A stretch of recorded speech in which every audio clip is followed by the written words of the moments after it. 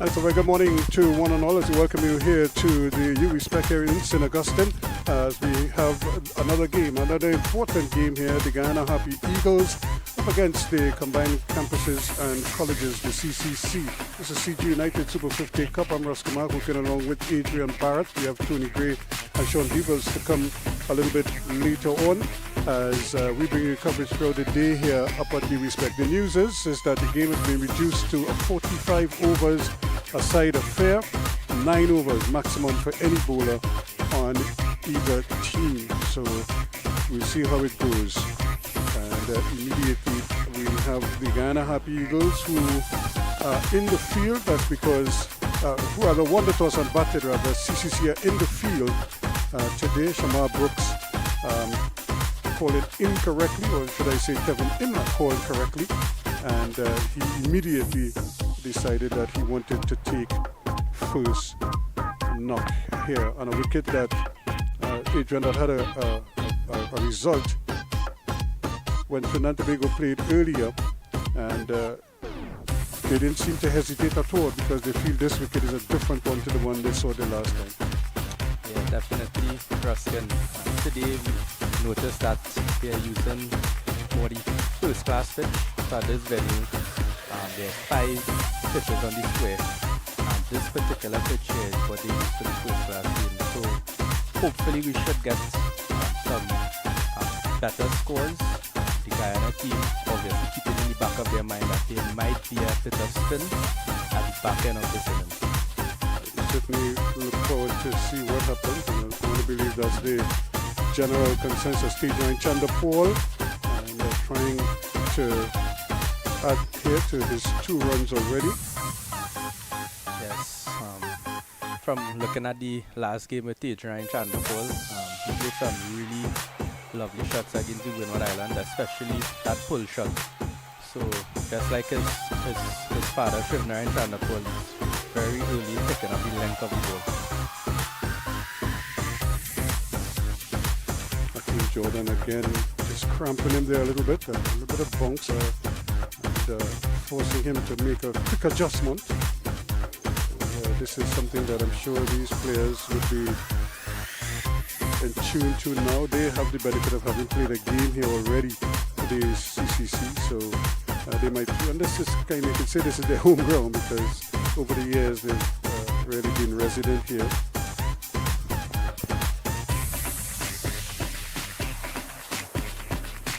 And just drifting a little bit into the pads there, a little bit Jordan, Akeem Jordan. Akeem Jordan here, first over, 2 without loss. Two without loss at the end of the first over. The Guyana Happy Eagles again, remember they won the toss and opted to bat first. And the CCC, I'm sure, would be trying to regroup. They had Trinidad and Tobago in some trouble in that game, and then it just kind of, the bottom just fell away after they had such a good start to their reply. And the spin just kind of did them in, although Anderson picked up a couple of wickets as well. But in the main, Carrie Peer came out of nowhere. We saw Karaya also doing well, and Jis Mohammed also picked up a couple of peppers in that game. Yeah, definitely. And we saw there that there was a lot of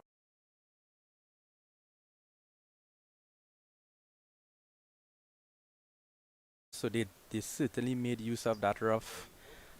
That's always the advantage when you're bowling second. You will always get that rough being created, especially on that pitch that we were played on to the far. It would have been to the far right from our view, looking at the southern end. So, but we look forward to a better even contest. So far from the first over, actually seeing the ball coming onto the bat. Akeem Jordan bowling that first over. So, but we see spin. Yeah, Mikhail Govaya.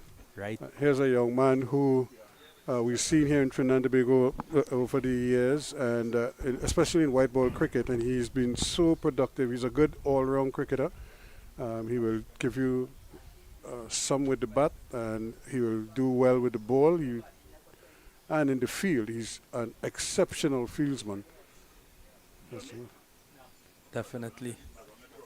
And all these guys would be really looking to stake their claim, being on the biggest show in the Caribbean when it comes to our List A one-day tournament, the 50 overs tournament that would be used to pick our West Indian 50 over teams. So getting this opportunity here playing for the combined campuses is really a remarkable opportunity for these cricketers who maybe some would have been left out of their national squad, but were able now to still get that extra opportunity. it certainly is. Uh, are they going to use the supper upper again? They did use it earlier today, and I look at the ground staff. They were working. They've been working ever since. We see the tractor, the moving the side screen a little bit now, so they're going to make a quick adjustment to that. And this is one of the things when you play at a venue like this.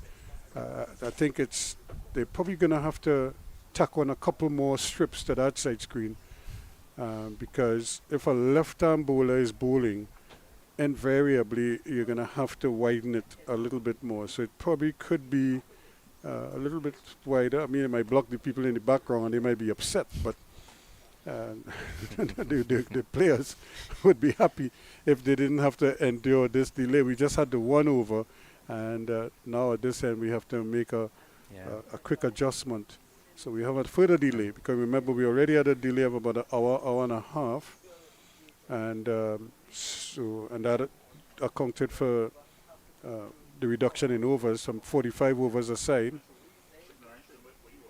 And Chandapal is just trying to ensure that it's lined up properly, so that he is, to Tejan just wants to ensure that he isn't at a disadvantage.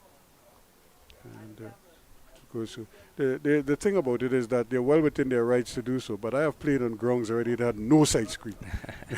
Yeah. But obviously in this modern game, every bit of advantage is so important, and very similar to his dad also, Shivnarayan. If it had a dust in that background, he would want it to be moved. Yeah, that's how particular he was. And so now we're back on the way here with Govaya Mikael Govaya finally getting a chance to get a bowl. And he's not unaccustomed to opening the bowling. He's done it on a number of occasions. And so this is not anything new to him. But it's something we see a lot of now. And did you see in that last test match, was it in the Pakistan game? I think the first innings, I'm not sure if it's the second innings as well, there was no fast bowling, only spinners in our test match. They bowled, I believe, like 80 overs or something together. Yeah, that was right, incredible. You know, I'm like, shoot. And Pakistan actually has good fast bowlers. You know, it's not like they don't have good fast bowling, but you know, given the conditions and the opposition, they just decided, look, let's go with the spin and see what happens in there. In fact, most of these countries now have decent fast bowlers, even if they have one outstanding fast bowler. This is a good over so far from Govaya, keeping everything right there in front of it, putting it down in front of Chandapal, not allowing him to free his arms too much. 4 balls gone so far. Let's see if he can keep it tight throughout. This time he's going to break the sequence of dot balls and pushing that one away. In fact, that is the end of the over. So just a 1 run coming off the over, and at the end of it, it is 4 without loss. Yeah, a decent start here for the CCC. Keeping it under control at 2 runs and over. As we could see in the foreground here on the screen, we see Darren Ganga here with his son coming to enjoy the game. So it's nice to see Darren here at the game. I believe he's part of the The commentary team for this afternoon. Down Ye- at, yeah. yes, and I think the university too. He's Hmm. part of the university in terms of their management or setup of the cricket, the structure of the cricket. So it's nice to see him supporting the college's side here.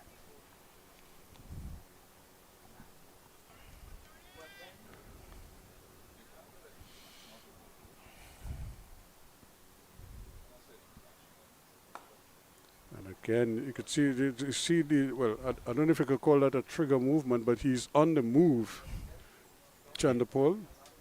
Yes, certainly covering the line there from Akeem Jordan, who's going naturally will be going across him and really trying to cover the line of the delivery.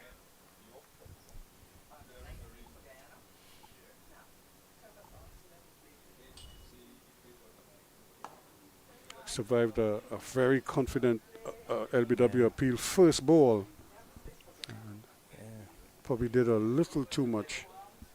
yeah. Didn't get a good angle of it, but yeah, it really looked from it really looked like it hit him low on the pad. Hmm. So Jordan, who has really announced himself,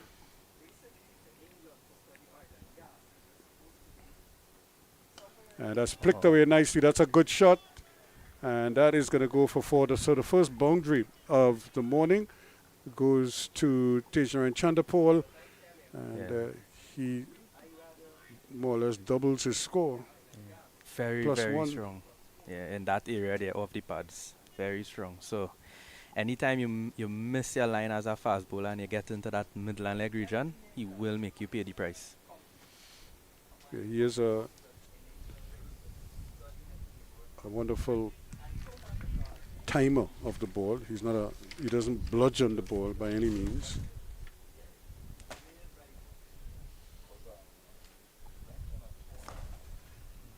Yeah. Ball is already coming onto the bat.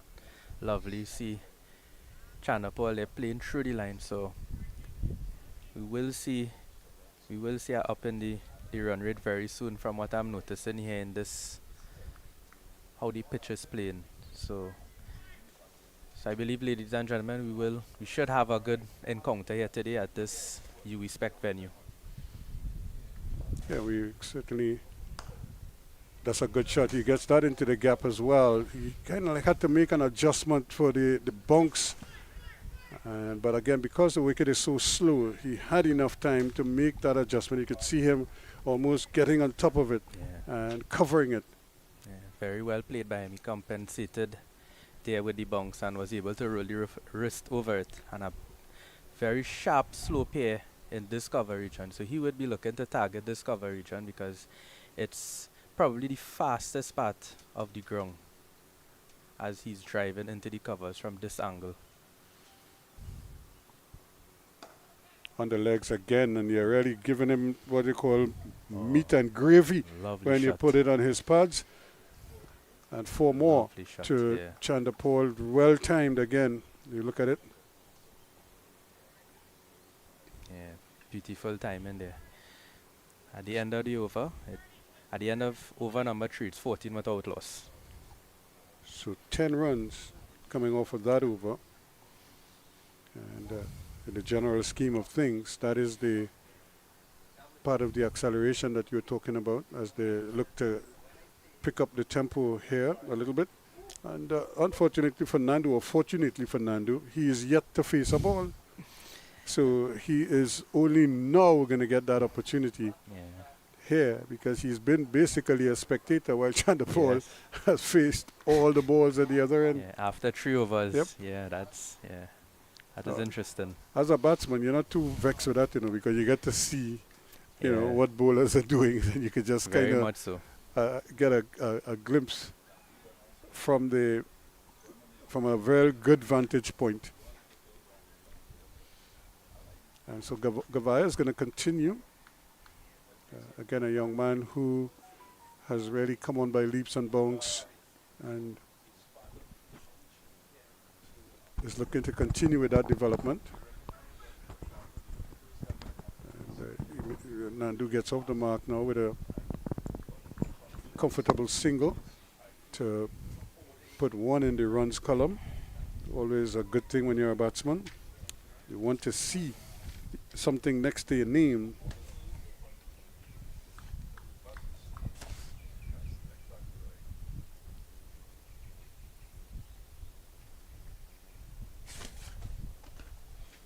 Again, Chandapal with that almost two sets of movements. One and then a cover, but he's cutting the ball. So I think the lack of pace is working in his favor here.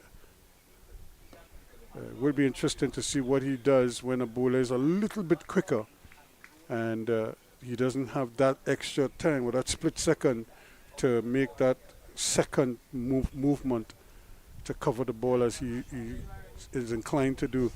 Here it is again. He wants a single, but that's flirting with danger there. That was great feeling. Good movement again there by Graves. Romario Graves sprinting to his right. Yeah. Really seeing the importance of not giving those singles, because we know what happens as it's already a tight over, only one run off of it. And not much Chandapal could do with that. So that's the end of over number 4. 2 to each bowler, 15 without loss at the end of 4. So, really lovely day here at the UE Spec.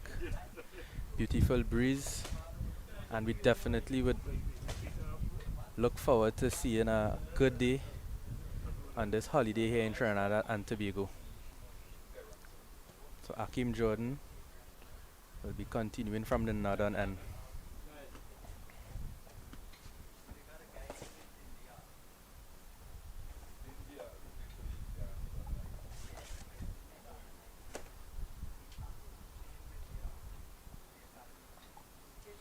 So Akeem Jordan been doing, he was a little bit expensive in the last over. He strayed on the pads a couple times and he got picked off by Chandapal. Let's see what adjustment he makes from around the wicket now. And he's flirting with danger there, asking for trouble. Nandu seemed to put his foot down and then just reach for it. Yeah, that is a beautiful delivery there by Jordan. He's bowling around the wicket. And he's still getting it to move. Yeah, he's angling it into Chandapal. So you could see why he would Nandu, sorry. You see why he was feeling fit. Wonderful delivery. Yeah, I could see it tailing away from the bat as well. And that's a difficult delivery to bowl because you get the first movement in and then it bowled out. I wonder if your friend Tony Gray could bowl a ball like that. Or if he ever bowled a ball like that in his life. I'm sure he did. And I suppose in England, that could happen just naturally. yeah. That's a wide. Once you stray outside the legs like that, it's for a wide. Yeah. The thing is, though, is that, and I suppose this is why people like Tony Gray and they get gray hairs, is because, he bowls such a beautiful delivery, the ball before, and then the next ball, you just relieve, you release that pressure, So let's see what he does now, if he could bring it back. There you go again. This is better. Now that should be the ball he bowled the last ball, just to make sure that the batsmen are under constant pressure all the time. When you bowl a ball like that, it basically, it's like a gimme to the opponents, and I think that is why we have, we have all these things. Oh, there's Tony Gray, tall and handsome. That's okay, former West Indies fast bowler. That's a great shot. Nicely played. Again, just easing it off the legs. And it's going to pick up a 2. I thought they might have been able to force a 3rd, but they were happy with 2. Yeah, beautiful shot there by Nandu, hooking it off the pads.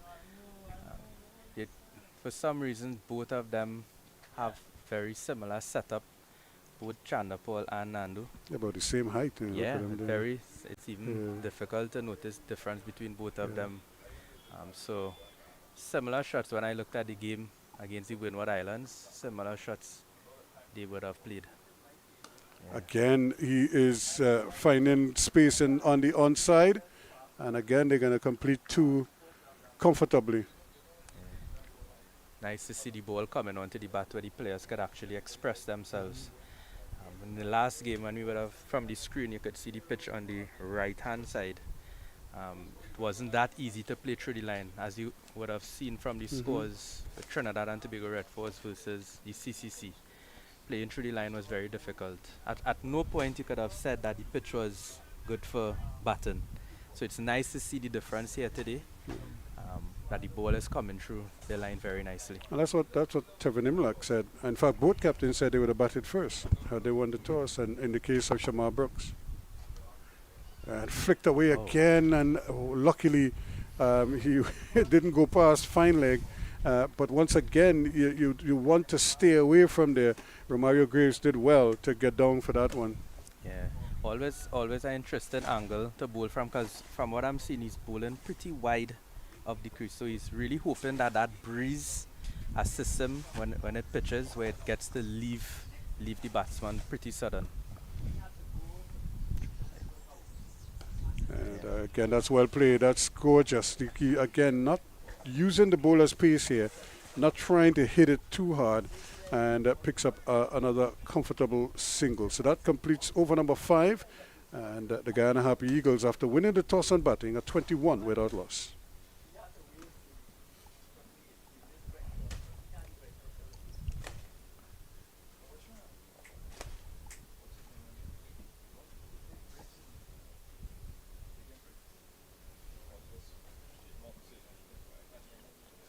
Looks like a good day today, as we are seeing here, weather-wise. So I think everyone here would be happy for that, so that the game could continue and play without much delay or stop because of rain.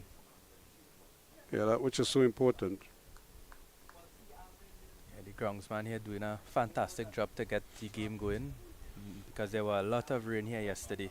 Yeah, we had some water on the field that delayed the start of play this morning by an hour and a half. And as you say about that here today, a lot of our viewers might be actually home today on a public holiday here in Trinidad and Tobago, Diwali Nagar, Shub Diwali to the Hindu community here in TNT and around the world. Very significant day, and a day that carries a tremendous amount of significance. And I don't think it's only the Hindu community that promotes, light over darkness and good over evil, as the day commemorates. And that's beautifully worked there to the leg side by Nando. We've seen a good rotation of the strikers so far. The game being reduced to 45 over a fair, so just to keep that in mind. So Yeah, it is. And I was asking Shamar Brooks about that because he wanted to bat first. I said, but in a reduced over game, you never know. And if more rain falls, then it might work to your advantage at the tail end. But he said, that might be the case. But his thinking was if he could post a good total, then he may be able to use the wicket later on and, see what gives then. Because even though it might play well now because of the rolling and the preparation, it may break up later on. He goes, Ariel, this is a good shot, or is it going to be caught? That's a good running effort. And it's beautifully judged there, running back. And that's Amari Goodrich taking a very good catch, running backwards there and hauling it in. He was trying to force the issue there, Chandapal, and he paid the price. He goes for 13. But what a catch, and a big wicket too for Govaya. Yeah, very important wicket here for the CCC team. Chandapal here being one of their senior batsmen and one of those players who is very important in this format of the game, the 50 overs game, where he have the ability to bat long and to bat through the innings. So this here is a big wicket, and they will definitely enjoy this moment. And even Govaya out in one of West Indies test batsmen, it's always a joy to have a test batsman in your back pocket. Yep. Trust me, if you get any first-class cricketer, you'll be happy with that wicket, because they're not easy to come by. Contrary to what people may think, bowling is hard work, especially fast bowling. So when you get a wicket, doesn't matter if you get number 1 or number 11, they all count. Yeah. As you mentioned, fast bowling, as a fielder, you don't want to drop too much catches in the slips Yeah, for a fast when bowler. fast bowler, You no, could you could tell us about that. you'd be better advised not to. Yep, you know, yeah, because we've had some fast bowlers. They just have to look at you and you feel scared, you know. And when you think of somebody like a Joel Garner, for example, who was very stern, very, very businesslike when he was on the field. Devin Imlach is at the crease, and the captain for the Guyana Happy Eagles just facing his first delivery at the fall of Chanda Paul's wicket. So after 6 overs, it's 22 for 1. Yes, so the skipper is in now, Devin Imlach. I saw him bat in that game against the Windward Islands, and he made 60 odd not out. It was some really good batting on his part, batting through the innings. Unfortunately, they didn't win the match, but himself and Kimo Paul played an excellent role there to get them up to 274 against the Windward Islands. So I was very impressed by Tevin Imlach batsmanship. He's a very busy player. He scores runs on both sides of the field, and definitely a player for the future for Guyana and maybe the West Indies cricket team. Yeah, he's a very solid player. Is Nandu. Now, does this change the approach? And this is one of the things. Tony Gray is probably more analytical than I am, but one of the things when you put that carrot of that extra point, that batting point in the power play overs, if you could get to 60 runs, and if you get to 80 and you lose 3 wickets, you get the point still. But if you lose 2 wickets inside the power play overs and you get to 60, well, then you'll get the power play, they'll get the point, the bonus point there. And how does that change the mindset for batsmen? Because, all right, you lost the 1 wicket.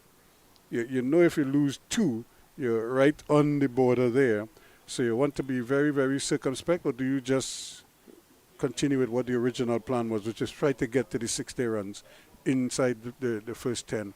Yeah, very interesting point, because the bonus point will be on the minds of the openers as they come in, and in the team meetings they would have discussed, yes, we want to get it, but if for some reason we lose an early wicket, the plan needs to change. So there have to be a bit of consolidation, because it's about risk management, because yes, you're looking to get that point, extra point being 60 for 1 wicket, but at the same time you don't want to be trying to get 60 and then you end up losing 2 and 3 wickets. And then now you expose your middle order, because at the end of the day you don't want your middle order too early. You don't want them in too early in this type of game, the 50 over format, because there's a lot of overs to play in a 50 overs game. So it's really about risk management. It's 300 balls, and those are a lot of balls that you can do a lot with. Now the left-hand, right-hand combination is at the wicket for the Guyana Happy Eagles, and I would imagine deliberately so. And we have from spectators, today's a holiday, so this is his holiday flight this morning. And speaking of holidays, not everybody is on holidays. Some people are actually working. As you see the cameraman like there. us, Yep. this team here. Not everybody can afford to just lay back and enjoy a good cricket game at home. Gordon is working hard. Tony Gray is working hard.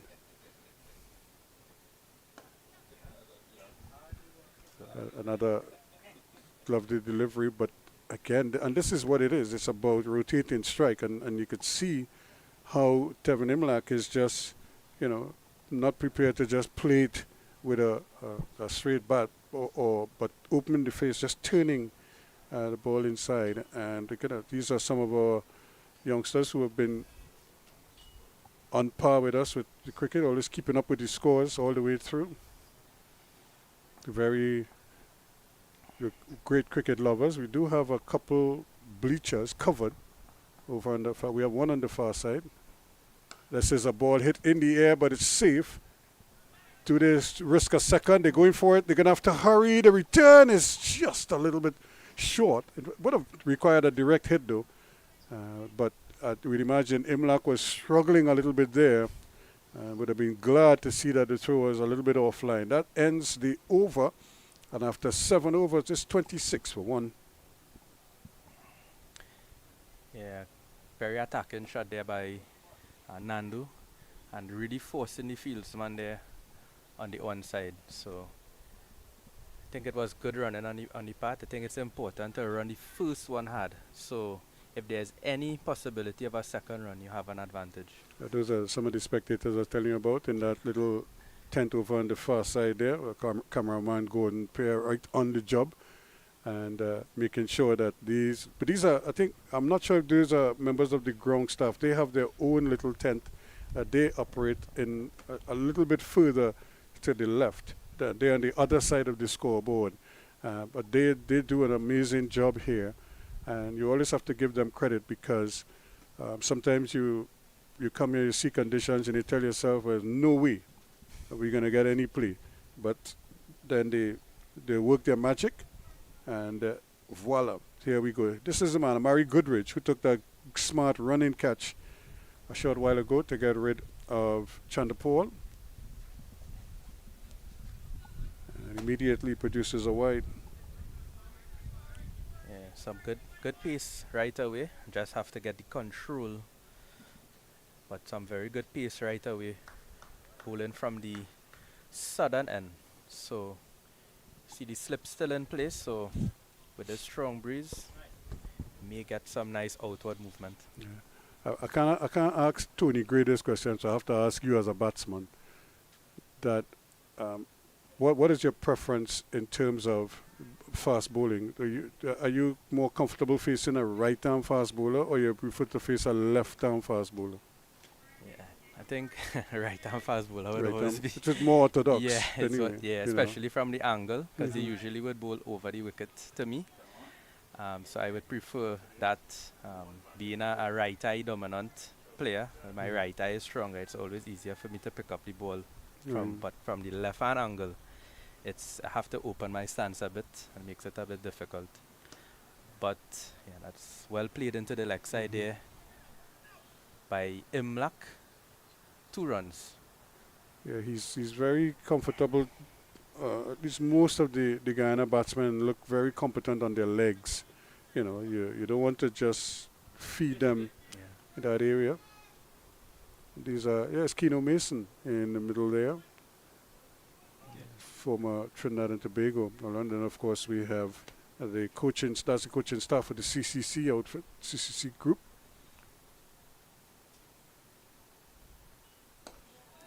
Again, turning it on the onside and playing it well. Stealing a quick single, which is good cricket. Good cricket. It was a good delivery. But again, probably just too much towards middle and leg stumps.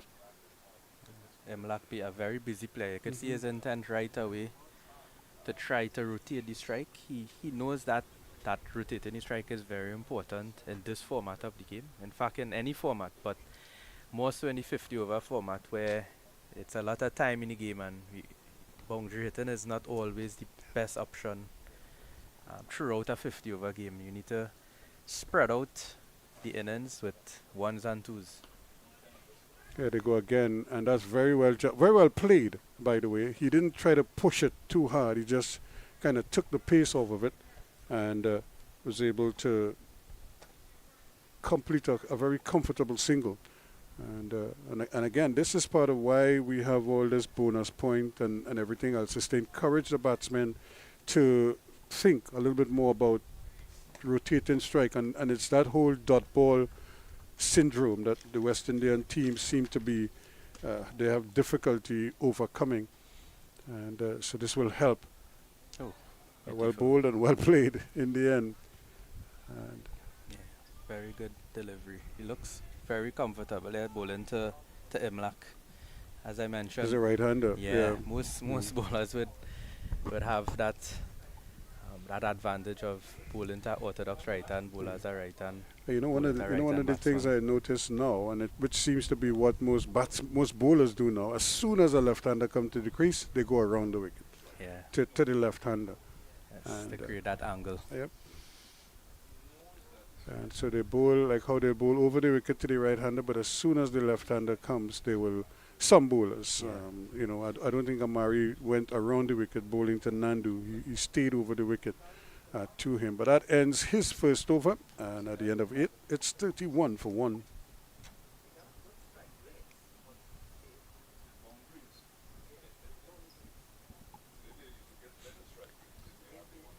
So Chandapal, the wicket to fall for 13. He looked busy. He looked like he wanted to really get on with things. He got 49 in the last game. I'm very disappointed that he didn't get a half century. Yeah, definitely he was batting really well, but um, he missed out on that half century, and well, today he didn't get that start, and that is why as batsmen, when we get a start, we have to Cash in, yeah. have to capitalize, because there will always be those days when the runs is not going to come. So, and getting a start is always the most difficult thing as a batsman.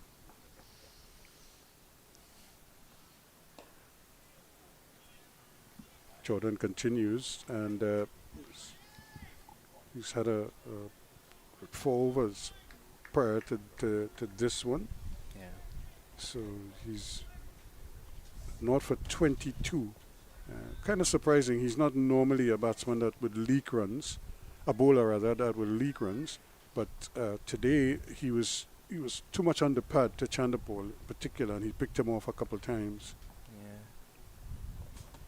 This one is high in the air. It's going to sail beyond everyone, and it goes all the way for 6 runs. Now, I'm not sure that was the intention. In fact, of the location he wanted to hit it, he just swung the bat at it, and he picked it up nicely, a little flick of the wrist, and away it went. And I see Gordon rehearsing the shot as if to say, I just played that in the yard last week. And it went sailing. Now, if Gordon played that in his yard, he break the neighbor's window, you know. And that causes real mayhem in the neighborhood. So, Yeah, wonderful shot there by Nandu, really picking it up really quick. With those wrists really making contact, and to hit that against the breeze, it's really a big I'm a surprised big it sailed that Yeah. far. It's a I thought it was going straight up. Yeah. And like the breeze just took it and carried it over the fence. And that's even better. And that's 4 more. runs. If that shot that went for 6 was a good shot, this one was a glorious shot for 4 runs. That is a beautiful shot there by Nandu, and what happened there is that because he played that shot off the pad so well, he would have made the bowler adjust his line, and that now would open up the offside. And that is the good thing about being a player to play on both sides of the wicket, is that the bowler have to keep changing their lines. And if you are a batsman that's strong on both sides, you could really make it difficult. Reminds me of someone like Nicholas Puran, who's very strong on both sides of the wicket. So Jordan under pressure here now. And again, he is serving up on the legs, asking for trouble there. Got away with it though, but I'm sure Nandu must be kicking himself that he didn't do better with that delivery. And you could see him rehearsing that same leg side swing that he hit for 6 2 balls prior. Yeah, slightly better line there by the bowler. So he knows the line he needs to be somewhere within that off stump, middle and off line. Oh, that's even better. That's a glorious shot for 4 runs. Wow. Sweetly timed. Look at it, hit the middle of the bat. Yeah. Oh. So straight it almost hit the stumps. Jordan was clutching at air there, trying to catch up with it, and that one just sailed past him. And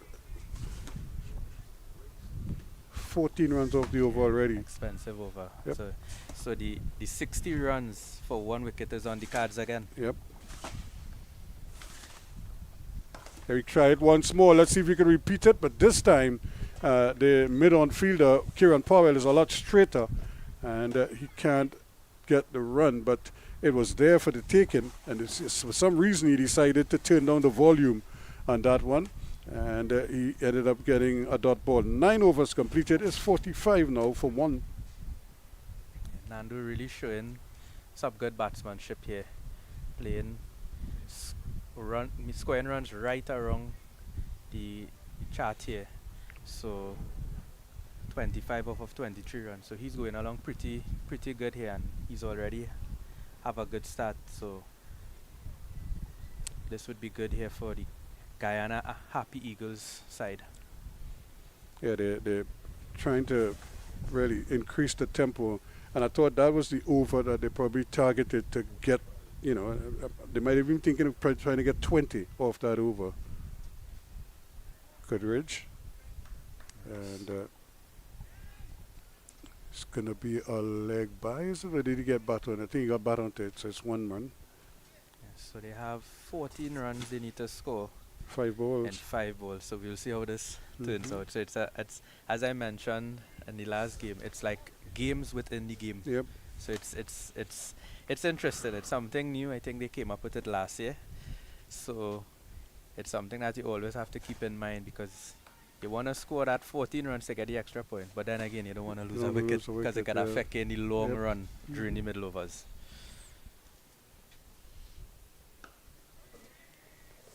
And that's well bowled again. And even as a bowler too, because you now have to figure out how do you deny them those quick runs that they need now to get up to that 60-run target.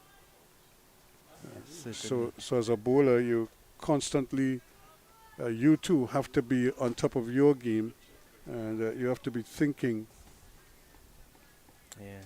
Actually, coming to think about, because this was a reduced game, and here is a stifled appeal. Oh, so it's changed a bit now. The power play would have been 9 overs. 9 overs. So the 9 overs. But how much it would have been now? Completed. It would have been less runs. Yeah.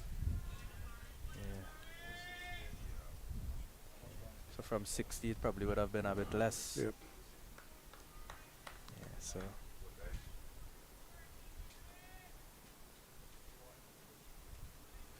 So 2 runs off the over so far. A single and a leg by. Yeah.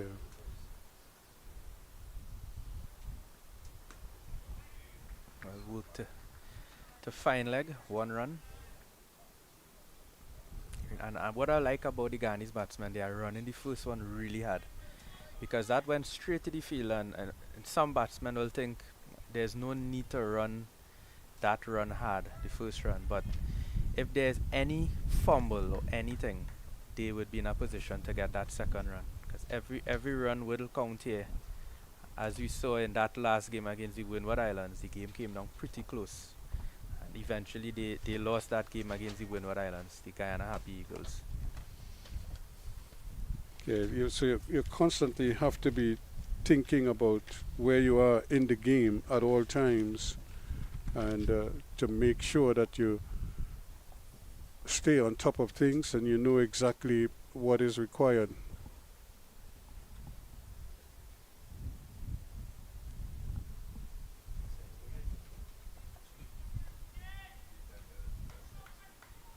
So now we see in the second power play, 4 fielders out on the boundary during this second power play. So in the first power play, it's 2 outside the 30-yard circle. The second power play, it's 4, and then the last power play, it's 5 out the circle.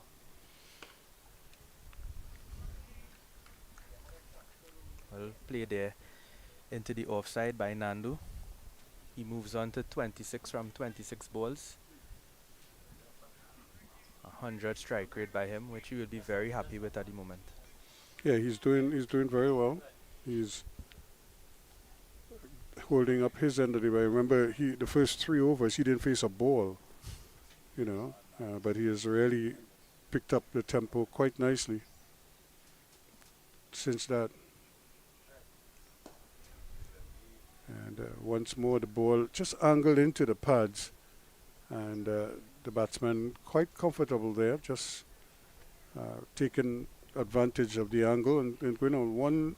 10 overs completed now, And that would be 50 on the board. 50 for 1 now after 10. Adrian, I think Tony Gray is going to come in and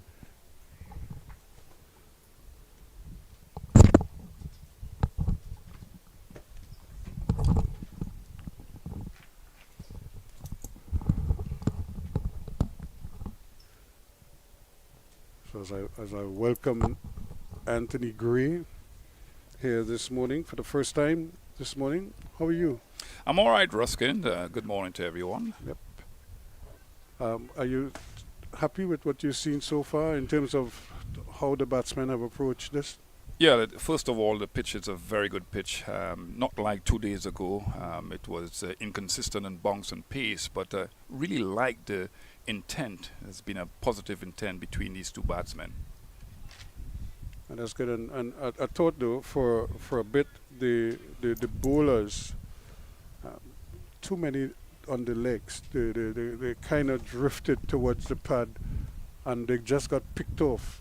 I mean, that square drive that Nandu played and the straight drive that followed, were two exquisite shots. But in the main, they conceded runs on the onside, probably too much.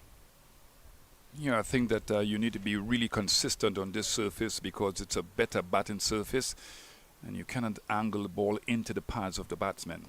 And so picking up the attack, Romario Graves. And again, good anticipation, good communication. And they eke out a quick single. Imlak on the move immediately on playing. Yeah, one of the great things about Imlak is his ability to spawn the other batsman at the other end. You've seen that in the most emphatic way. He's excellent between the sticks and his fitness level. He's one of the fittest players in Caribbean cricket at the moment. Well, he takes his job very seriously. He's been knocking for quite a number of years, and even before he became captain, he was always, a good servant for Guyana's cricket. Very productive in all formats. One of those rare players who can transition quickly from red ball to white ball without any alarms, and a wide signal there by the umpire. And again, 2 umpires for today of Candice Laborde from Trinidad and Tobago and Patrick Gustard out of Jamaica.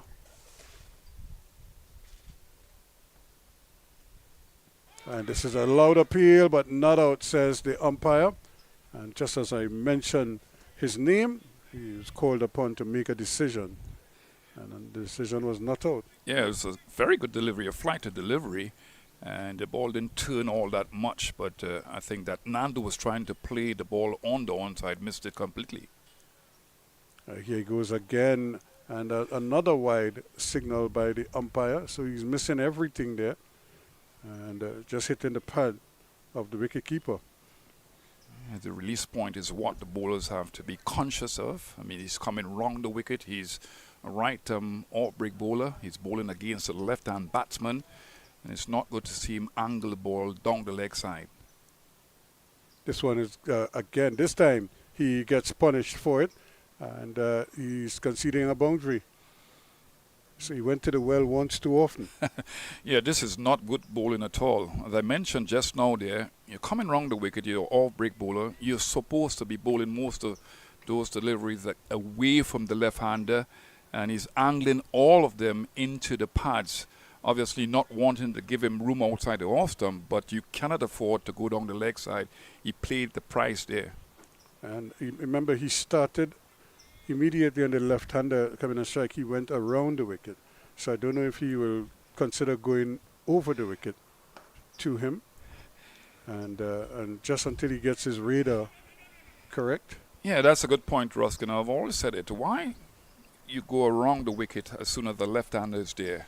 Is it not that a fast bowler, a spinner could angle the ball away from the left-handers? Why choose as soon as the left-hander comes to the wicket to go around the wicket? Well, it's a modern-day thing because I've seen a lot of bowlers at every level do that.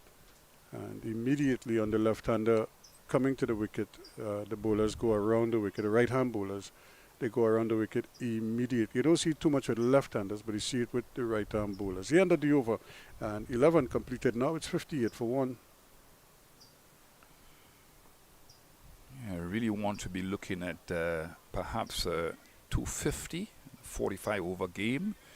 You know, in international cricket, you look at 300, and 300 is not an unassailable score at all, because players can get that, teams can get that. Based on the T20 game, and batsmen in international cricket, they're a lot more explosive, and they're always looking to be positive out there. So I think that the Guyana Happy Eagles team would be looking for at least 250 here. Yeah, it has to be a situation where they must kind of set the tone for the game.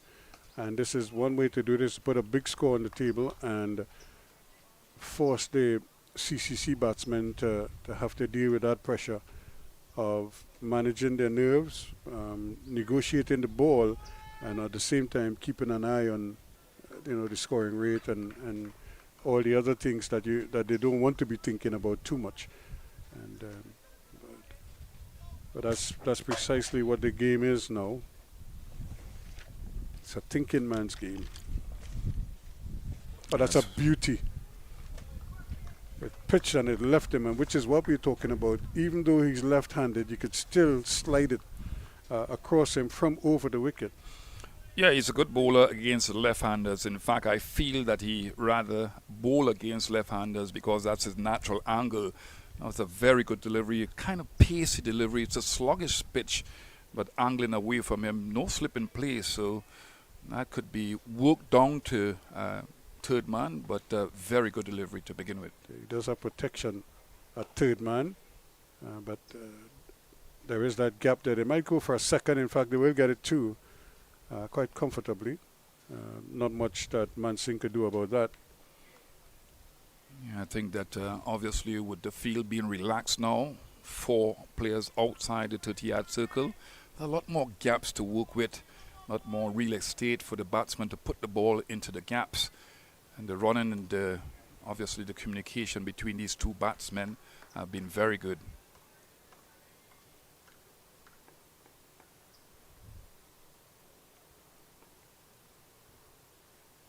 And this one is in the air, but it's going to fall safely. There is a deep square leg, and there's a man at fine leg as well.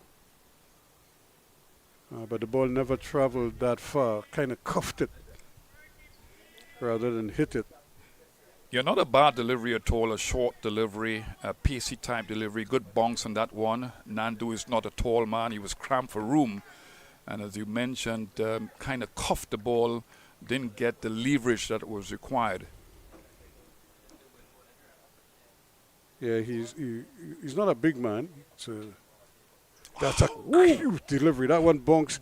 That pass, if we see the replay of that, I think that pass over the glove, So he was playing for one height. Look at how high that ball passed. That was a peach of a delivery. Could have hit either the glove or the edge on the way through. Yeah, you talk about Jaffas. When you bowl a delivery like that, most players will describe it as a Jaffa with an excellent delivery. Perhaps could be described as an unplayable delivery too, but a wicket-taking type delivery from Goodrich. Wow. and this one stayed down now, But to his credit, he stayed on the offside. He didn't put it, anywhere else. If anything, he put it closer to the stump. And if he got it to stay that low, that might have been a different scenario. 61 for 1 now after 12. Yeah, the ability to bowl against right-hand, left-hand batsman is important because strategically, you look at teams, they set their batting order like that, and you have to change the line consistently. And he's done that in that over, bowling against the right-hander, completing his action, and they're doing a fantastic job in that over. So, again, it's about consistent focus out there, consistent intensity in the field, but consistent lines and lengths. Yeah, they really have to be spot on. And I watched at the West Indies Academy yesterday. They lost badly, but and that was primarily due to their batting. I would have to say their bowling was pretty good. You know, they every bowler you saw came, and you could have at least you saw what the plan was, and you know you had an idea what they were trying to do, and to a large extent they did that. They achieved that. So I think the coaching staff would have been happy with that. It's the second half of their game that let them down badly, because it just seems as if they weren't prepared to bat and bat long. This is well played again. When you're dealing with young players, Ruskin, you have to understand that you know, they put pressure on themselves because they don't have the experience to deal with pressure, and they can be all right with the ball and in the field, but the batsmen need to be able to deal with that internal pressure, and obviously you want to see that skill development too. Yeah, it's all, but it's really about a kind of progression players would go through. You know, they may start at one level, and then you could say, okay, they do this well, but they don't do this and this well. And if you point that out to them, and now we have so much video, and you know, you could review things with them on a personal level, it helps. You know, it could help them to know in, because it allows them to, you know, to see what they're doing wrong, and what, you know, either the coaches or whoever is telling them what they should correct, and most importantly, how to correct it. Because it's one thing for somebody to point out a fault or a deficiency, but it's another thing to how you help them to correct that deficiency. You know, that is the tough part. That's not the easy part. That's the more difficult part. Again, they're trying to maybe squeeze a second one out of there, but not on that occasion. They will have to settle for the one. That completes the over 13 now, completing the 63 for one. You look at Machu Nandu strike rate. He's up there with a good strike rate of 97, and that's what you want to see in the one-day game. Strike rate of 97, 95 will be acceptable. He's been there for a while from the start of the day's play, so he's gotten the measure of the wicket and what the bowlers are doing, and he's batting quite well. Now his captain, on the other hand, Tevin Imlach, he struggled a bit, 9 runs off of his 18 deliveries. He's looked good, he's looked positive, but he's struggled a bit to put the ball consistently in the gaps. Yeah, but he's the important thing is, again, he's still there, and so he's giving himself a chance to, you know, to look and see before maybe deciding to launch himself into all-out attack. And again, it's well bowled. This could be interesting. And Imlach, probably just his momentum taking him forward. I don't think he was overly committed to that run. It's a ball that was perhaps middle on leg, and he should have been looking to play it a little straighter. He probably could have put the ball in the gap between the man at the mid-on position and the man at the short mid-wicket position.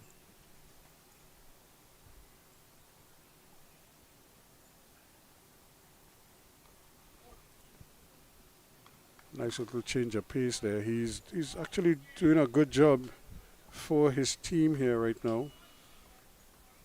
Yeah, he's got a very good bowling action. He stays a little too long in his bowling action, and perhaps if he comes down quicker with the front foot, he will bowl faster, because he's a big, strong guy, and he has the ability to have the skill to bowls very good slow deliveries with the use of the finger. But he's tall and strong, and we've seen he can bowl some fast deliveries. That's well played. That's going to run away nicely for 4 runs. Again, Imlach was waiting there for him, and as he gave him just that little bit of room, he was able to stay on top of it and cashed in nicely. That's a good shot. Good shot. A little bit of wit and a wonderful bounce for him to work with, and hitting down that ball square of the wicket for 4 runs. So that will release some of the pressure on Captain Imlach. But that's a good shot. That will do his confidence a world of good.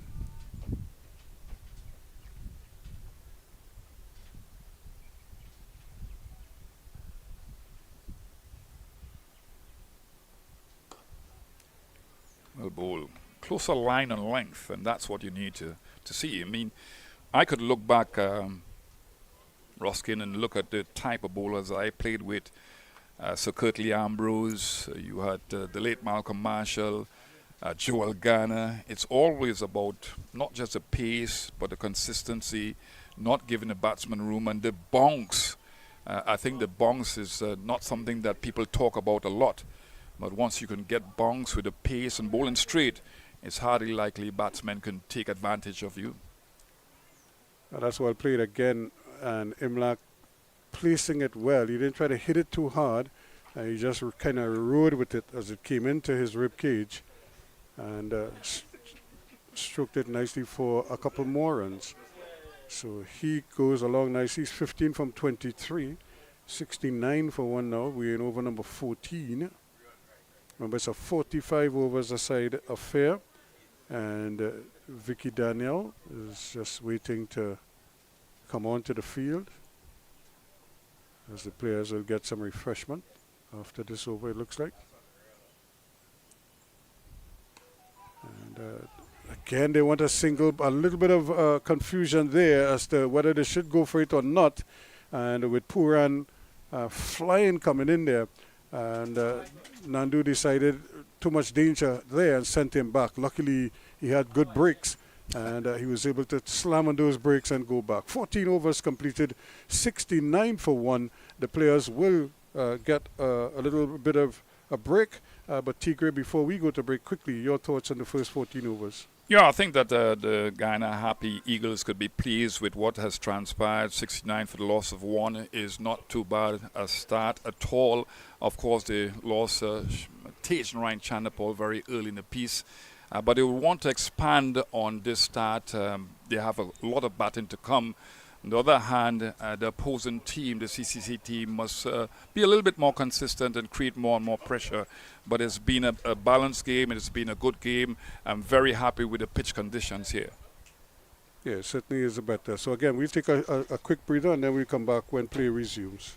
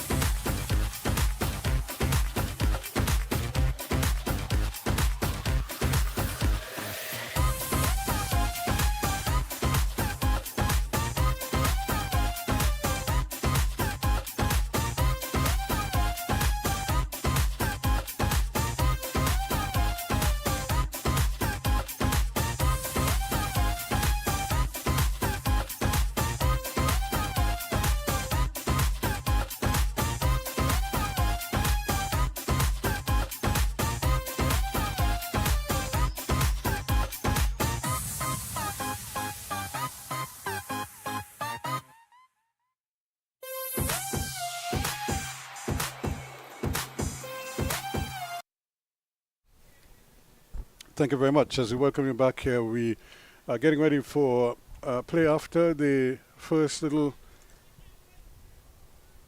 intermission, so to speak, or water break, as it's more commonly known. The players, I'm sure, would have been looking forward to that refreshment, but it also would have given them a time to chat and discuss, maybe get the coaches involved, and see if they could change the plan. Let's see what happens now. And immediately, Nandu again just comfortably onto the front foot. He just seems so compact when he comes onto that front foot. Yeah, he's going to be looking for a 50 here to begin with, that milestone, and then perhaps a bat deeper into the innings to get a century. And check the contrast. And again, a batsman or a lesser batsman probably would have played that with a dead bat, with a straight bat. But Imlach again covered it and then just rolled the wrist with the ball and was able to pick up another comfortable single. So he keeps ticking over. Yeah, he's shown the ability to use the pace of the ball nicely and use the angle of the bat. Always look at people who can play spin, not only the movement towards the ball and playing in the depths of the crease, but the ability to use the face of the bat nicely to close the face or to open the face to put the ball in the gaps. And he seems very, very skillful in that regard. There's Nandu again. He is more inclined to play with the full face of the bat, especially when he's driving. And a 50-run partnership between these two now. So they've done very well. 37 from 38, 16 from 25, 30 and 16. The respective contributions. You're not seeing a lot of wicket-taking deliveries from the CCC bowlers, and that would be concerning for the coaches because this Guyana side, they are in their comfort zone, and similar type pitches to what we see here they have in Guyana. Do not have to make a lot of adjustment. That's a good shot. That's an excellent shot. Well, he played it well. He's going to get a boundary also. So, again, you see the all-round ability, the improvisation there on the part of Tefin Imlach, and really looking to where the gaps are in the field and playing it quite nicely in the end. It's a well-controlled shot. You know, sometimes you go for the reverse sweep and you don't have the control. Although it was a bad delivery, a foolish delivery, but he controlled it well and put the ball fine to get the 4 runs. Slightly quicker from Graves,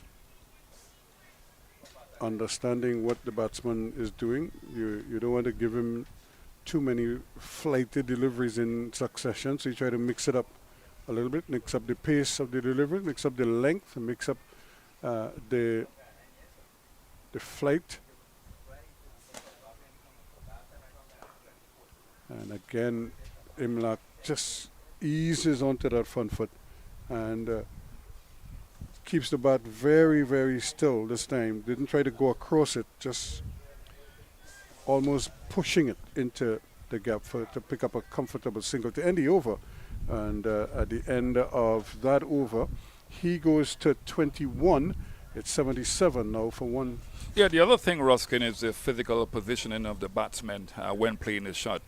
Imlach is very good at that.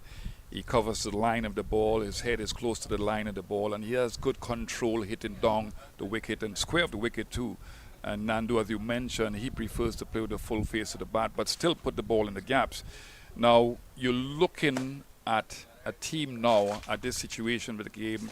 Remember, it is 45 overs. It's not the normal 50 overs. You're looking to increase the scoring rate. They've been there for a while, so I would think 8 or more than 8 runs and over from here on.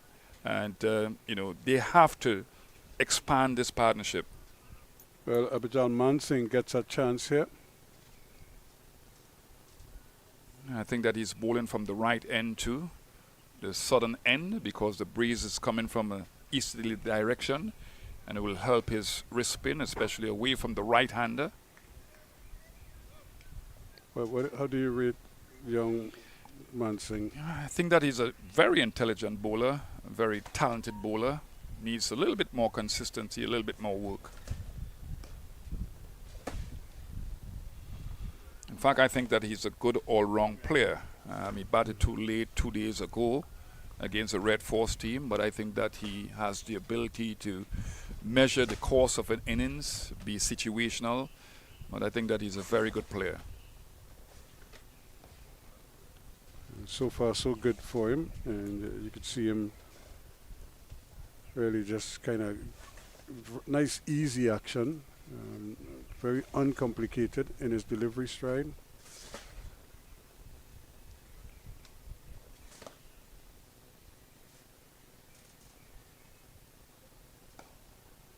And nicely stroked away. Yeah, you look at the Guyanese players, they like to come on the front foot, not just wristy type player, but they like to come on the front foot and drive the ball. So that Mansing here has to look at his length and his line, obviously, but he has to complete his action against a right-hander. And I'm looking to see how much googlies he bowls against the left-hander, because 2 days ago I didn't see a lot of that type of change-up delivery. And again, although they're not too dissimilar in heights, you also have to adjust because Nandu is so much smaller. His center of gravity is a lot smaller, so he could probably make a long hop out of a good length delivery to Imlak. And he has a brilliant effort there indeed, and he just stroked it powerfully, trying to get it past him to his left, but Mansing was down quickly. He looked Tony Gray-like there in that effort. What do you mean by Tony Gray-like, Ruskin? This is about what, the 11th time you've mentioned my name? Another one slipping into the onside and nicely tidied up there. Not a bad first over from young man Mansing as he completes his first over after 16 overs. It's 78 for one. Yeah, what you want from your wrist spinners, they're supposed to be attacking bowlers, they're supposed to be wicket takers, and you want to have that mindset as a wrist spinner to attack at a bat, but you have to be controlled too, and you have to understand the state of the pitch. It's not going to turn a lot, so you have to bowl at that middle stump most times to not create space on either side for the batsman to play laterally. So that was an excellent control over, and we do want to continue like that throughout the innings. Well played. Yeah, here we go again. You know, he went with the reverse sweep in the previous over from Goodrich, or rather bowling from Graves, and now this time he played the orthodox sweep shot. And so he's given the bowler quite a bit to think about. Yeah, I mentioned that wicketkeeper batsmen, they're so in tune with the lines because they have to work so hard behind the stumps. When they come to bat, they have the advantage of picking up the lines and lengths very quickly, and we've seen that from Imlak.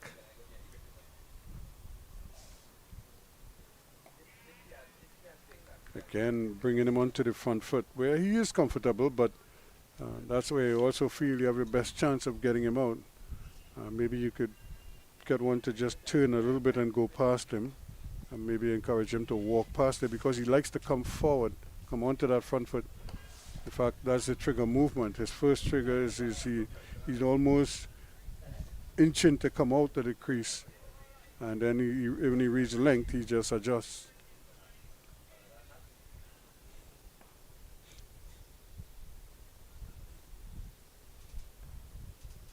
Down the wicket he comes. He's just in the air. This could be interesting here.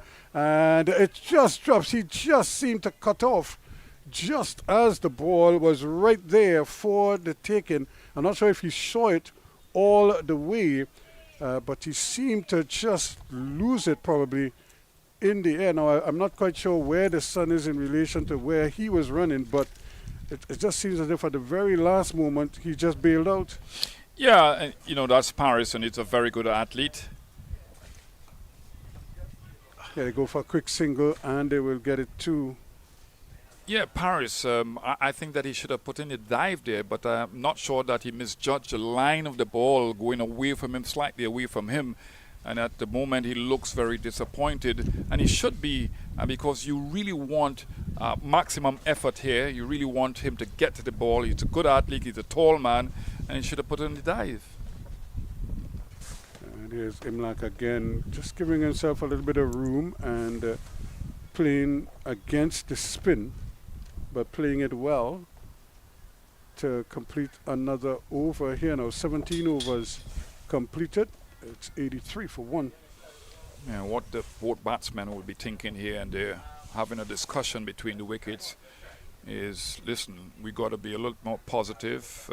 Obviously, the fielding team would have adjusted their tactical ploys out there as relates to field placing, but they still have to try to manipulate the ball into the gaps, and they have to look for the boundaries here now.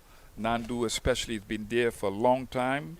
45 deliveries he's faced. He's done well with his 40 runs. He's got to look to put some more pressure on the bowlers. Okay, so we're trying just a leading edge found on that occasion. Yeah, straighter delivery there. Should have been looking to play with a full face of the bat. Was looking to work the ball through the onside. He likes the onside. And just a leading edge. Which is better than really you have to feel to your own bowling. You don't give away too many runs to your own bowling. You know, at least because you're upset with your teammates when they misfeel off your bowling. You know. Tell me about that Ruskin mark. It always angers a bowler because it's hard work out there, especially in conditions such as these. Nicely played again by Nandu.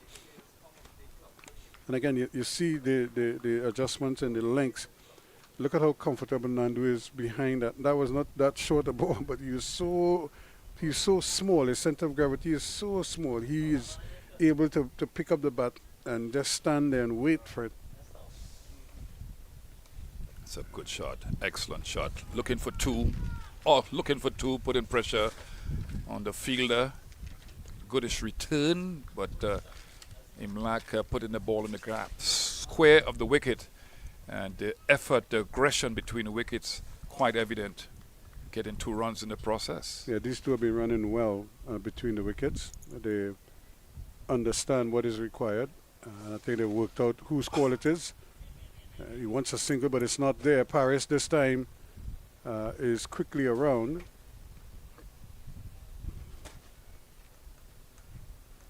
Are you a baseball fan? Did you watch baseball last night? Not really. I watched the NBA game. Celtics played. What was it? Celtics played somebody, and Celtics was excellent coming back. They lost in overtime, didn't they? Yeah, overtime. And here again is another well-judged single. It's amazing that opposing teams in any sport can be leading a long way, and then all of a sudden, teams relax and lose focus, and teams can come back a long way. And that's why it's so important. The better teams in world sport, they seem to have the ability to maintain focus and intensity right the way through. Well, 1 for 3 to Mikhail Govai. He has the only wicket to fall, that of course of Chandapal for 13. Jordan is not for 36, not for 18 to Goodrich, not for 23 to Graves, and Abhijal Mansingh has only just started to get into his work. Here is Graves, slightly quicker, and but he can't stop it from going down the hill. I don't think that's good. I don't think that's good work at all. You got to put in the dives. You got to keep the pressure on the batting side. If they're getting singles, then the psychological and mental pressure is taken off. So I think that he should have put in the dive there. As you mentioned, it's so important that bowlers feel well to their own bowling. Kari Peer is excellent. Akil Hussain is excellent. Even Gudakesh Moti, I think that he has improved in that aspect of his bowling. And here again, Shepherd just watches it go past him. What's going on there? Well, I will give the batsman the benefit of the doubt there because he probably timed it so well. He fooled him with the timing. But that ball passed ominously close to his right hand, and he was just watching at Wow. it. You know, but you know it's just part and parcel of the game. You have to be in tune all the time. Down the wicket he goes, and he dropped. Really and truly, he had almost a bit of an uncharacteristic heave. He sort of jumped down the wicket and tried to get to him, hit it hard, and he just couldn't complete the field in there. It's Shamar Brooks standing there at mid-wicket.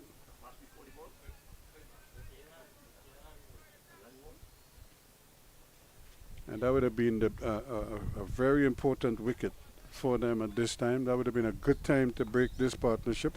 It's 91 for 1. Yeah, listen, I think that Tevin Emlak decided to come down the wicket, obviously not getting close to the line of the ball. His head was away from the ball, and he just used his bottom arm and hit it towards the mid-wicket area. Now, that to me should have been caught. Again, we are seeing players, and this one is angled down to third man. They will get 2 runs. But again, we are seeing players not maintaining focus. Just now, Parrish should have been a little bit more aggressive coming off the boundary, a little bit more effort. And I think that Brooks, in that position, should have taken that catch. So maybe signs that they're losing focus out there with the conditions being hot and humid. Well, we live in the tropics, so Yeah, but hot rainy and humid season all the time. all the time. If it snows in Trinidad, I don't know what people would do here. Yes, a peach of a delivery. That one went right through him, and the appeal went up. Not out, says the umpire. Luckily, he didn't get a touch there for Nandu, but that ball kept a little bit low, and it just seemed to rush onto him. And that went through to be taken by Richards behind the stump. Is the end of the over 19 completed. It's 93 for 1. Yeah, that's a good delivery to end with. Really ringing that ball. Mario Graves, and he's gone for 28. It's not been too bad. Man Singh, on the other hand, has gone for 6. He's been excellent. Good control with his wrist spin. Not easy part of the game, wrist spin. And you're looking at that replay again, very close to the off stump. And again, they're hurrying, and they're going to get it too quite comfortably. Man Singh almost now having to chase after the return that came a little bit high to him at the bowler's end, and he had to tidy it up himself. Else he probably would have conceded a second run there, the overthrow. So Paris trying to stay in the game. And Nandu again looks so comfortable when he comes onto that front foot to drive the ball.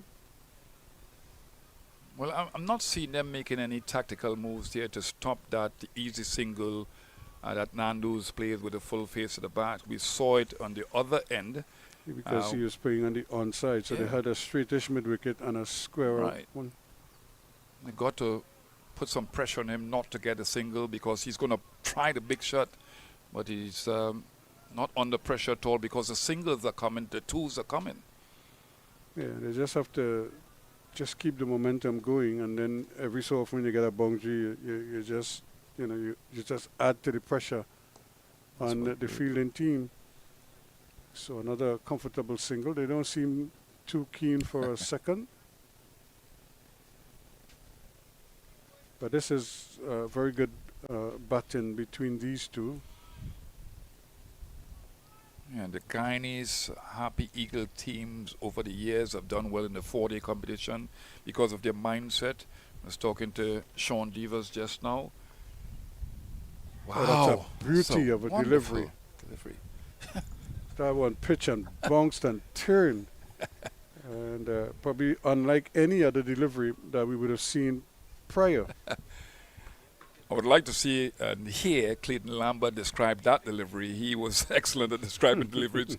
You would see that flighted bounce and turn, moved off the seam, and everything else. And this time he's again on the front foot driving, loses his cap in the process, but it's going to be home safely for that second run. So that completes the over number 20. 98 for 1 now after 20 or after the 20 overs, and after some comments from you, Sean Devers is going to join you. Yeah, I really want to see Guyana Happy Eagles batsmen, both Tim Lack and Nandu, be a little bit more positive now. The ones and twos are coming, that's good. But they really need to be explosive because of the state of the pitch. It's a good batting track, and you look at CCC team, it's a very strong team. When it comes to the batting, obviously they struggle against the Red Force team a couple of days ago against the spin of the Red Force bowlers, but this is a different track, so you really want to really maximize scoring here. Sean Devers, it's a long time I haven't worked with you. It's good to see you again. Yes, a good afternoon to you. It's afternoon. It's just a couple of minutes for afternoon, so technically it's morning.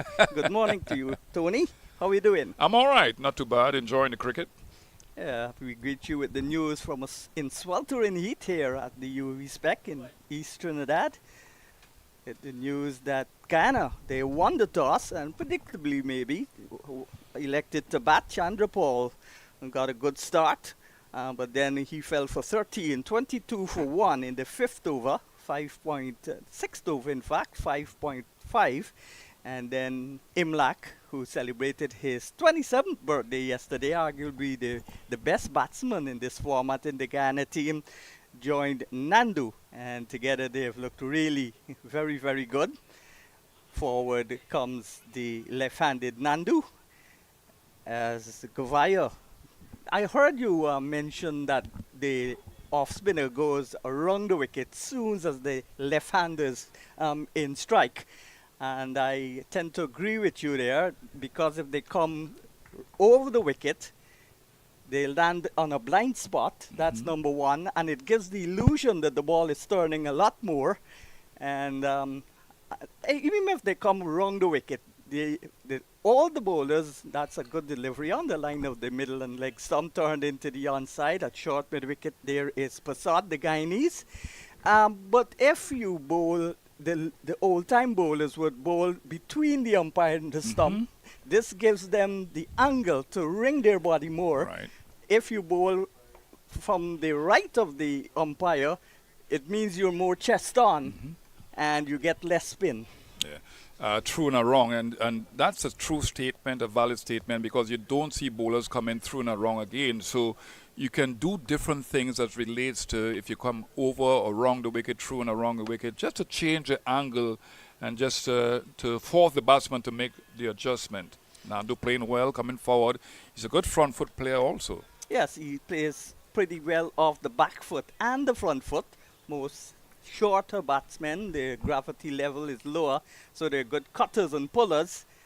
But Nandu is an accomplished batter. This is a good delivery, and that was slower, more flight.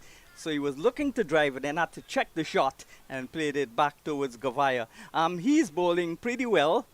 At the end of the over, it's 99 for 1. The 50 came up in the 10th over, which meant they missed the bonus point by 10 runs. Yeah, and on this sort of pitch and this outfield, I mean, it's dry now. Rain fell this morning and it was heavy, but it's dry now. The ball is going to really travel over the ground really fast if you hit the ball with any degree of power.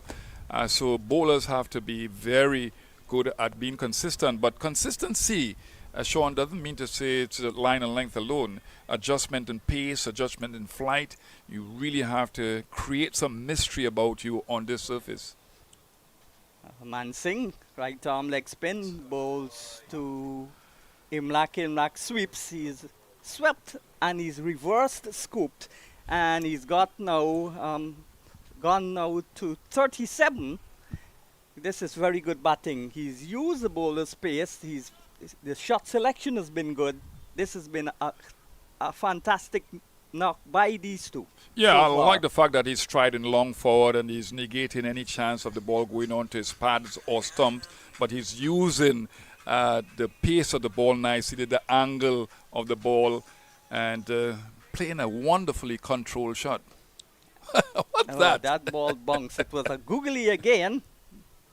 Bowled a perfect googly to the left-handed Nandu in the previous over that he bowled, went past the outside edge, and this now is a googly. It was shorter, and it bounced a bit, but that's the nature of this track. One ball bounces, the other one keeps slow. It's not a bad track, but you've got to be careful with the unpredictable bunks. Variable bunks here can be in the back of the minds of the batters. 103 for 1, the boundary from Imlak in this over brought up the 100. And there he is again looking to paddle sweep. And it's gone down towards the boundary for 4. This is a fast outfield despite the rain. We had 190 minutes lost, so it was reduced from 50 to 45. But good shot there again, using the pace of Manik Singh. Well, you talk about skill, but you have to talk about bravery too, because that wasn't a bad delivery. It was pitched on the line of the middle stump. So if he missed it, there might have been a vociferous appeal. But he played it well again. He's playing those sweep shots, those paddle sweep shots, and those reverse sweep shots with a really good degree of proficiency. So this is good batting. And this is what you want to see. The batsmen manipulating the bowlers, and especially the spin bowlers. Excellent dexterity from the right-handed captain of the Guyana team, Imlak. Turns this into the onside, gets an easy single. He was dropped, in fact, on 29 by Brooks off of Govaya. And how much will he make the CCC fielders pay? Yeah, he's a player that I have a lot of time for. He's hard-working, very professional in his attitude. We need wicketkeeper batsmen to put some pressure on those who are playing at the international level, and he's one to look forward to in the future. They look for 2 there, not getting it. It looks like Goodrich coming off the boundary very quickly, and that's an important aspect of fielding too.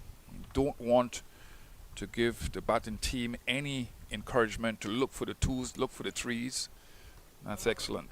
So 22 overs gone, 109 for 1. Good solid start after losing Chandrapal for 13 at 22 for 1 in the 6th over.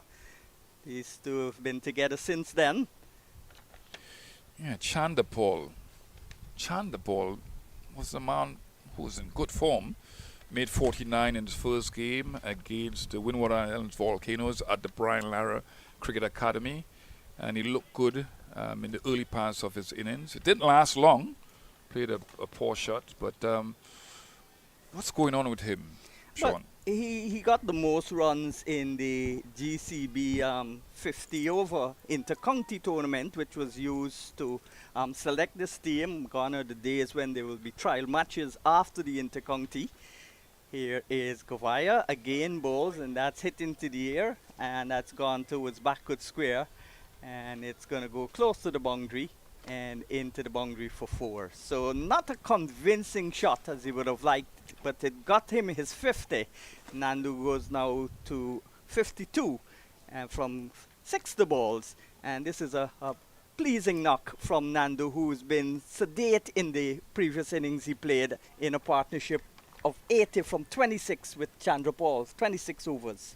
I think it's a brilliant knock. I think in the context of what you want from an opening batsman, he's been positive out there. He's got a good strike rate, and that's a good shot again, and that's 6 runs. And that's gone for 6 over long off. So tremendous shot there, celebrating his 50 with a pugnacious 6 over the top. And he makes it look so easy. He doesn't hit the ball hard. He just caresses it, deposited it over the long off into the over the boundary for 6. Yeah, pure timing, movement down the wicket, very still in playing that shot, and willfully using the bottom hand to clear the boundary. Excellent shot by him. Graves still going round the wicket to the left-hander, and pushes it into the onside, gets a single. So he is now on 59, gives a strike to Imlak, who's on 42. and 120 for 1. I want to say happy Diwali to all the people, especially those in the Hindu population of Trinidad and Tobago and my homeland Guyana. Both countries observing the Festival of Lights, signal the triumph of good over evil. Both celebrating it with national holidays. That's a nice shot there from Imlak. Again, he's easy on the eye. Comes forward and drives that ball out towards the sweeper position. Classical, elegant shot. Yeah, I worked with him a couple of years ago with the West Indies B team. He always had good defense. The first thing you want is to have good defense and then expand from there. And he's shown that he has really and truly improved on his offensive shot making. Here's Nandu Oh, going that's a down the good track shot. That's and a hits it into wonderful the air shot. and over extra That's cover a- for a 6. He almost eased it. Well timed. Over extra cover for 6. That's the second 6 in the over, and both were effortlessly. This is absolutely brilliant batting because he's coming down the wicket. He's giving himself a little room outside the leg stump to access the ball nicely. He's opening the face of the bat when the ball hits the bat. And he's, as you mentioned, easing the ball. What a wonderful shot that is. And obviously having deep knowledge of where the field placing is. Comes down the track, not to the pitch, checks the shot, and goes out towards long on. Well, that 6 brought up the 100 partnership. This has been a superb partnership from the Guyanese. 60 in the last match, Imlak. Nandu got 30. And now he's got 43 Imlak, 66 to Nandu. 128 for 1, 23 overs gone. But we spoke about that before we came on the air, that he is not really an aggressive batsman, Nandu. He's more suited for the 4-day game, but we've seen some really good stroke play here. And it's not that the CCC team has bowled all that poorly. I just think that he's been positive and he's been fearless. Yeah, batted with a lot of intent and positivity, as you said, goes back and caresses it out towards the backward point, Prasad in the way, and there's no run. But Nandu, I played with his father for Guyana at the youth level, Machu Nandu, one of 3 players in this team whose fathers are in fact former first-class players. Chandra Paul, the illustrious son, the son of the illustrious Shivnarayan Chandra Paul. Gavin Ned is Ashmi's Ned father, and of course Nandu. His father played a couple of first-class games for Guyana before he went to Canada, where Nandu, this young Nandu, Matthew, was born. Imlak. And Imlak sweeps again. shot. That's a conventional sweep. Carl Hooper used to play a lot of those shots.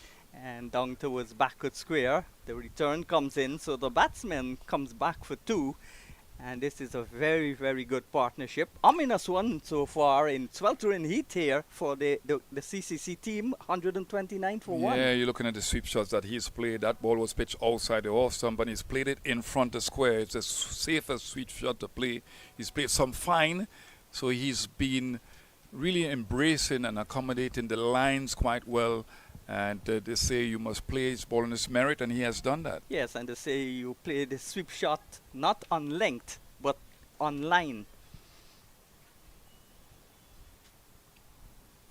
You can sweep from outside the off stump if the line is there, but it can't be too full, because when you outstretch your hand, it could pass you and get bowled. Yeah, you're looking to take my job at UTT, Sean. Barrett did, made some good points 2 days ago. I asked him the same thing. Are you looking to take my job at the University of Trinidad and Tobago? Good delivery again on the back foot.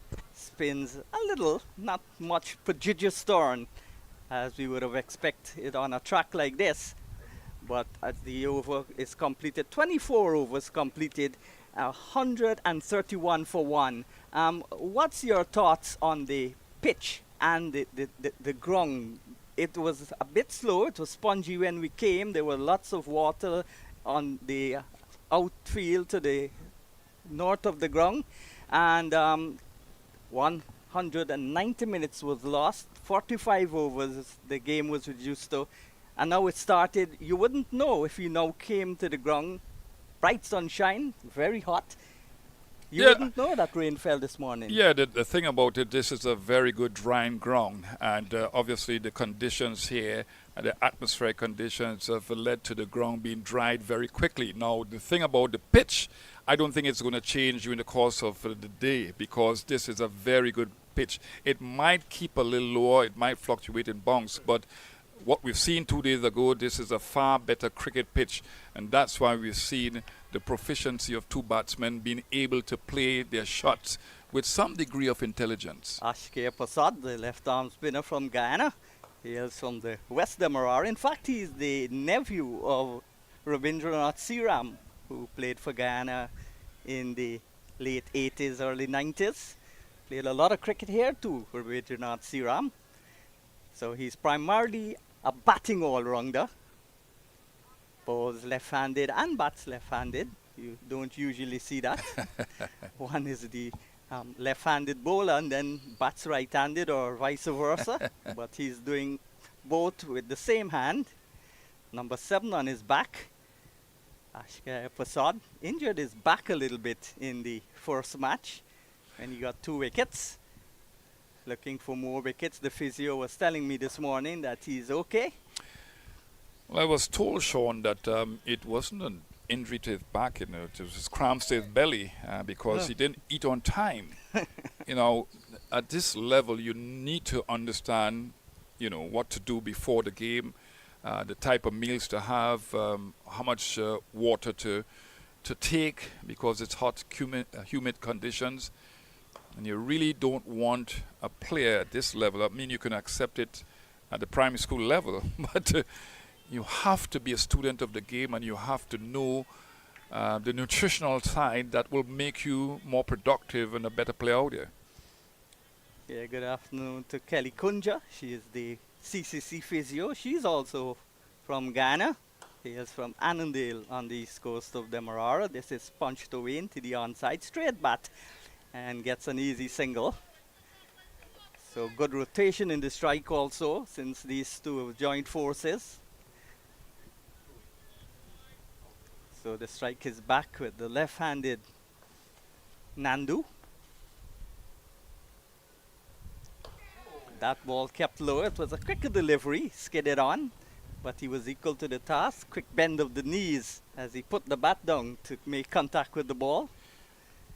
Yeah, I get the impression that he's not seeing where the wickets are going to come from, and it just that's a good shot. That's Gone a good down shot. the track That's again and shot. uses his feet and hits it onto the fence that protects the UE sec from the big trees there. If it gone behind there, it might have been a lost ball, but it landed inside the ground over the boundary, and that's 6 runs to Nandu, who is gaining momentum. He's gaining confidence as is progressing. He's now gone to 75 from 70 balls. Yeah, you look at him initially and you said, well, all right, this guy's about 5, I would think about 5'5", and he doesn't have the power. He can place the ball into the gaps. He can play those lovely tight square drives. But in addition to that, we've seen him now explode a little bit more, and he's playing some really aggressive, hard-hitting shots, for 6. And he's played a perfect innings. I don't think that he's gotten an opportunity to, just angle the ball consistently. I think that he has created the space that is necessary. As I welcome Adrian Barrett. Adrian, how are you? I'm doing well today. I'm enjoying seeing some runs scored here today by the Guyana Happy Eagles, and it's making it a pretty good cricket match. Yeah, I'm not enjoying that at all. I was a bowler, so I'm not enjoying it. I know you would enjoy the batting part of it. Good for the development of West Indies cricket. West Indies cricket, yeah. That's the main aim. That's the main aim, to see a resurgence of West Indies cricket, and I think this tournament is so very important. Oh, and that's out there. Tevin Imlak here being dismissed by Mansingh.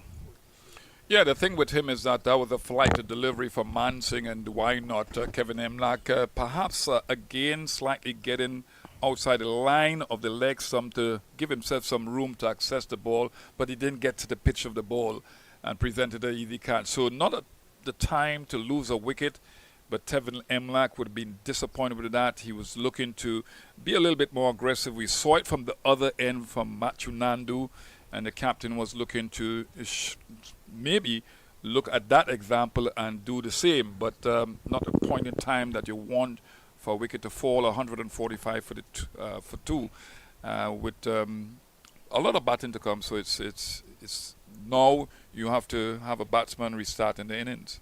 Yeah, definitely. Of course, having a new batsman now is not the ideal situation, but we could have seen the intent within the past probably over or two, where we saw Nandu hitting a couple sixes and then Imlak hitting a couple sixes. So it really shows that they are really trying to up the ante now, because looking at the projected score, they are really trying to get probably above that 6 and over mark at the end of this inning. So we will see this happening, because they would be looking to accelerate. As you mentioned, they have wickets in hand. So this now gives them that impetus now to actually go at the bowling and try to score as much as they can. Yeah, Tevin Imlak just reaching his 50. He scored 51 off of 58 deliveries. Strike rate of 88. So that wasn't bad at all by him. But you have to have pockets of motivation here, Adrian Barrett. There's a lot of opportunity for the West Indian players to play at the highest level in the three formats of the game. The test match format, the one-day international format, and the T20. And you really have to put up your hand here. So it's not just about winning this tournament, but it's about trying to tell the selectors that I deserve to be there. Yeah, definitely. That's good feeling, excellent feeling. So Anderson is off the mark right away. So Nandu now 75 from 70 deliveries. He's pretty set. So he is looking to be that anchor batsman in this innings here for the Guyana Happy Eagles.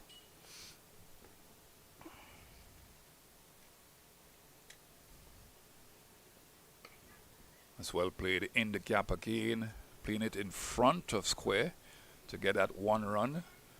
So he's really aware, in addition to the skill that he has, he's really aware with where the fielders are.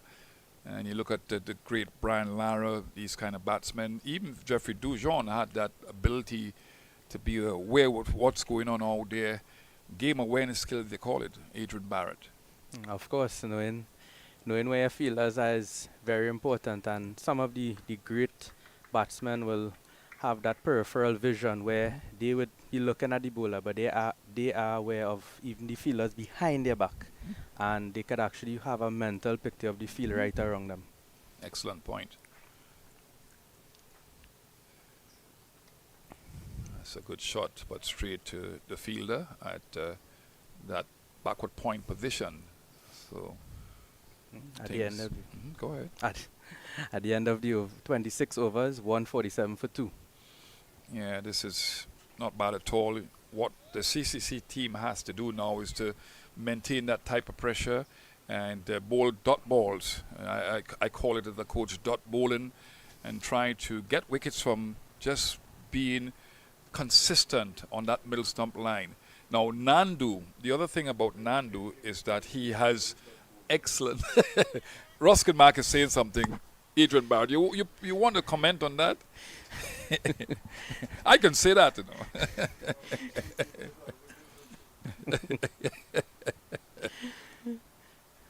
And that's wonderfully worked into the leg side there by Nandu. Again, rotating the strike. Pretty good strike rates, over 100. So he's going along good. No complaints about his batting at all at the moment. You know, one of the things about him too is that when Imlak came to the wicket, he took the pressure off Imlak to score fast, and he was just playing a little bit more positive. So he has accelerated as his innings has gone on. Really good batting, intelligent batting. He's not gotten a chance. I don't think so. So he's been near perfect in the way he has approached things. He wants to get to that century, though. Yes, of course. And he would look to bat through the innings, as we are seeing here at the moment. So these other guys who will be coming along, because we know they have some hitters. We have the chemo pole and these guys. So him being that anchor batsman there now, the other guys now will have to bat around him. While and we have seen that he has also the ability to up the ante too with a couple of sixes. So really a good balanced batsman playing right around the wicket. And yeah, look forward to see how he approaches the end of this innings. And that's good feeling. That's excellent feeling by Prasad. He looks very fit now, and that's what you want. Maintain that pressure by having the bowler dive around there, create that mental pressure for the batsman. Excellent feeling. It's a good shot. The ability to play off the front foot and the back foot quite evident in the way these Guyanese batsmen have gone about things. Certainly, and the Guyanese batsmen are usually very good at playing spin. We have known that over the years, and they are certainly seeing it. It has always been in the past where their players, the likes of Shivnarine Chandapol and Ramnir Sawan, being able to play both types of bowling, and that is important, because at the higher level, it's also important to be able to play the faster bowlers, and even in the modern game, the spinners. So I know in Guyana they play a lot of deep ball, and I know that is something that definitely would be a good gauge in developing that aspect of their game.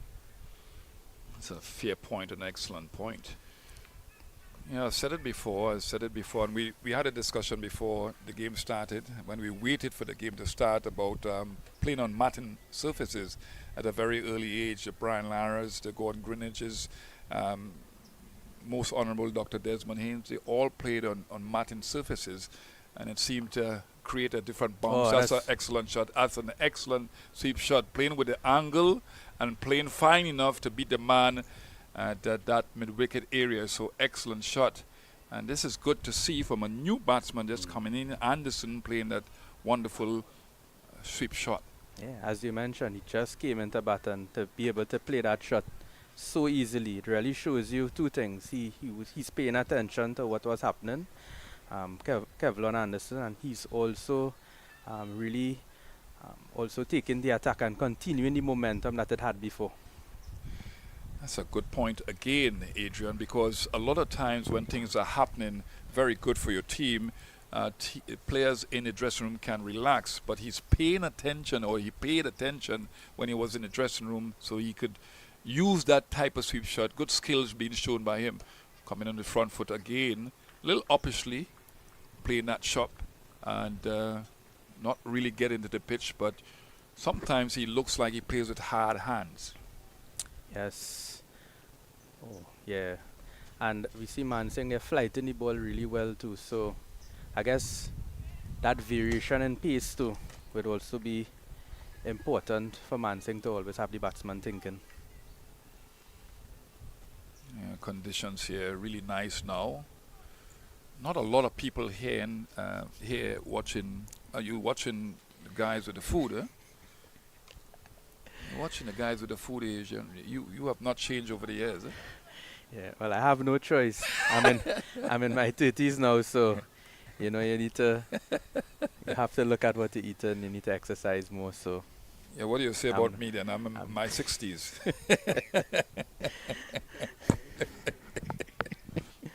So that's the end of the 28th over, 154 for 2. So what you're looking at, Adrian, you look at the 154 for 2 of 28 overs, and you have some overs to come. What you're looking at here at the end, what they should be looking at, perhaps 270? Yeah, I think you're on point there, Tony. I think 270, 280 would be a very good score on this wicket. We know it's a pretty... it's fast. The outfield is pretty fast. As we see, the weather is good. And there's some short boundaries here. To the north of the field, there's a short boundary right where Paris is fielding. A lot of guys are going to look to target this side. And I have no doubt when Kimo Paul comes to bat, he would be targeting exactly where we're sitting right now. So 270, 280, yeah, I think that's a good score. Oh, that's a wonderful sweep shot. Yet again, he'll look for 2 runs here. He weighted that sweep shot quite well. It was well controlled and excellent running.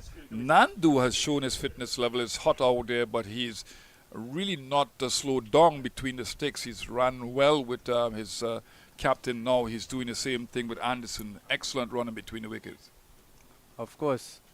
I see. I as I was asking Sean Devers earlier, like these guys look really fit, especially Nandu, because the sun is really hot out there, and for him to be still pushing that first run so hard, it really shows that he has a really good level of fitness.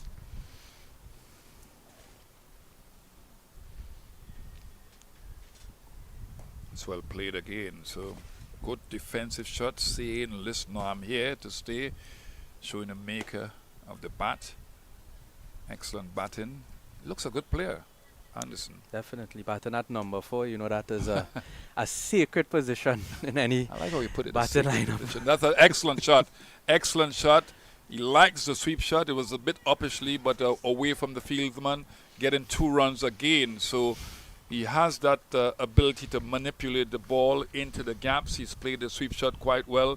It's something that you need to see, because the combative shots, again, the spin is really the sweep shots, the movement towards the ball, playing deep in the crease, and they've shown that ability here today. Yeah, of course. I've seen the sweep shot being played a lot, and I'm really impressed by that, getting their front foot out and really combating the spin of the bowling. Well played again. So, not a bad over, the 29th over, but I'm not seeing them getting the wickets. I think that the batsman will have to make the mistake, because you're not seeing any really great delivery that bouncing and turning. I think that they could make a change now with the faster bowlers, because things are going along quite well. Just to change the momentum of the game, just to have something different to bat against. So I think definitely Captain Brooks should be looking at making a change, at least from one end. That's a very good point, and it may even mean bringing on one of the faster bowlers sometimes, just to change things up, because as I mentioned before, during this period of time, it's easy to just relax during these middle over, this second power play. And that's a wonderful shot there by Nandu. 6 runs by him, and he's continuing in this four-man fashion here right now. Yeah, it's a wonderful shot, as you mentioned, coming down the wicket. He's quick. He's not only stable when he gets to the ball, but he's quick, and he's no nonsense in his approach. He has aimed, he has a clarity of mind to hit the ball over the top, and that's exactly what he has done. And I love the fact that he's quick towards the ball. So many times you have batsmen looking to leave their crease, but not get into the pitch of the ball. He's very quick to the ball. Yeah, and he's a pretty good example of what we know, that in the last game, the wicket was doing a lot more. But this approach, getting out there when it's flighted, I think that approach would have been really good in the last game with the Red Force versus CCC. It's a beautiful shot again.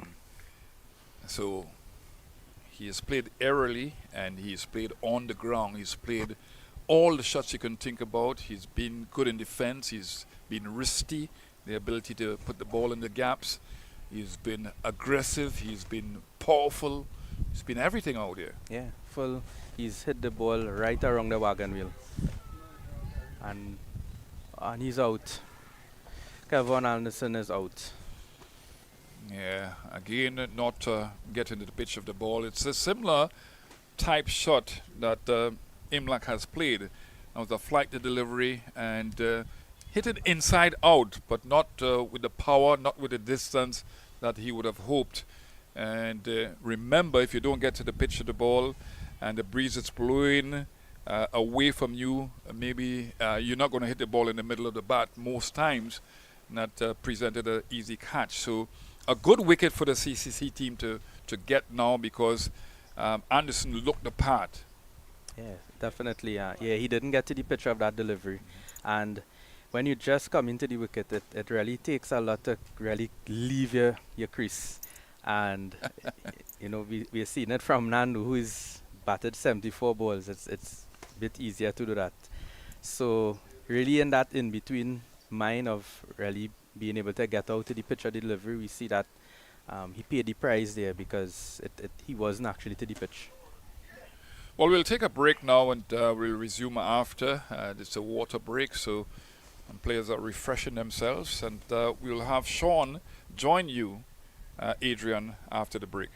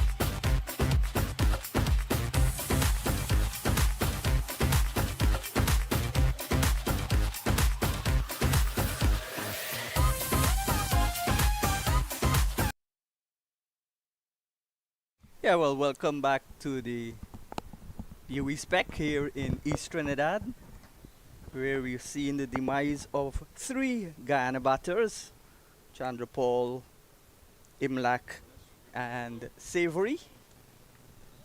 So another left-hander comes in. So both batters now left-handed. Here is a googly ball there by Manik Singh. We've seen a couple of googlies bowled, and one in particular which bounced on Imlak. And that's very good variation from Manik Singh. Yeah, very much so. And on both occasions, it looks like the batsman didn't really pick the googly, and which is very interesting because when you could bowl the googly, and especially these Guyanese batsmen who are very good at batting spin, and they are not picking that googly, it really shows the quality of Mansingh. 165 for 3. Do you believe that the batters nowadays need to use their feet more to the spinners?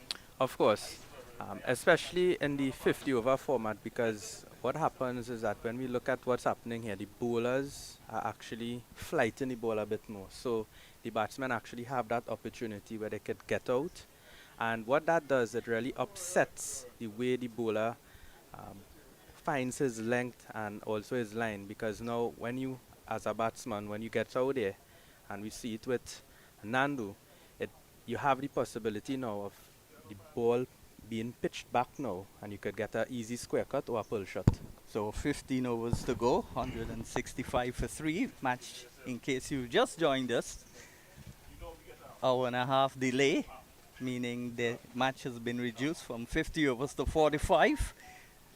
Prasad in bowls left arm spin and playing with that turn down towards the deep mid wicket on the boundary. Nandu progresses quite nicely. He's looked very good in this innings. Yes, Nando here is approaching his maiden list 800, and he has a fairly decent career so far. He's averaging 40, over 40 in 11 list A matches, so pretty good start to him in his career. Yeah, we just saw him get his fifth one day. 50. That did really well. Fifth. He had 4 previously. Yeah. So this is on the line of the leg stump and tucked away down towards the short fine leg position. This time by Savory.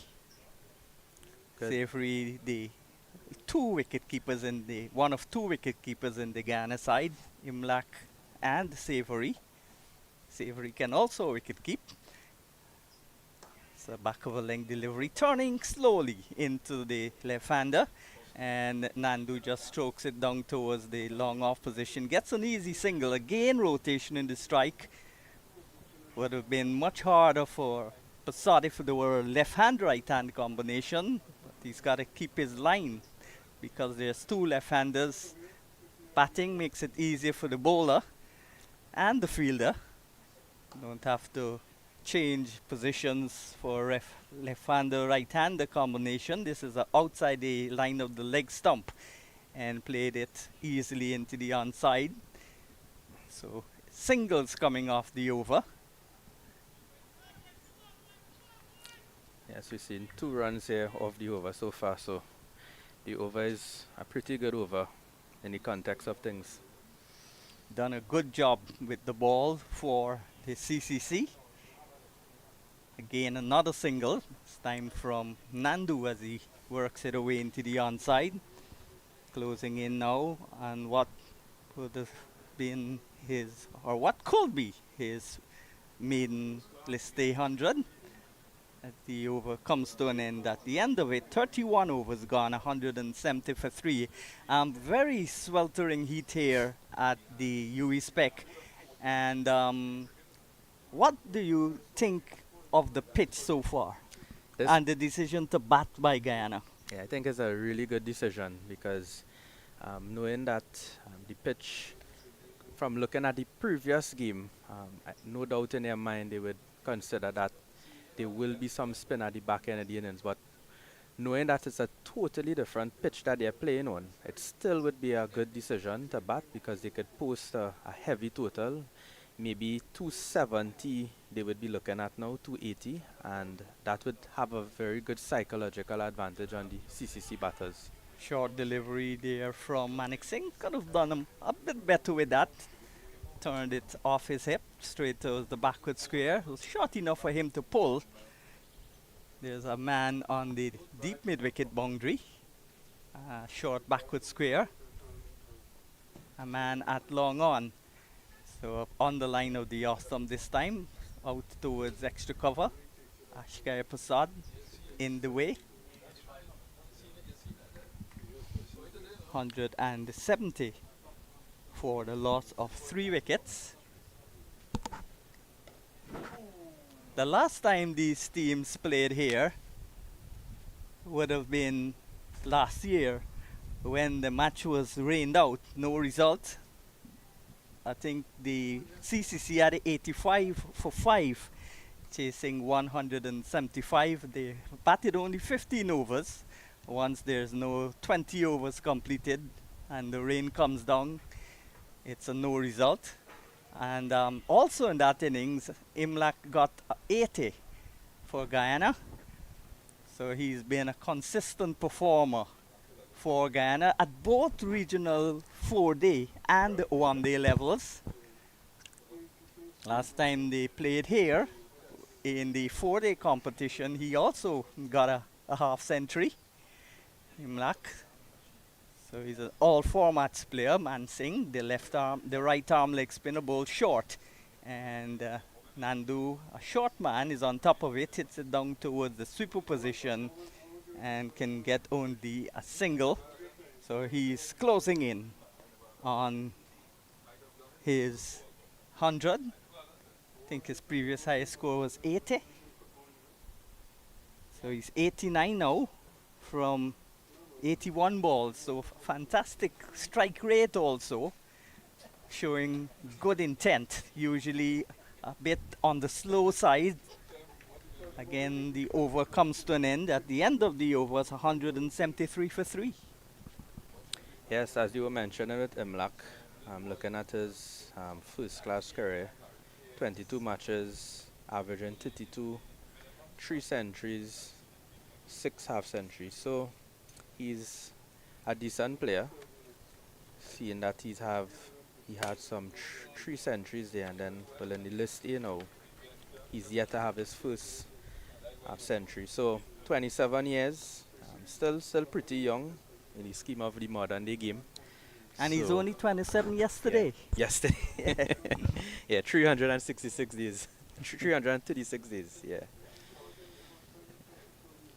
So the sun continued to stream down.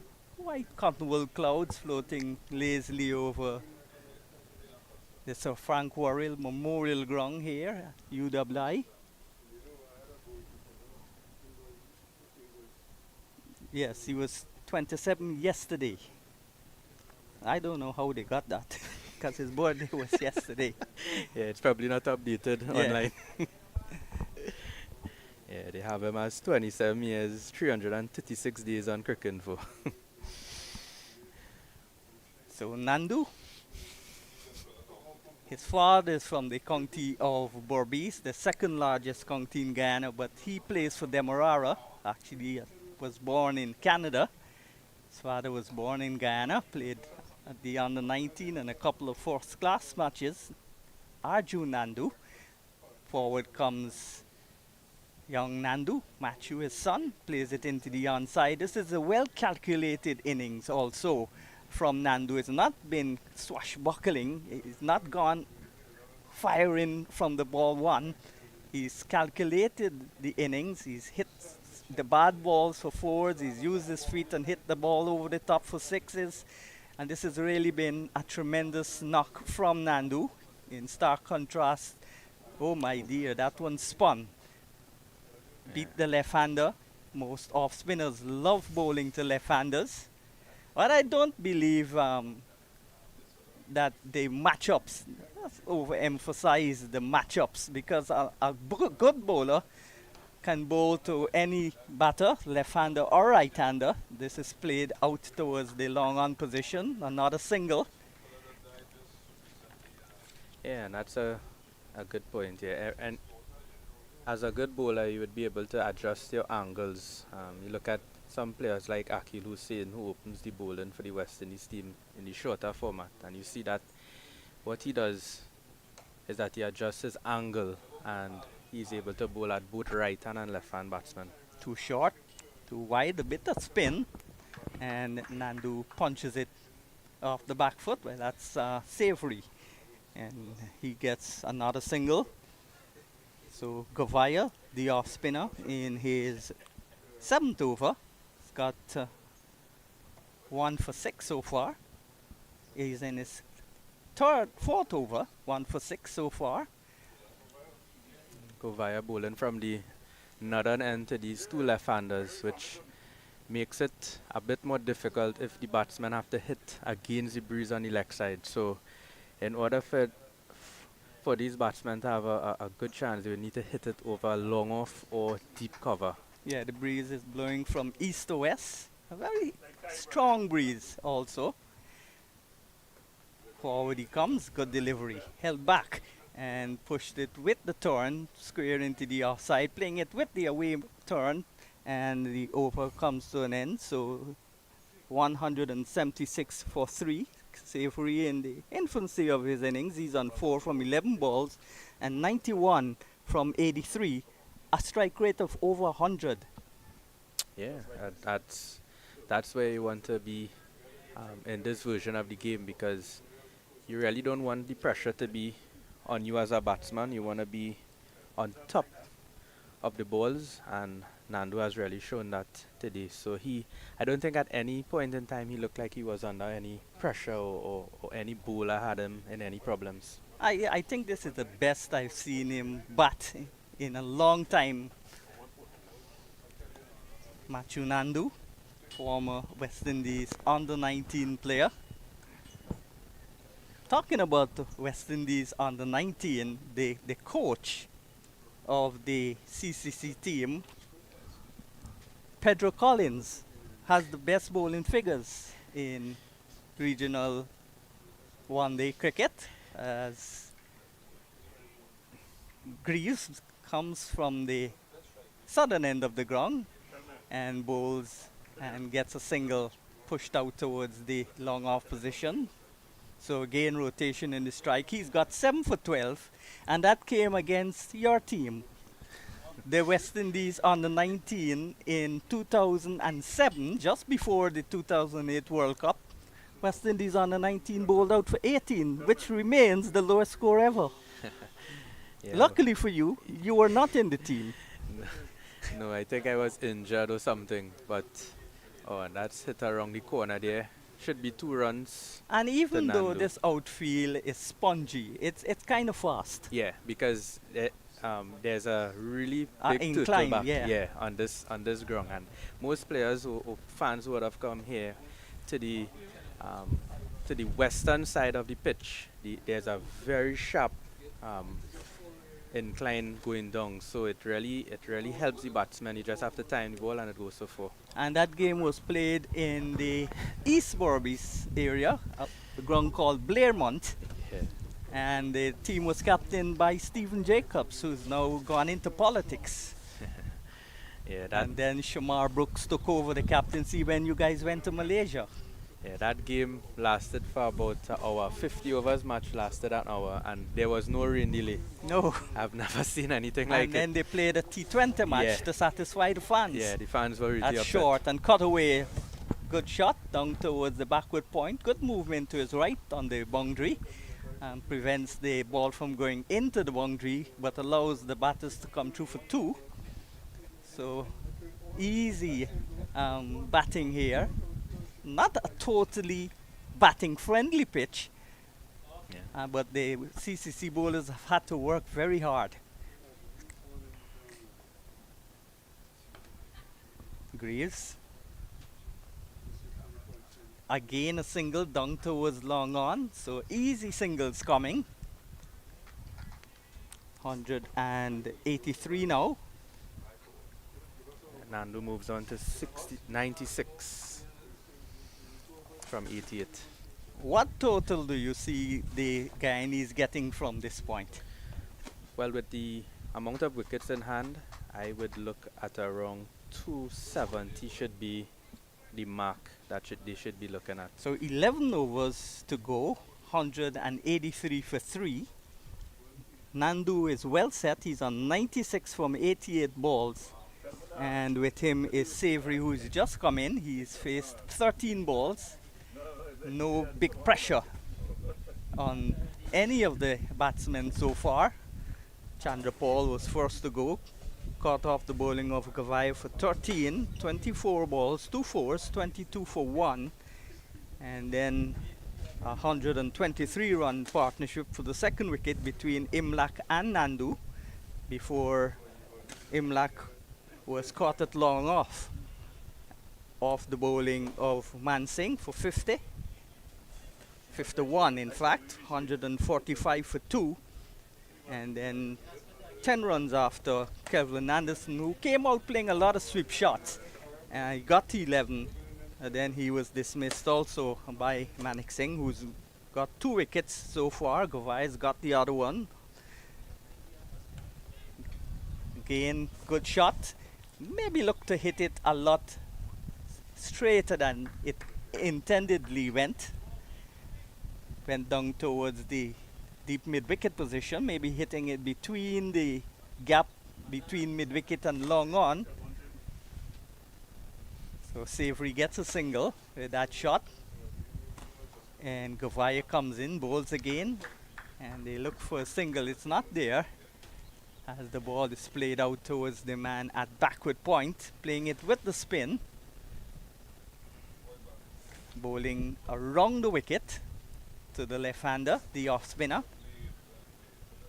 And that's a good shot, just easing it into the offside, so no pressure on the batters. What would you like to see from the CCC bowlers differently? Yeah, what I will do, I will keep applying the pressure. What Govaya is not doing so bad right now. He's 4 overs for 4 overs for 10 runs. So he's keeping it tight on one end. Lovely shot. That one would break the shackles and go into the boundary at 4 backward runs. point. So as soon as you see he was Yeah. keeping it tight, he gives a 4 ball. And But that's a really Savory good shot. capitalize. A really He goes good into shot. double figures. He's 11. Yeah, that ball didn't have much width on it. He waited on the ball, Yeah. almost when it passed him, and then he played the cut shot, beat the backward point.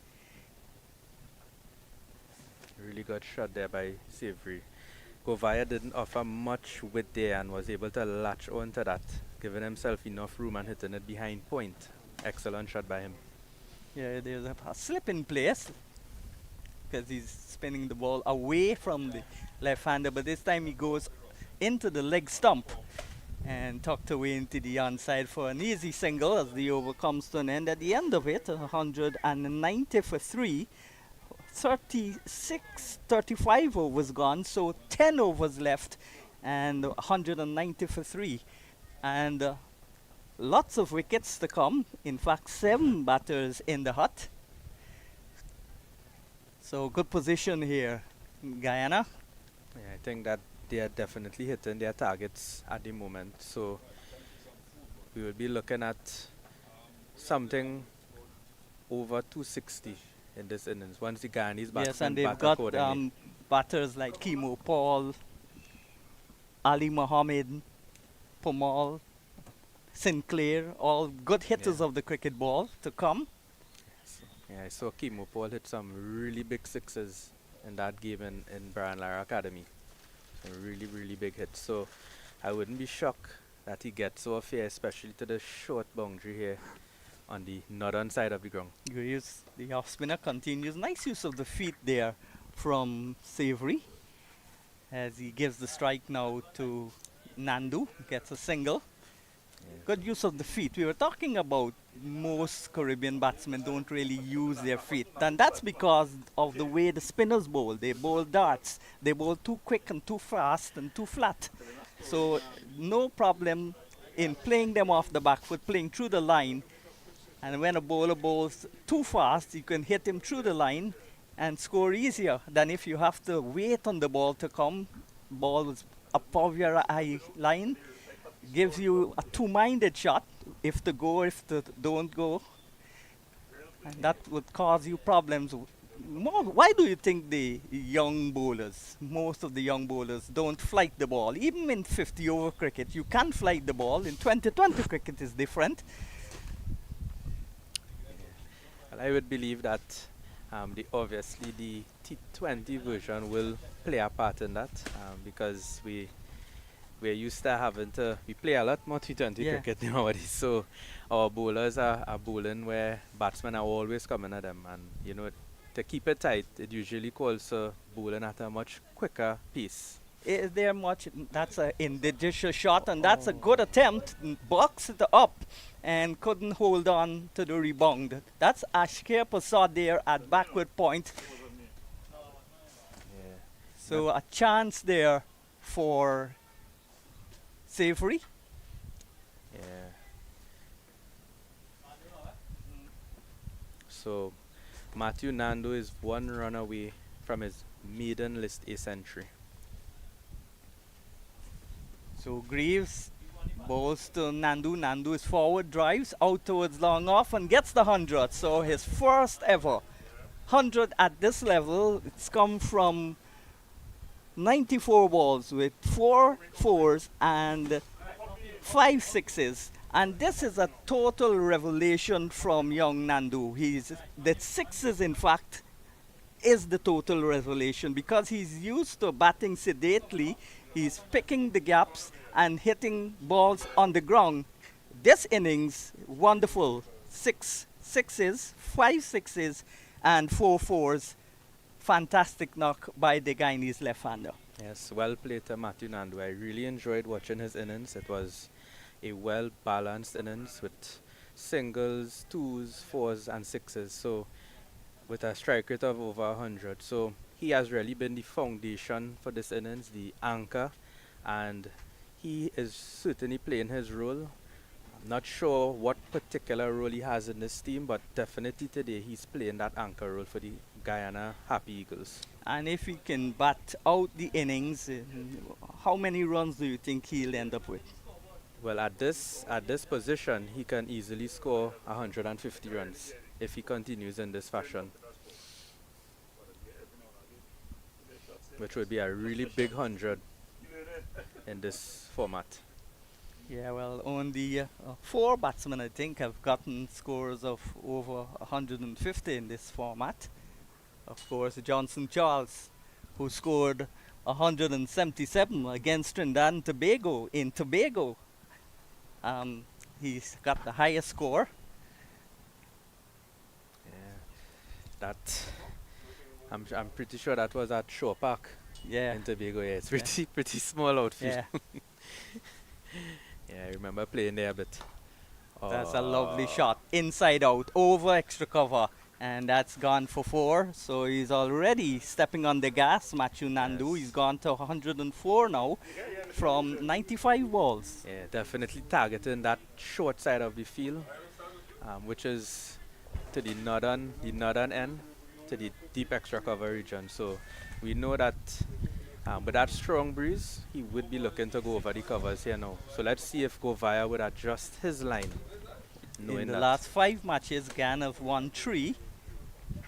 When CCC have won 1, a real out of character shot there, looking to hit it on the leg side, a little slug sweep, and the ball spun past the edge. It kept low also, so really just losing his focus momentarily. Yeah, just brushing the sticker there on the stumps, like just passing it. Would be encouraged by that, the bowler, and that's hit lofted. 1 bounce, and that was so easy. Yes. Just 1 bounce into the boundary. Didn't even try to hit it too hard. And this is his 2nd boundary in the over, and he certainly put his foot on the gas. Yes, he's targeting that short side, and we're feeling that strong breeze. So he knows once he times it good, he knows it's going to go over the top easily. So you were seeing the cotton wool-like clouds. Lot of blue in the sky also.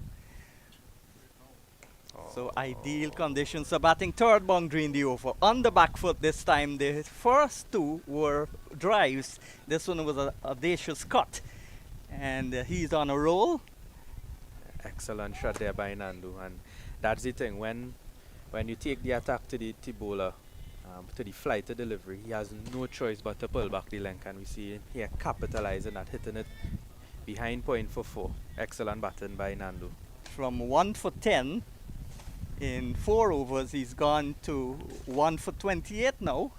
Pretty expensive over. This one is hit straight, down towards long off, and he gets a single. So an expensive over comes to an end, 210 for 3 off 37. Yeah, Nandu here rushing to 113 here now.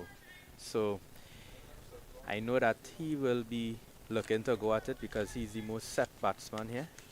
And Guyana would be looking at that 270 target, which I think it's a pretty good score here on this pitch. Once they get early wickets, it will make it a bit difficult for the CCC batsmen.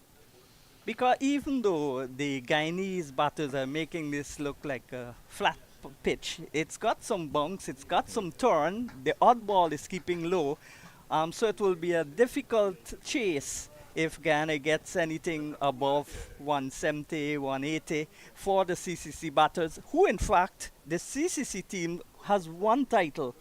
And that title was won in 2018 in Barbados against Guyana. So they've beaten Guyana to have their 1 title, and that's their only victory in the last 5 matches they've played from 2017. They lost 2018, they won the title in the final. 2019, there was no tournament because of COVID. And 2022, Guyana won, and last year was a no result. So 5 games, 3 wins for Guyana one for the Windwards and one for CCC, and one no result. And the last time Ghana played here in a first-class match earlier this year, that was the last match, Ghana won the title by beating CCC in 3 days, with rain predicted on the last day. And that was a ding-dong battle for the first-class title. Ghana winning 8 first-class titles in the last 10 tournaments. But they've not won a regional 50-over title since 2005. That's a pugnacious shot down the ground, and they will pick up 2. No, they will settle for 1. Good feeling there to his right on the boundary. And Kemal Savory goes now to 16 from 20 balls. That was really hit hard. Yeah, it actually, almost take off the head of Jordan there. And He the wasn't umpire. expecting it. So if you come late to the venue, you would not have expected or predicted that there was rain this morning. Yeah, I think it fell overnight. Yeah, It felt like yesterday early morning. evening. Yeah. Yeah, because I saw someone that posted the rain yesterday evening. It even fell close to Endeavour also, in Oh. Shogunas. So it fell from St. Augustine to Shogunas. Jordan is back, and that's a good ball, tucking him up, but in the end turned it off his hip and got 2. So Savory is looking good. He's gotten now a start, 18 from 21, and he will soon be expected to mount the acceleration, put his foot on the gas as the overs get less and less. 45 overs, reduced from 50 because of a hour and a half late start due to one area mainly was wet, the northeastern area of the ground. But I'm very surprised when I walked across early this morning, the ground, my feet was getting wet, but the sun is out in all its glory, and the wind, that's the most important thing, is picked up. And this outfield is very fast indeed. As you said, there's an incline. It's like a turtle back. That's a good shot. Oh. Delayed the shot a bit and then paddled it around. A paddle sweep really. Out towards the man running to his left from backward square. And they get another single. So runs coming very easily here at the Frank Worrell Memorial Ground in East Trinidad.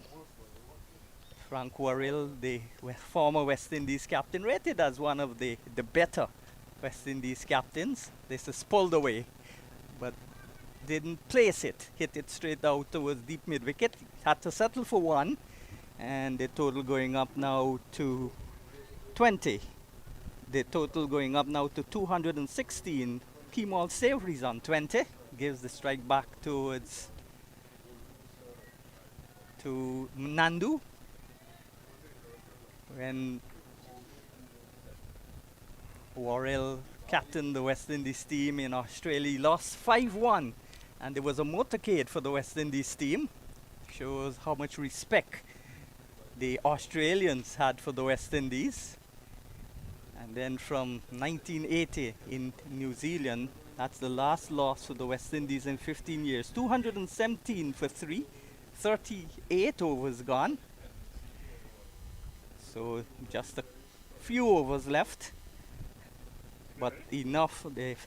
That's the Frank Worrell field, UII.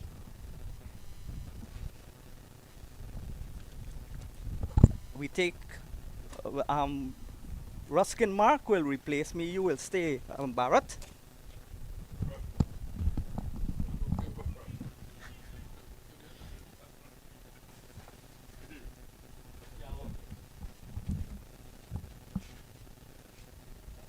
So Govaya here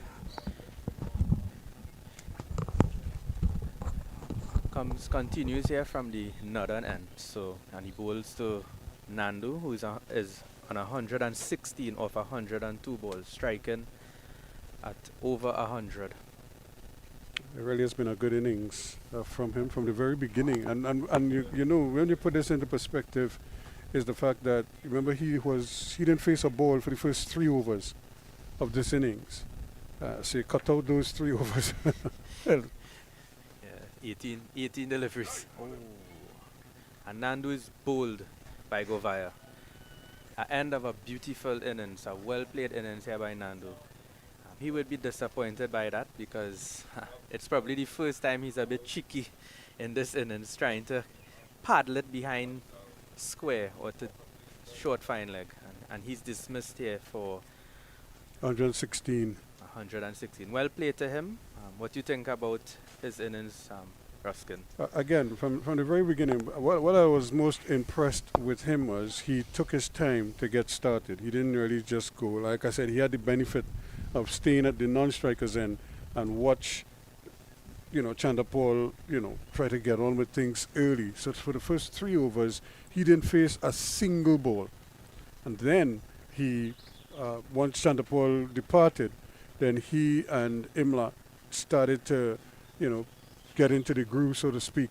And he just kept building.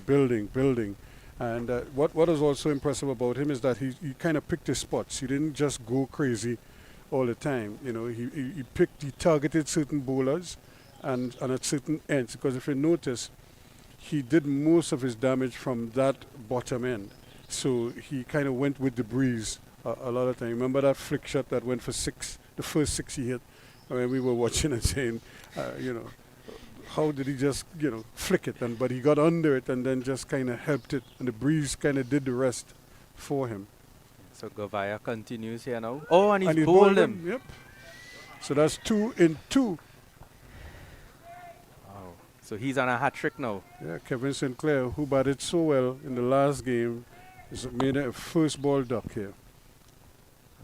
Interesting turn of events here now, because at one point it was looking like Guyana was going to score around 280, but now it could actually be within the projected score, which is around 255. So, but we have the big hitter here now, Kimo Paul, who played some really big shots in the last game against the Windward Islands.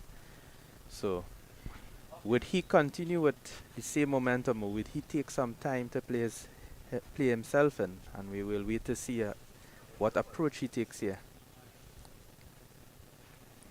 Cricket is such a leveler, isn't it? Because, you're in the one inning, his last innings, he looked so good, Sinclair. And but because the state of the game has kind of changed, but it was similar to what happened with Nandu. Nandu premeditated that shot. He was in that position long before the bowler even bowled. So all Govaya had to do was target the stumps, and he was in the game here. Same thing with Sinclair. Sinclair just kind of jumped towards the off stump, and when he looked behind him, all 3 stumps were exposed. So Govaya is on a hat trick here now. Bowling to Paul. Bowler quicker delivery. Paul made sure he defended that. Yep. Not going to be a part of history. Not on my watch. Easy single into the leg side there. Kimo Paul getting himself off the mark. Govaya, excellent figures so far. 3 wickets, 30 runs. Just under 7 overs. He's bowled well. He's certainly kind of kept everything in perspective. He isn't too overly worried even if he got struck for a boundary or 2. He still kept his cool, kept his composure. 3 for 30, which is good in his 7th over now. Both wicketkeeper and bowler going after the ball, so they have no choice but to throw it to one end. And but that's good cricket, though. It just shows you how in tune Richards is. And sprinted after that ball there. Yes, a good over so far, as we mentioned. 3 runs off of it, 2 wickets. I almost said he sprinted there like Tony Gray, but then I realized it's Tony Gray I was talking about. So. Sprinting I can't use that word. That's an oxymoron. Gray and sprinting. And tickled nicely.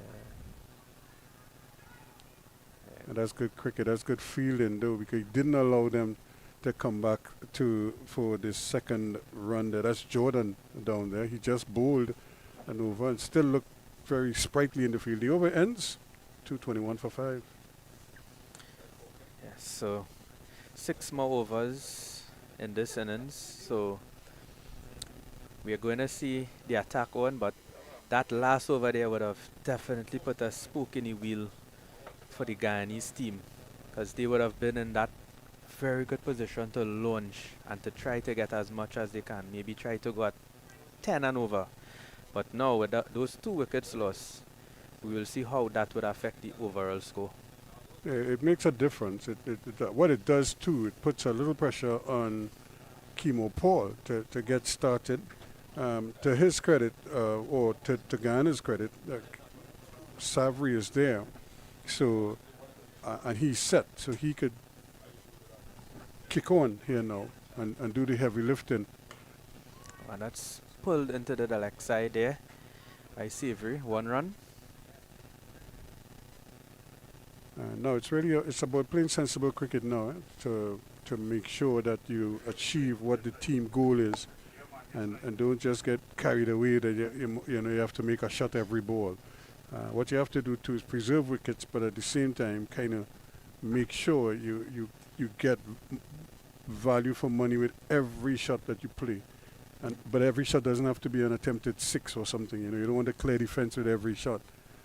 That's an excellent point, because you don't want to be 245 all out, and that happens a lot with some teams. So they get a little bit too anxious in these latter overs. And a slow delivery there from Jordan. He thought he was in the money, but Kimo Paul was equal to it.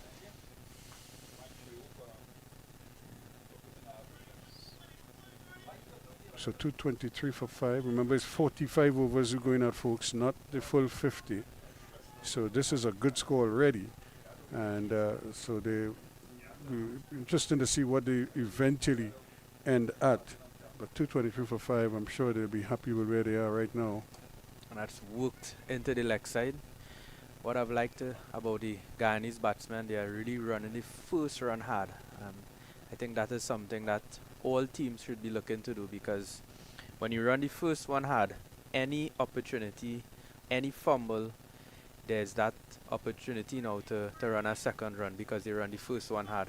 Again, we're here on 360 TV, and so you could always log on and follow the cricket action. We do have some great numbers. I'm not sure if Vinu could send me the numbers that we're looking at now, persons who've logged on to watch today's game.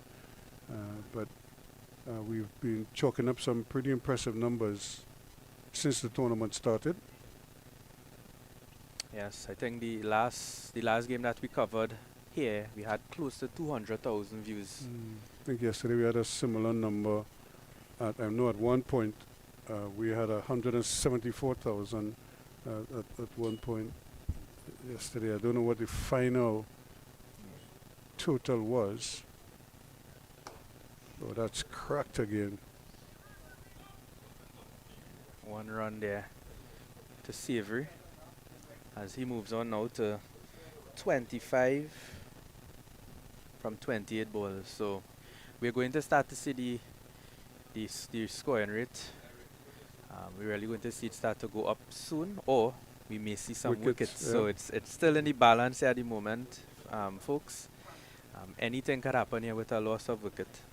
Well, Akeem Jordan is wicketless for 48 from, this is his 7th over. He's finishing over number 7 here now. So that's 49 now to his tally. So it hasn't been the kind of explosive and wicket-taking spell bowling that we are grown accustomed to from him, but I'm sure he'll try to rebound from that. 227 for 5 now after 45 to go. 6 runs off that over there, 6 singles. So in the scheme of the game at the moment, That's not bad. yes, 6 runs off that last over there is not bad at all. And I'm taking it from the perspective of the fielding team, because you didn't give away, a plethora of boundaries or anything like that, and you pretty much kept it down to singles. So Govaya continues again. He's 3 wickets for 32 runs, 7 overs. So the captain, Shama Brooks, sticking with him because he's getting the job done for them. And I'm also surprised that Shama hasn't tried to bowl, because with the spate of left-handers in the team, he might have been another useful ploy as well. Struck down to long off there for 1 run. Brings Savory now on strike. Yeah, and Shama Brooks is an underrated spinner. I think he knows what he's doing with the ball, but I think his role in this team is to guide and encourage the other players, the younger ones, and try to help them in any way he can. And I think a lot of times that is what happens. When you assume that role, your own performances kind of take a backseat to some degree, and I think he's kind of caught it. It takes a strong person to kind of balance that, That's worked into the leg side there, and This could be they're 2. coming back for 2. And they might get a third because he misfielded it, and they will get the third run. Wow, excellent run in there by the Guyanese batsman to get 3 runs in the 30-yard circle. That is excellent. Amari Goodrich there, guilty of first taking his eyes off the ball and then being very lethargic in recovering. And that's the point there with running the first one harder, that it forces the fielder now to actually get to the ball quick, and sometimes they know they will make a mistake now because of the pressure from the batsman. Because they're taking his eyes off the ball to see what the batsmen are doing, so you want to know which end to throw at. Yeah, so excellent by them. In the end, he threw at neither one because the ball went past him, and he now had to recover for it. And they ran 3. Not only did they get an extra, and they got 2 additional runs. Yes. Oh. This could be out. Graves is under it, and he takes it. Yeah, that's the end of Chemo Paul. He would be disappointed about that because this situation he actually plays right into him, but credit have to be given to Govaya because he's really understood the situation here, and he's bowling a bit faster. So even though it was a full toss, it came pretty quick to Chemo Paul, and he couldn't have gotten under it to hit it for 6. So that's his 4th wicket for young Govaya. Mikael Govaya doing very well, and that's been crucial. He's taken wickets along the way. He had 2 in 2 balls. He has a 3rd one now, and he had 1 earlier. So he's really done well in his, and he's only in his 8th over right now. So he still has 1 more if the captain chooses to use him, which I see no doubt that he will. Yes, Shama Brooks definitely has sticking here with Govaya because he's bowling a pretty long spell from this end, and to be able to get Chemo Paul from this end is really was a good wicket, because this Chemo Paul holding out there on the short part of the ground with the breeze, so he would have been looking to target Govaya here, but Govaya here was able to contain things and get the wicket of Chemo Paul here, even on the shortest part of the boundary. So Ronaldo Ali Mohammed is out there. And we had Govaya take 2 and 2 the last time out. Can he do it again this time? He's eyeing a 5 wicket haul here at the moment. Yep. Ooh, well, Paul, that one just seemed away. Didn't come back at all. And Ali Mohammed played inside the line of that one. Yeah, just going with the natural angle across the bat.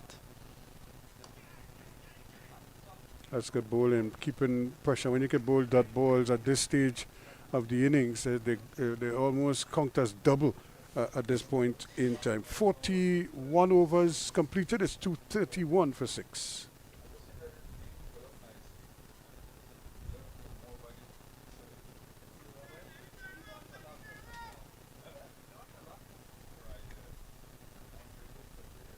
So Govaya here would be looking. This would be his, possibly his first, or will be his first 5-wicket haul if he's able to. If he could Yeah. get it.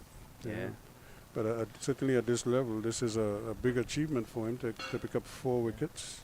Yeah, at just 22 years old. He's from Trinidad and Tobago. So this would be like his home ground here. Both Trinidad and Tobago and at the UE campus, so he would know the conditions here. Yep, he's been doing very well on the local circuit, doing a little bit of batting as well, and good fielding as well. Michael Govaya is noted for his all-round capabilities.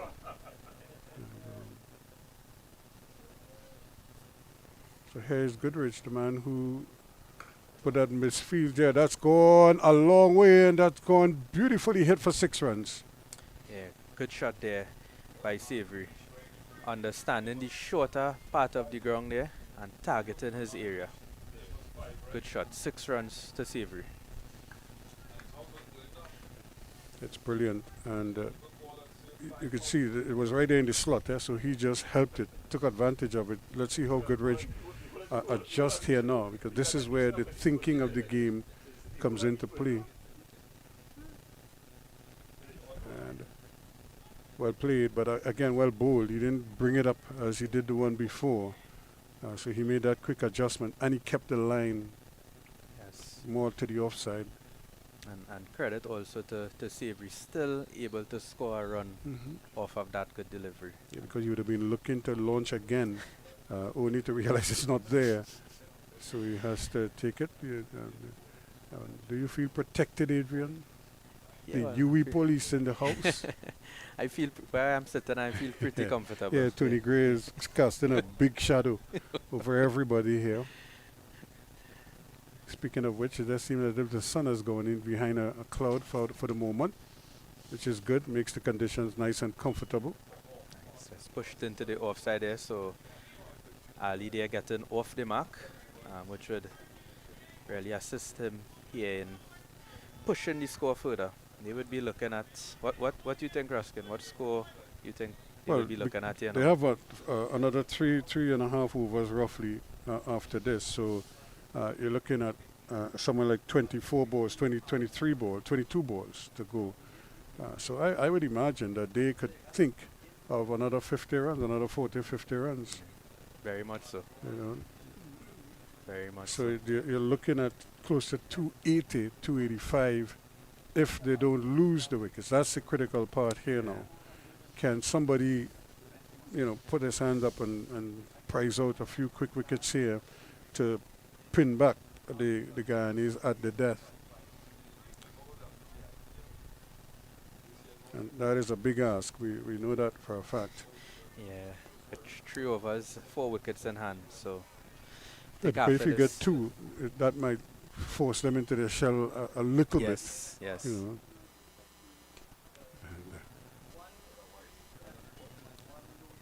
Full delivery. Yeah, I think it was, the umpire says it's a no ball. So the square leg umpire says it's a no ball. So it's a free hit. yep, and that's precisely what you don't want at this stage. These things change the momentum of the game right because now. if this goes for a boundary, it means that he already conceded a 6 in the over. He's conceded 3 singles plus the wide, so that tossed in the ball, that's 4. So that's 10 runs already of the over, and you have a free hit, and you still have legitimate delivery to come. That's right. So not for 24. It's a free hit. And that's played away. That's gone for 4 runs. So precisely what he didn't want. So that's 5 runs now off that 1 ball. And so it's. So that's 14 of the over so far. Yep. So like I with said, a ball remaining. With a ball remaining. So it really puts the pressure on the bowler and the fielders also have to to try to pick him up here now. See Shamar Brooks going down to have a word with him. Just kind of giving him a little advice. The thing about it, though, when batsmen are in this mood, the pressure's little. It could change the situation, you know, because the game is so skewed in the batsman's favor, you know, that they could throw caution to the wind and just swing for the fences. And here we go again, but this time Brooks is out there himself. And that's the end of the over there. So finally it came to an end, what, 15 of that over? Yeah. So his 5 overs, of course, him 34 runs. It's 246 for 6 after 42.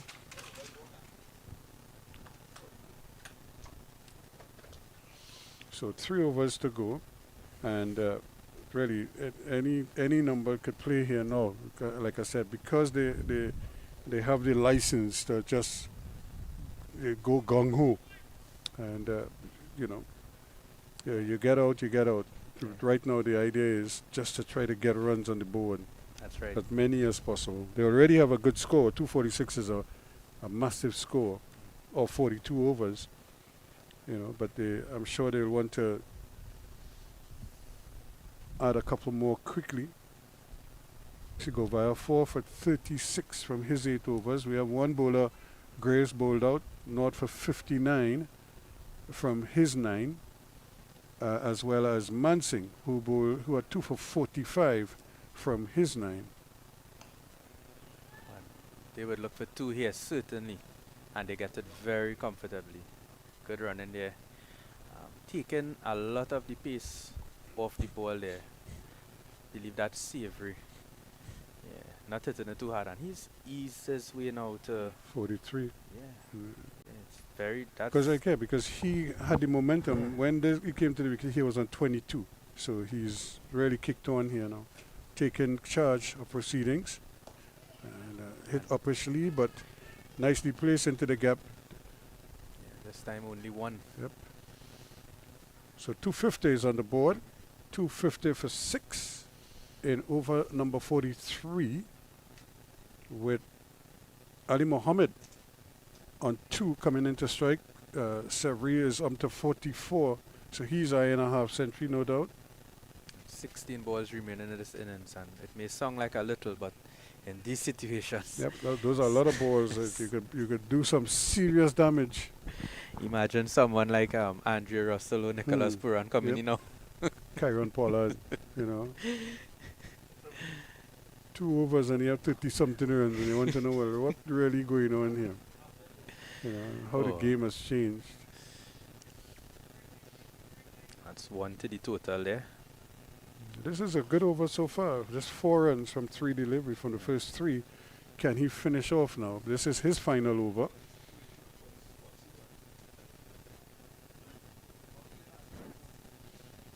So Savory here, 1 shot away from a half century.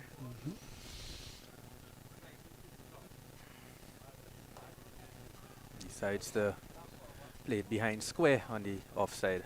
Good bowling again from Govaya. Forcing him into 2 minds. He was coming on the front foot because he was trying to charge him, and then he decided to stay back. Let's see if he comes forward this time.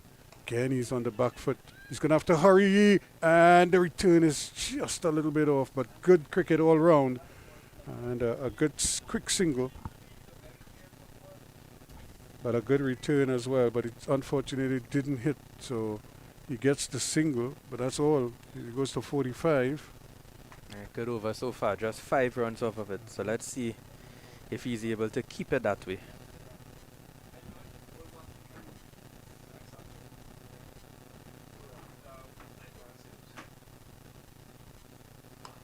Oh, that's hit straight down the ground. Yep. They would be looking for 2, but Just no, the 1. good fielding there. So that By completes Graves. the over for him. So he ends up with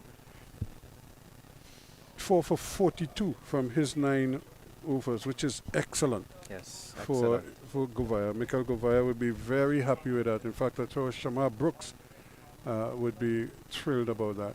Yes, with a total of 253 for 6, taking 4 wickets. That's an excellent effort there by Govaya. So he would be happy with himself and his effort here today at the UE Spec. Probably this would be his home ground here in Trinidad and Tobago for the UE campus. It's excellent now, but they still have these 2 overs to negotiate here. And both the fielding team and the batting team, they have to be spot on here now. They have to be sensible about the kind of cricket that they play here now. We know it's a happy hour for the batsmen, so they could just, as I say, swing for the fences right now. The bowlers are the ones who come under the microscope here a little bit. And it's going to be Goodrich who's going to continue. He has to be very, very aware that there's danger at the other end. There we go. This one goes high and far. That has gone for 6. That's a big almighty hit. Whoa, that's And it almost hit somebody under the tent there, that little bleacher on the far side. a massive hit there because he's hitting against the breeze and there's a strong breeze here. So that's a pretty big hit there by Savory. And that see, that moves on. He moves on now to 45. No, Yeah. that is actually Ali Muhammad, who Right. Yeah, that's a bit of a mix-up there with the Yeah. score. that's Ali Muhammad who's batting there. So Yeah. he should be on 10 now, because that was a big 6. And he goes again, this time over the outfield, but he's going to only get a single probably. They're going to hustle for the second. And that one was in the air for a long while, but nobody, not even Govaya, could get across to it before it hit the turf. We see the intent here of Ali Muhammad, who's really looking to up the ante here. So that's 8 from 2.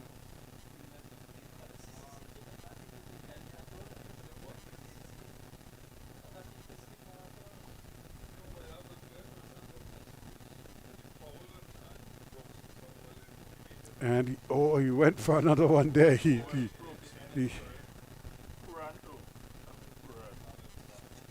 so 261 it is for 6 at the moment. Guyana. Ali Muhammad, 44. 12 not out Yeah, from Ali 8 Muhammad, yep, deliveries. because he was on 4. He hit the 6. That would have taken him to 10, and then he got 2 more here. That would push him up to 12 at the moment. 30 runs in this partnership. A slow delivery. That should be And, 2 runs. They might actually get 2 because the Yeah. men on the leg side are both on the boundary. Yeah. So they have a long way to run to come in to retrieve that. The ball only trickled halfway, just past the umpire, and 2 comfortably. Good running by the Guyanese batsman again. I think throughout this entire Guyanese innings, we have really seen good running from the opener straight down to the number 8 batsman. So commendation must be given to the Guyanese batsmen for how they are running in this game. Yeah, they're focused here now. They're not. They went on 263, and they just got a single here. Yeah, and we could see that they are not only focusing on hitting 6s and 4s, they are also trying to fill up the scorecard with the singles and 2s. So they definitely did their homework in this version of the game. I think the Guyana team is one of the teams that everyone would have to be looking at in this tournament. We know they lost the first game, but from what I'm seeing here, they definitely are looking at a possible tournament contender here in this Super 50 tournament. He's going again with a big almighty swing, but he probably doesn't connect it as well as you would like. Put a lot of effort into that one and couldn't get it out of the ground. So it's now 264 for the loss of 6 with 1 over left. So It will be interesting to see now who bowls this last over here, who Shamar Brooks would decide to use, as this being the shorter side of the field. So,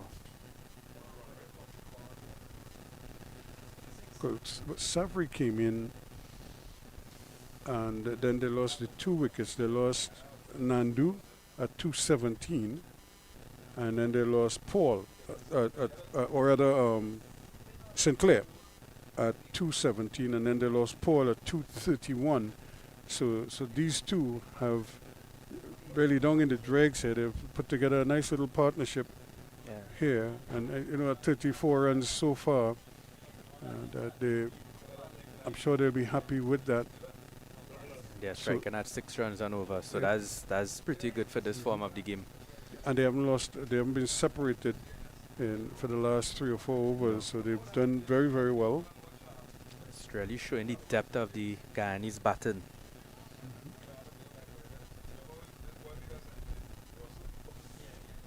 Akeem Jordan bowling the last over. Yep. And I expect him to bowl that full length, but he has to go right up. He cannot be trying to bowl to pitch it up and pitch it in the slot. He has to come right up in the block hole, where it's going to be difficult for the batsman to get under the ball to try to hit it. Of course, and we see now that, because we know that different version of the games assist players, and we know that in this situation here, it's like a T20 situation. So the skill set here now from a T20 version here would be useful for both Jordan and even the batsman. And here he goes swinging for the fences. He could be out, and it's very well judged. Again, out there in the deep.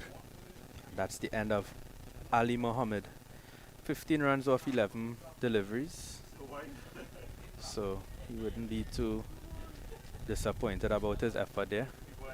But this would have been an over he would have really wanted to capitalize on. So a new batsman now coming into the crease, and he would be on strike.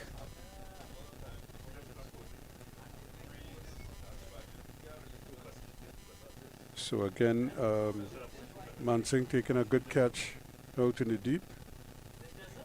Yeah, good catch there. Pretty regulation, but considering the situation of the game and also and the had wind some good height too. and height, yeah, it's a pretty good, still a good catch in the situation. Yeah, so he's had a decent game. He had he had a wicket too, and he, take a catch. In fact, I think he had 2 catches. Come to think about it. That's for Mansingh.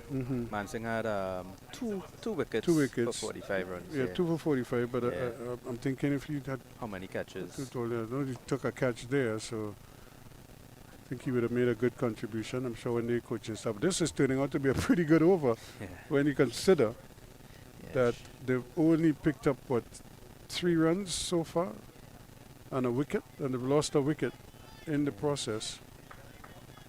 Or 2 runs and the wicket. So they got they got the single of the first ball, they got a wicket of the second ball, and they got another single of the third ball. So Veerasamy Permal, who is a very good hitter of the cricket ball. He just decides to work it. Yep, they're going for 2 here now. They're committed to 2. This could be dangerous. Oh, and he struck the bat. I don't think he was trying to block. He was just trying to get his bat in the crease. I don't think there's any question of him deliberately running in front of the wicket. But Savary was traveling there. Yeah. Very quick, very, very quick run in between the wickets by these Guyanese batsmen.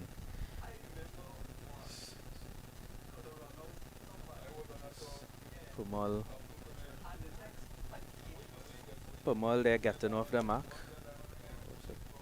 Actually, it is Savary who's batting. Savary was traveling for that second run. He wanted that second run badly. And he got it too, but he almost got his head taken off there with that return.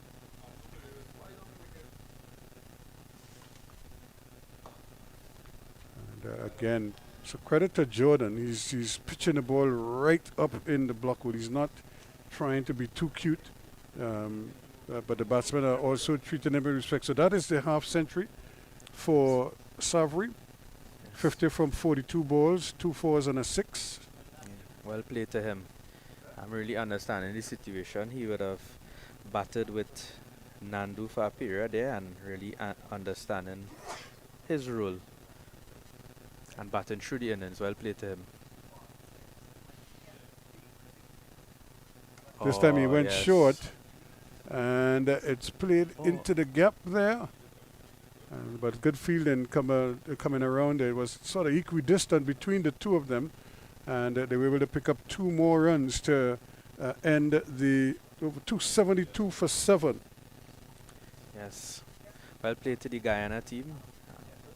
I think around 270, 280 is what I was thinking that they were going to get, and I think they would think that's an excellent effort here on this pitch, and they would be looking at defending the score. But we know the CCC batsmen, they have For some experience. 271 for 7. So the CCC batsman, Kieran Powell, would definitely be looking at getting a good start here and having used these conditions here to his advantage, and even Shama Brooks. So 2 of those guys were guys that I played with at the West Indies youth level, and it's nice to see them here also competing for the CCC at the Super 50 regional tournament. Well, it certainly is. So 271 for 7 it is. Congratulations also to Mikael Govaya, 4 for 42 from his 9 overs. And Abidal Mansingh also had 2 for 45 from his 9. And Jordan finally got a wicket, but he was under serious strain throughout this innings. But 271 for 7, I think, is how they will go with it. I just want to see the bowling figures to see how they go. Jordan had 0 for 50, 4 for 42 to Govaya, 0 for 46 to Goodrich, Graves 0 for 59, Mansingh 2 for 45, and Prasad had 0 for 21 from his 4 overs. So that is the story here. The players will get a little bit of a reprieve, and when we come back, we will see how the CCC chase the 272 they require for a victory.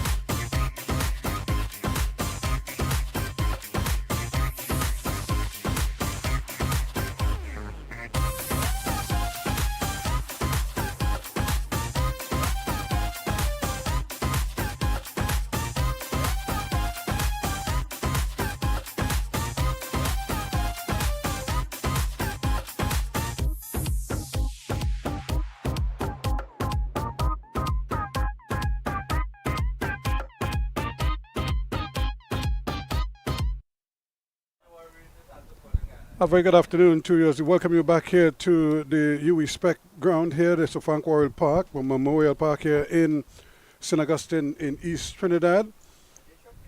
We're getting ready for the reply by the CCC. They need 272 to win, and that's after the Guyana Harpy Eagles posted a solid 271 for 7, with Nandu getting 116, Imlak 51, and Savri an unbeaten 52. So certainly a bold innings for Guyana. And remember, as I welcome Tony Gray here, Tigre, they had a good score, another score in excess of 250, in fact 274, I think it was, in their first game, and they lost. Kudos to the Windward Islands for that amazing comeback. But here, they must be thinking that they have to correct that and they cannot afford another scenario like that.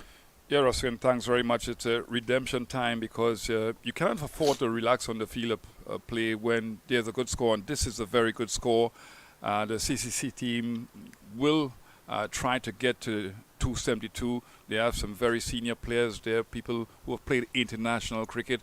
But the Harpy Eagles will try their very best to get early wickets, but they will have to be consistent and they cannot be complacent at all. So this is an intriguing contest. And it's going to be Niall Smith who is going to start off proceedings with the ball for the Guyana Harpy Eagles. He picked up some early wickets in that game, and he must be probably the most stunned of all to know that they let the Windward Islands off the hook in that game after such a brilliant start with the ball. But here he goes now. And that one didn't really carry it, actually skipped off the grass before getting to the wicket keeper. And the big figure there of Kieran Powell. Yeah, he didn't score anything to talk about in the first game a couple of days ago against the Red Force team. He, with his experience, knows that he has to bat long into the innings and try to really get a good score for his team. He's a senior player, he and Brooks, and he has to show that seniority by being a good example with the bat. Remember we were talking, I was asking you this morning if you followed baseball, and Kieran Powell actually tried his hand at baseball at one time. And immediately he's off the mark. You might have, thought about a second run rather, but he decided against it. And happy with one. But that's something we saw with the Guyana Harpy Eagles. They ran that first run very quickly, aggressively, and put pressure on the fielders. Yeah, it's such an integral part of batting these days, especially with the advent of the T20 game. And it's always been very important, and the West Indian batsmen of the 70s and the 80s, they seem to have been very good at running between the wickets. And, we want to see that being improved, but the Guyanese team really batted well by running hard between the wickets. They put some real pressure on the fielders, and sometimes there were mistakes. So excellent display of running between the wickets by Guyana Harpy Eagles. And you want that to be shown by the CCC team. Let's see what Smith has up his sleeve here now to bowl to Kamil Puran.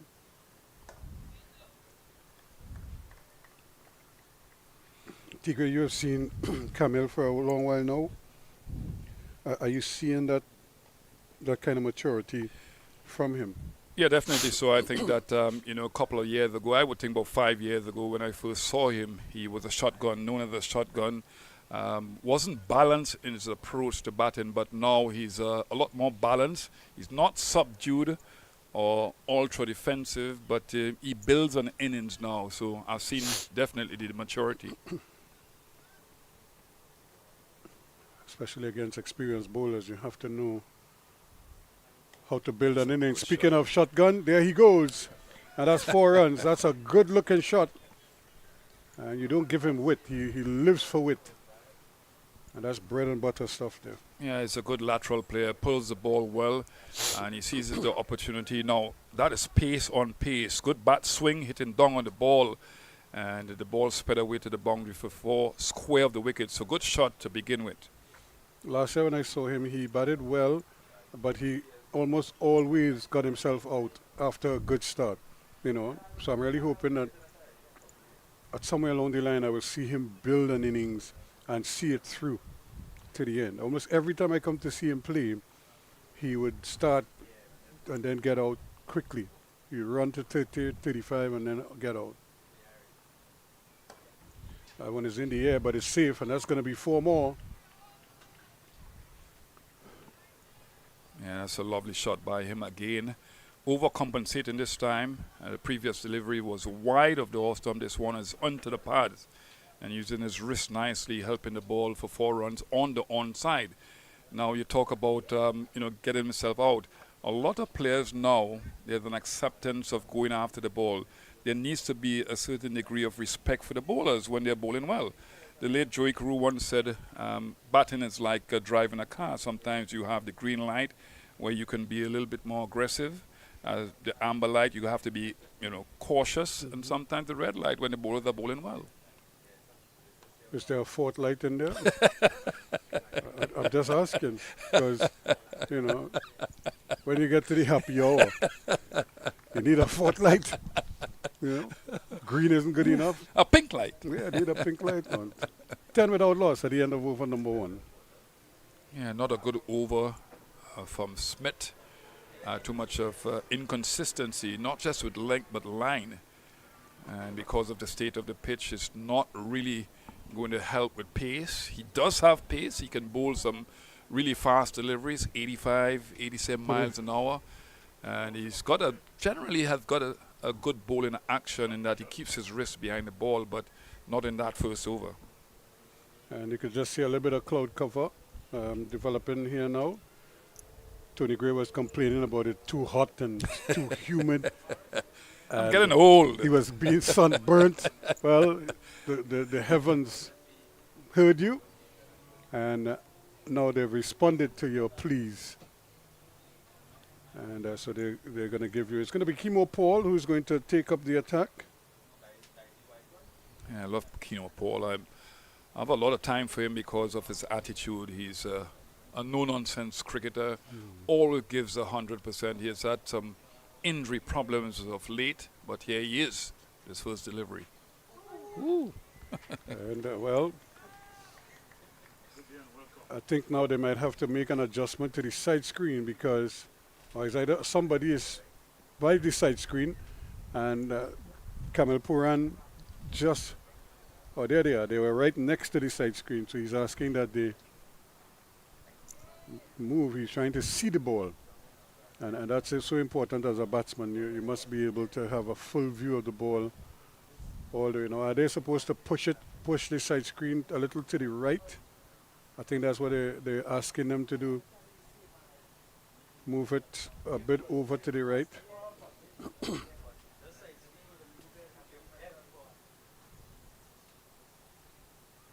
It's a lot of work for the guys who are manning the side screen because you have a left-arm, right-arm combination at the wicket, and you have to make the batsman feel comfortable.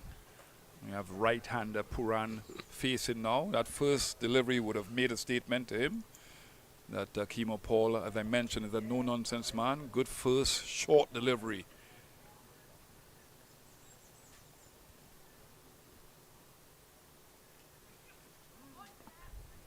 And that's a wide, good pace, good carry,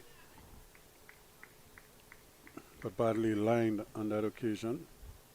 Yeah, the thing I think about Kemo Paul is that he tries too many things. I mean, when he plays 4-day cricket, because of the nature of the format, he's a lot more disciplined. But in the T20 and sometimes in the one days, he tries too many things.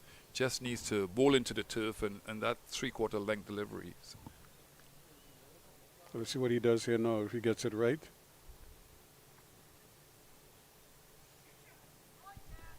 Nice fluid approach to the wicket. And again, good carry once again. It's a nice hard new ball, so it will zip off the wicket a little bit. Yeah, and the thing about the new ball, Ruskin, it swings for about 6 overs at most, and then it gets softer.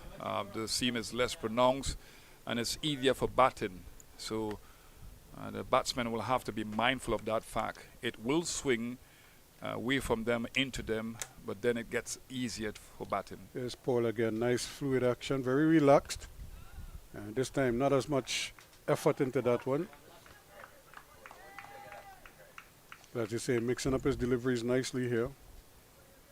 He's a fantastic cricketer. Sadly enough, he has not played for the West Indies team within recent times.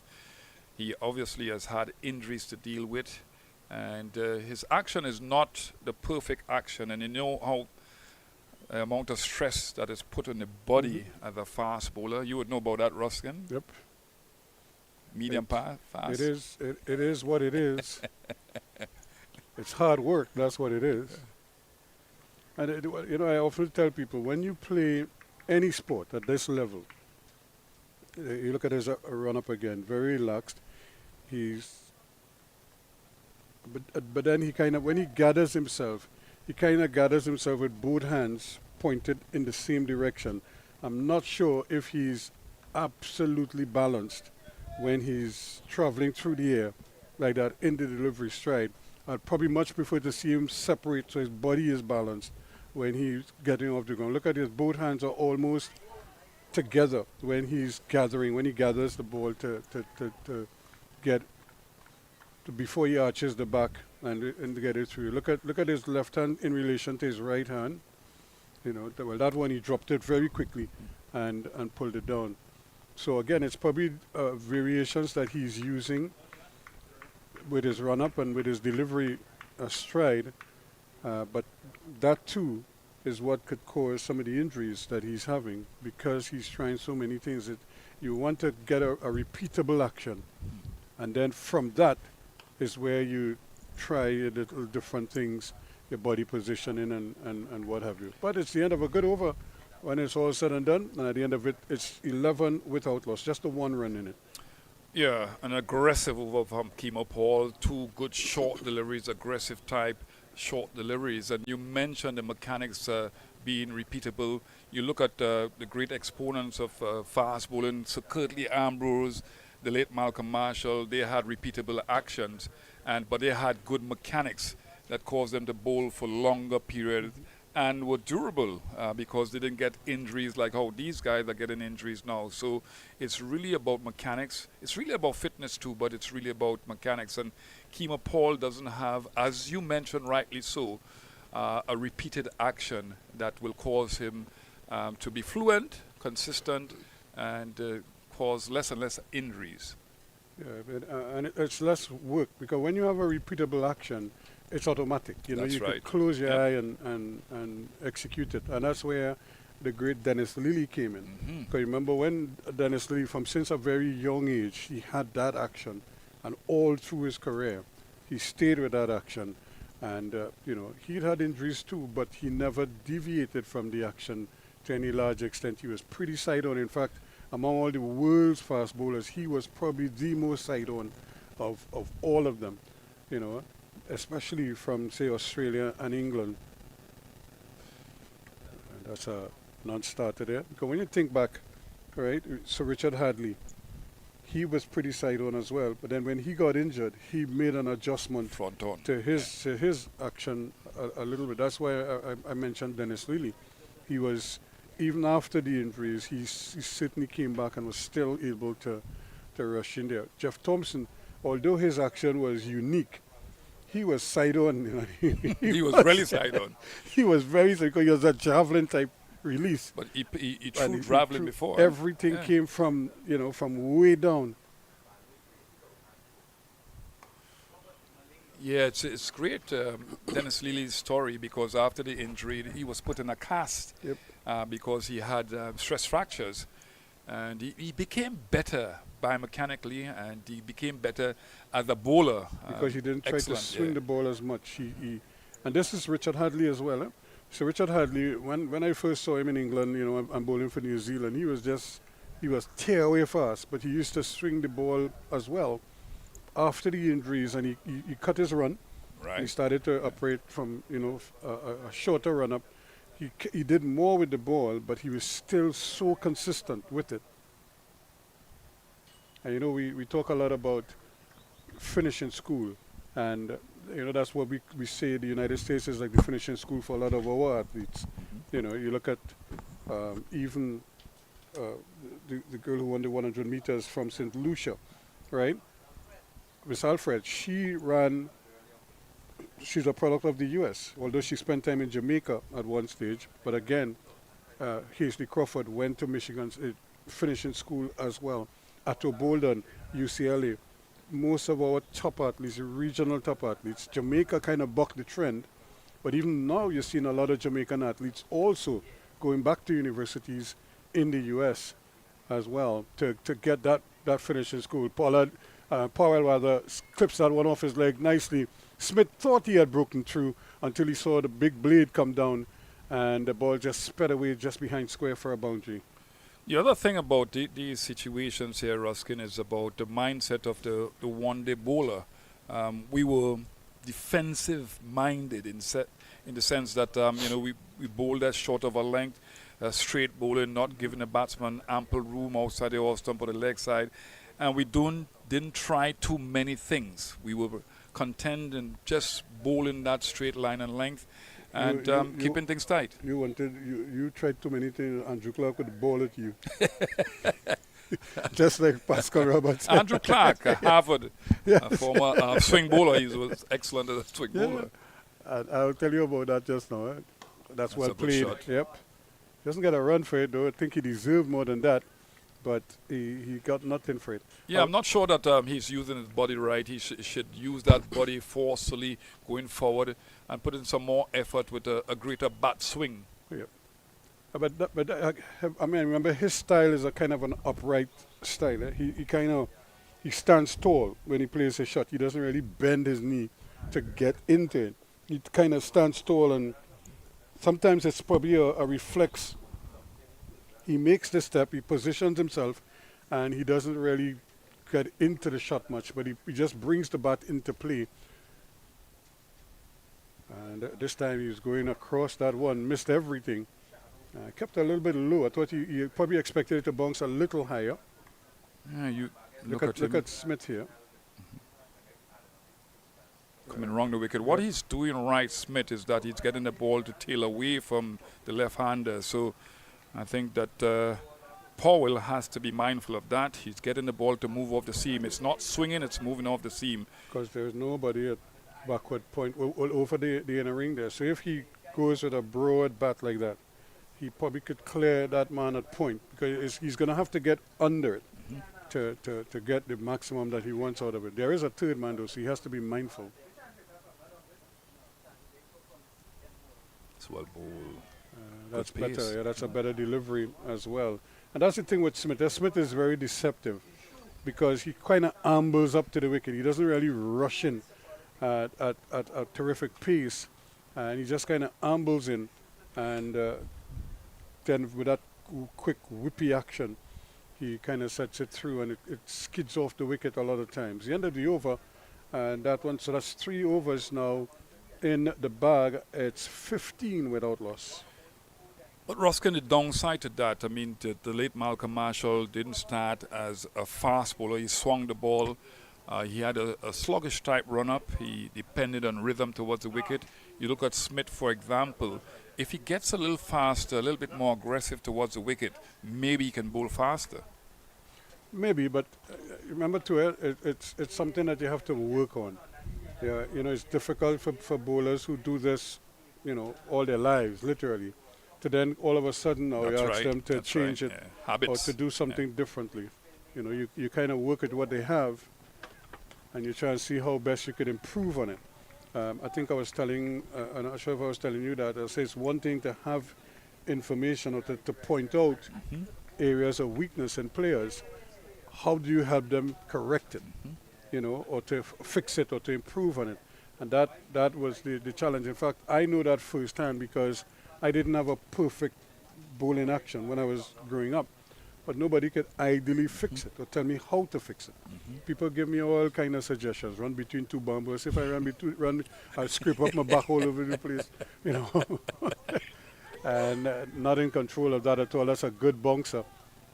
And you could see Puran just swiping at it, nowhere near where he needed to be. Well, I like this because it's a mind game. He's not afraid to bowl those short balls. He's bowled it quite well. The accuracy is there, and it's just playing in the mind of Puran. Now, Puran can lift it over that slip area, the uppercut shots, but he's trying to pull the ball at the same time. He's trying to get away from the short ball. You cannot be doubtful here now. You have to have a clear mindset of what you want to do. That's better from Puran. Well fielded again from Kimo Paul in his follow through. So good cricket all round, a good shot, a good delivery, and good bit of feel into his own bowling from Kimo Paul. Just think that if he gets things right with his fitness, he's going to be an asset for any West Indies team. And with his consistent bowling, we know that he can bat. He's a brilliant fielder. You know, he's never given up, never said die attitude. That really good, unremitting spirit.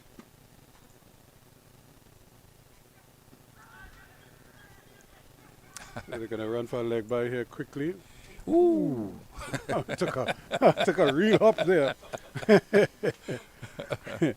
Almost took his head off there. But luckily, Savri kept his eyes on it. What I like about this scenario, Ruskin, is that Kimo Paul has bowled, 3 short balls to Puran. And that ball just now, he was sort of perturbed. He was not sure about if he wanted to work it through the onside because he's thinking about a 4th short ball. So he's playing the mind games, Kimo Paul, with the young Puran.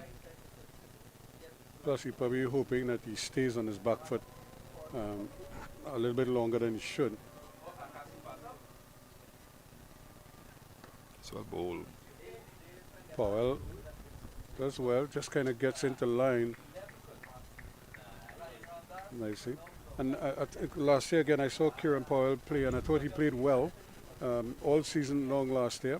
But again, he is a notoriously slow, or I shouldn't say slow starter, but he's like a shaky starter. You know, if you're gonna get him out early, but if he settles, then you could start to see the quality in him. But early on, he's a little bit uncertain. Yeah, I tend to agree with you because the energy levels are low at the start of his innings. I think that when you saw him on the 90 level, he with a shotgun, similar to Chris Gayle. In fact, he says that Chris Gayle is his idol. Wow. Oh, well bowled again. And like I said, this is the time where you really want to zero in on him. 60 without loss, a maiden over from Kimo Paul. There was just the one leg by, rather. So 16 without loss at the end of over number 4. Yeah, it's brilliant bowling, really. Targeting the stumps, targeting sometimes a batsman's head. And that last delivery, excellent delivery they talk about, the targeting off stump. That ball moved off the seam. So again, you look at Powell, he's sluggish. As an opening batsman, you need to be moving faster. That back foot movement, that initial back foot movement, just to get into momentum too.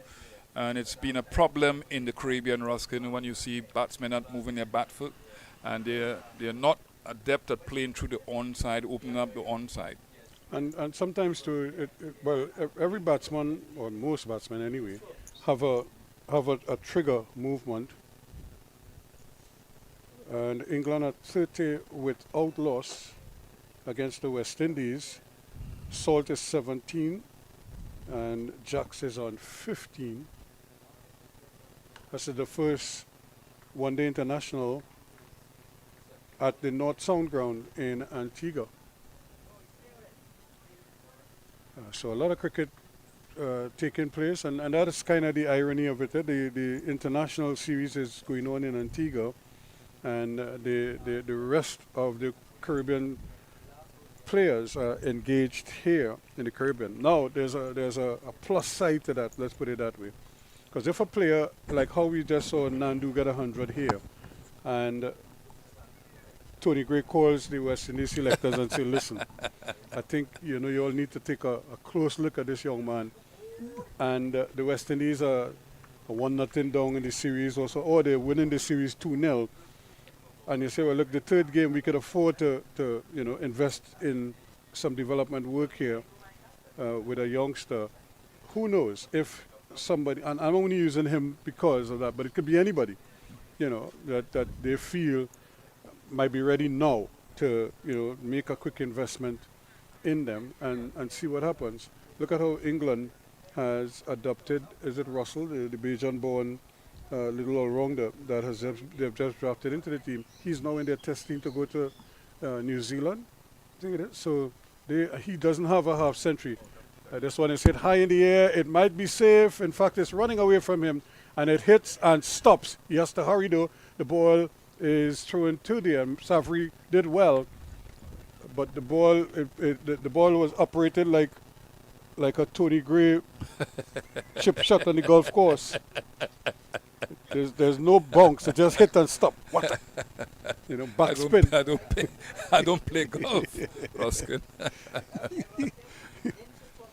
Yeah, it doesn't move. It does stop. Stop. What's that? Very precise. I know the ball dropped. We almost didn't see it. And Puran he's swinging at deliveries that he cannot hit, in essence. And when I say he could hit it, but he cannot control the hit. That's the problem there, because the height of those deliveries, look at where he's swinging the bat. He's way under the ball, so he could only either get a top edge or hit the upper portion of the bat. So that ball is just going up in the air, and it's getting even worse, folks. Look at how much heavier, and these clouds seem to be circling the UV spec. Really dark Now, clouds. normally where these clouds are positioned, it shouldn't affect the ground. It should blow away and go. But this is 2024, strange things happen. Well, as you said at Ruskin, I watched the game yesterday at Brian Lara Cricket Academy, and the rain came from the southern part of the ground. This I'm telling you, strange things have happened. And here he goes again, firing at a ball that is difficult for him to hit from there. He is probably better off just leaving that alone and not even bothering with it.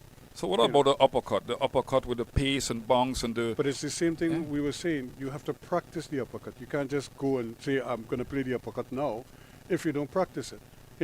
Now I would think that in all his net sessions or whatever, that is part of it. Look at the ground staff getting themselves at the ready here, should in case the rain comes. And kudos to them. They have really done a fantastic job getting us to this point. Hopefully they can do some more. And that's cracked away beautifully. May not get to the boundary. Oh, yes, it will. It has more than enough to take it there. That's a great shot. What a response from Camille Puran. And Niall Smith just puts his hands on his hips and say, what just happened there? 4 runs, 22 without loss after 5. Yeah, they talked about forcing shot off the back foot. That was an excellent forcing shot off the back foot using the pace. Normally, batsmen will wait on that type delivery a little bit more, split second more. But pace on pace meant that the ball went to the boundary. Excellent shot. And you talk about those short deliveries. It's a tactical ploy against Puran to use the short deliveries. Kemo Paul has bowled those short deliveries. Smith has bowled those short deliveries against Puran. So he's got to learn to play that uppercut over slip. And this is why when you go to the nets, you work on specifics. And if that is one of the areas that he has to work on, it's something that he should be working on every day. From the time he goes into the nets, he knows that this is the uppercut. If it's the reverse sweep, if it's the dill scoop, whatever it is, that you practice specific things. Now we see men practicing 6 hitting as if it's just a normal part of the game. Yeah. Because it is a normal part of the game now. And, so because sometimes you go to a practice session, you see Pollard hitting the ball out of the ground. You swear it's like baseball practice. The ball is just sailing out of the ground.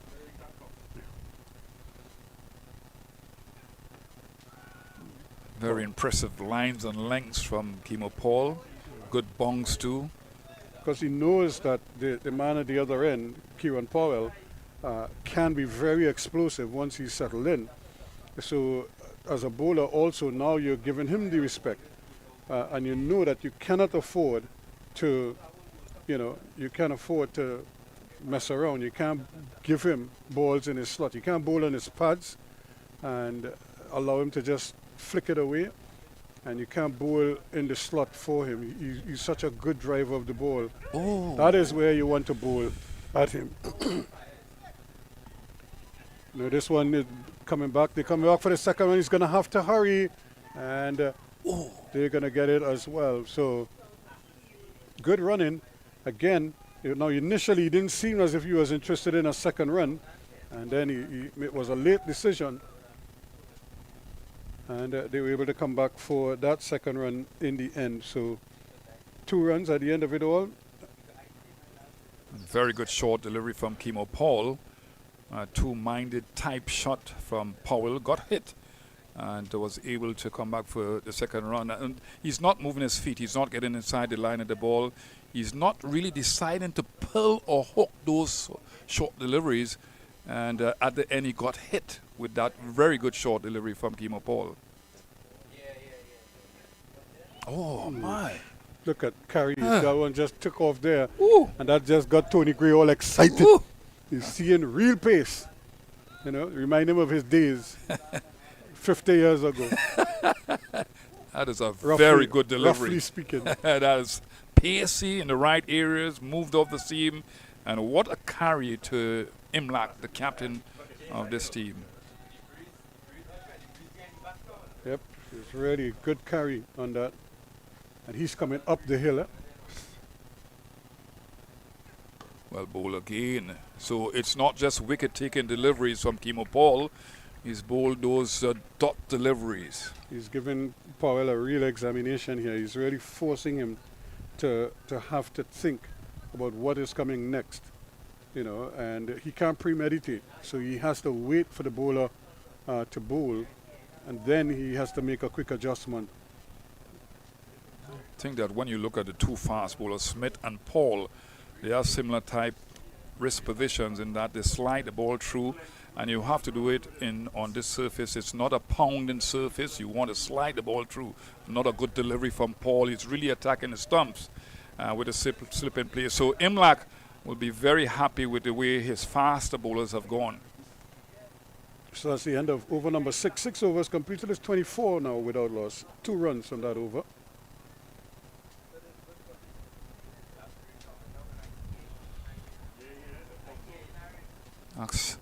Assess the weather patterns here now. It's a strong breeze coming from the east.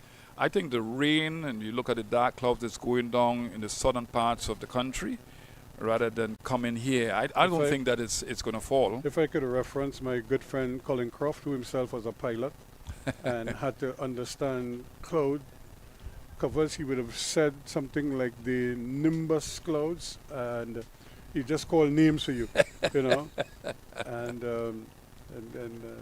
But you're right. The tradition is it would blow away.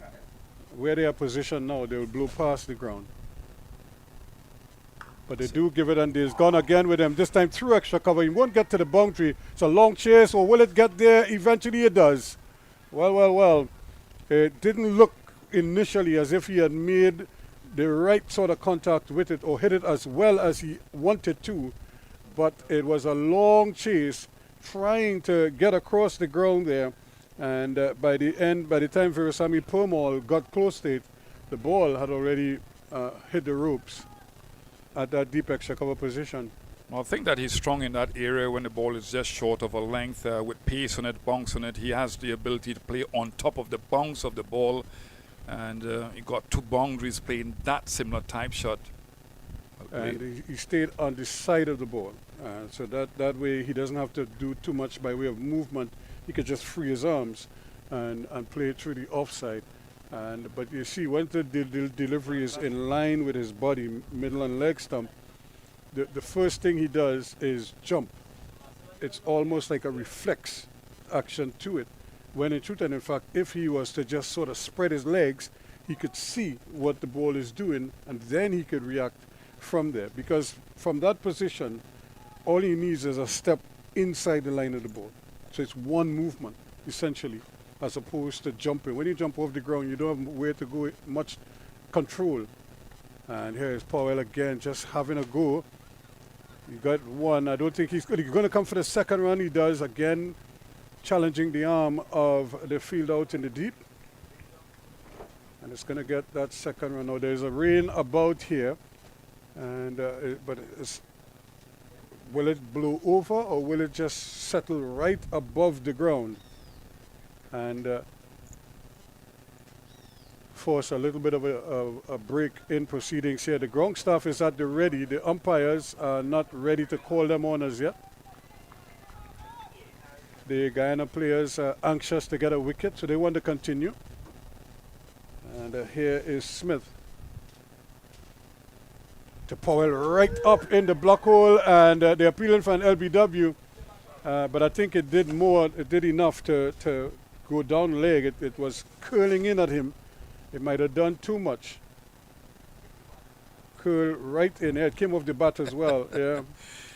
Yeah, but it's a brilliant delivery to bowl at Powell. You mentioned that he stands up and bowls the bats the bat. Well, he's in a batting position and he's a little bit sluggish. He doesn't have the energy levels. He's been there for a while, 6.4 overs, and he's still moving a little bit lethargic. So it's a very good, surprising Yorker to bowl that leg stump Yorker. He did well to come down on it, but excellent, fast delivery from Smith.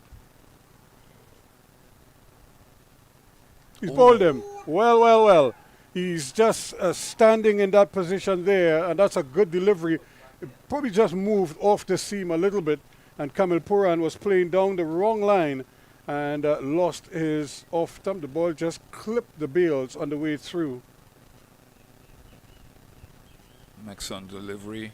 I don't think that he picked up the original line of the ball. He didn't move towards the original line. He was square on. Yep. And the thing about it is that because of the short deliveries that he has gotten from both Smith and the Kemo Paul, I don't think that he was too sure, too brave about facing these two. So not a good shot, and really and truly he has to be disappointed with that dismissal, because he played some excellent shots, two wonderful forcing shots off the back foot through the cover area, but to no avail. He's not there again. And certainly, I didn't see what his total was. I'll double check on 20 exactly, you mean? So I'll help you, Ruskin. I'll help you. yeah, that's what you're there for. So he goes for 20. It's 32 for 1. 20 from 23 balls with 4 fours. So what does that tell you, Tigre? He faced 20 balls. He hit 4 fours. He had 16 dot balls. Yeah. In there. He was not looking for the singles. Right, You said, yeah. Okay. Well, he should have had a single in there, because he did jump and ride a ball down to third man. Yeah. And actually that was the ball before when he came off strike. So they may have to double check that, because but anyway, the thing about it is that he seemed positioned to the side of the ball, not behind the line of the ball. And unfortunately, the rain interruption is here with us. 32 for 1 it is, 6.5 overs. I think to lose a wicket just before the rain break is not on at all. And wasn't a good shot, but sad to see the covers being brought on here now. The conditions have been good. It's not going to take long, in my opinion, because normally the rain will come from the east, but that's going down to the south, so the clouds are there. But I don't think it's going to take long. I think that it's going to be a short interruption. Yeah, we're hoping that it's a short interruption, because the game is nicely poised right now. You know, I'm sure the Guyanese will want to stay out there and hammer away and pick up as many wickets as they possibly can. And now it has become so windy as well. The ground staff is having problems getting the tarpaulins on properly because the wind has picked up significantly, and which is not too bad, because it means that the winds could blow the heavy clouds away. I think that the ground staff has done a tremendous job here at Spec UE. Well, today Always it's seem like to be 6.5 very, overs. Efficient. You look at the ground staff in Sri Lanka during the course of the Windies series, they were excellent. A lot of staff members. Yeah, big group. You know, and but I suppose at some point in time somebody's going to have to invent a cricket cover that can be copied around the world, and be very efficient, easy to put on, easy to come off, but does the job. I've seen so many variations. You played in England for a long while. We used to see the big covers with they look like like a cocoa house, because they had the hoses on the side that when they catch the water, they catch the rain, and then they will just exhaust the hoses. The first time I played at Warwickshire, and it was on the first game I played for Surrey Cricket Club, and they had this electrical roller that covered the whole ground. It took a while to come on, but you talk about that type of variety, and somebody has to invent something, because it's a part of the game that we don't really like. Yep. We are competing. Cricket is competing with the other sports, and you try to limit these types of intervention. Especially when you have new audiences now, because take for example what transpired with the T20 World Cup. The American population kind of woke up to cricket. We saw the games where the USA played. We had good crowds. They had really good crowds, and that wasn't USA West Indies or USA Australia. This might have been the USA playing another, Canada. But they had good crowds. Texas, is now becoming a hotbed for cricket. To some degree, New York has always had a lot of cricket. So that is the one thing the Americans will frustrate them, is if they come to a game, 22 fit men, sun shining, and you can't play cricket. They would be thinking, if this was basketball, we go indoors, we play whole day.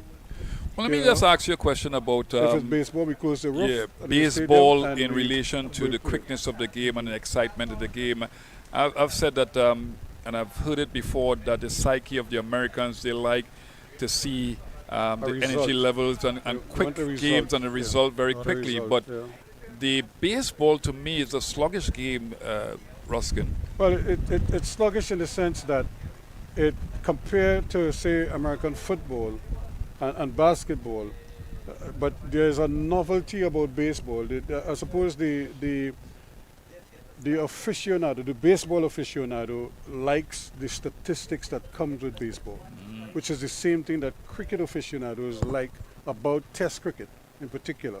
They're not too fancy about the white ball stuff, but the red ball cricket, the cricket aficionados are, they will die for that. They'll go long miles. They'll spend a lot of money to go and see their favorite cricketer play a test match, or their favorite team play in a test match. Is it a history that has been passed on generation to generation? Well, it has, but I think now what we find happening is that there might be a generation gap with the cricket. But the good thing is that the T20 format is filling that void. Now, that doesn't mean that people who watch T20 cricket are going to go and watch Test cricket. The same level of excitement, the music, the dancing, the giveaways, and that is not, you're not going to find that in a Test match. I mean, you could try it, but it may not sustain, and it will just be a gimmick to try to get crowds to come to the game. But essentially, to me, what has to help in that part of the game is to do a better job of teaching and exposing cricket to school children, so that their curiosity is piqued. Their knowledge base is better, because they now understand who Brian Lara is, who Viv Richards is, who Tony Gray is, and so now that they do that, and then you use those same people to interact with them. Now they're in seventh heaven, because it's almost like if they get into to meet their heroes now. They get into meet and interact with their cricketing heroes. And until we find a way to balance that, because if you look at the IPL and CPL models, left up to them, that's the only show in town. You follow? Yeah. If they have their way, they will market that till the cows come home. So the ICC, Cricket West Indies, Cricket Australia, the ECB, they now have to figure out how they could sort of piggyback on that. They can't sort of duplicate it, because it's a whole different That's right. scenario, and it's a different audience that they might be appealing to. to a large extent. So you need a little bit of sort of cross-pollination. You need some people who grew up on T20 cricket to find an appreciation for Test cricket. One of the ways you can do that, and this might sound stupid, and I think we missed the boat with that here in the Caribbean recently, is we never saw the value in taking a Kieron Pollard and putting him in the Test arena and allowing him to show that it is possible to love T20 cricket, but you could also play Test cricket to some degree. Well, England are 46 for 2 now after 11 over. Yeah, that's an excellent point because, I coached Pollard, and in the first game that he played at first class level here in the Caribbean, for the cricket, made a century against Barbados in Barbados, and then subsequently to that he made a century here in Trinidad. I think it was at the National Cricket Centre against Windward Island. So he had that ability to play Test match cricket. What we have done wrong is that we have not used players in the right way who have that type of ability, because there's the misconception. The only way you would know is when you put them in the arena. Right, but there's a misconception too that they cannot play Test match cricket. Obviously, you have to do the research because Gary Sober started as a bowler, primarily as a bowler in Test match cricket at 17 years old. That was in Pakistan. And he started not as a seam bowler, but as a spin bowler. That was in Jamaica. That was in Jamaica. The spin bowler batting at 9. And then 4 years after, he's making his first century back in 1958. So my point is that these guys, we have a lot of talent, as we've seen today. Nando showed us that. We have a lot of talent in the Caribbean. We just need to know how to manage our players properly so that they can play in any format of the game. Yeah, no, you're right. And I only use Kieron Pollard not because he's the only one. What do we do about Nicholas Pooran? You know, now listen, I am not an autocrat or anything like that, but it must occur to somebody, either in the West Indies Cricket Board or either among the selectors or something, that they have to bite the bullet and sit down with Nicholas Pooran and see if they could somehow convince him that he has a role to play in West Indies Test cricket, you know, and see if they could get him, and there may be one or two others who they can really look at and say, we are going to invest a little time in you in terms of the Test cricket arena. Now, I don't know what the dynamic is in terms of Pooran's head, in terms of whether he wants to spend 5 days out in the field when he could, you know, face 5 or 6 overs and, you know, make a quick fire 50 and you know, move on. I'm not even worried about the money. It's just the mindset, you know, because once you get into that space, you don't want to get out of it, you know, because everything kind of, your body programs and everybody gets programmed. My thing about developing cricketers and understanding what is required at certain stages of their lives. For example, we talk about Pollard, we talk about Pooran now. Pooran, to me, because he's played an influx of T20 cricket, and you talk about the body has become accustomed. He's become accustomed to going for 5 overs, 6 overs, hard for 5 10 overs. 10 overs, and not settling long and batting for long. How do we help him to make that transition from T20 to Test match cricket? But here's the catch in that argument, and I agree with you to some degree. David Warner. David Warner, when he started, he was Mr. Gunshot, right? He was he was essentially a T20 specialist batsman, right, who scored a lot of runs as a T20 cricketer. The Australians say if you could make runs in T20 cricket, you could make runs in Sheffield Shield cricket, there is a correlation that you could possibly make runs at any level. So check his record at all 3 formats of the game. All right, let me come in here. Let me come in here, Ruskin. David Warner is an unusual situation because he did not play a lot of club cricket in Australia before, but they were looking for somebody like Adam Gilchrist to replace Adam Gilchrist with the way that he used to approach the batting. So he didn't play a lot of T20 cricket, and he went on to play 50-over cricket, one-day internationals, and then he played Test match cricket. So the point I'm trying to make with somebody like Pooran, for example, or say Pollard when he was playing international cricket, would it be easier if those guys were playing some T20, some Test match cricket, some 4-day cricket to make the transition? My concern is that can they now, with an influx of T20 cricket that have played over the years and missing that stage of development, can they now make the transition to Test match cricket? Well, they could, and the reason why I'm saying they could is,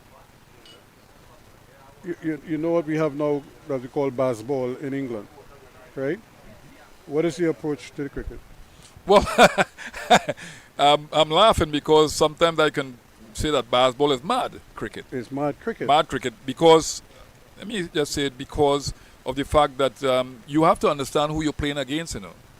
If you're playing against India in India on no turning tracks, and you're still approaching the game aggressively, that it didn't make sense. So what has been the method or the success of Australia? Australia play cricket hard all the time. Right.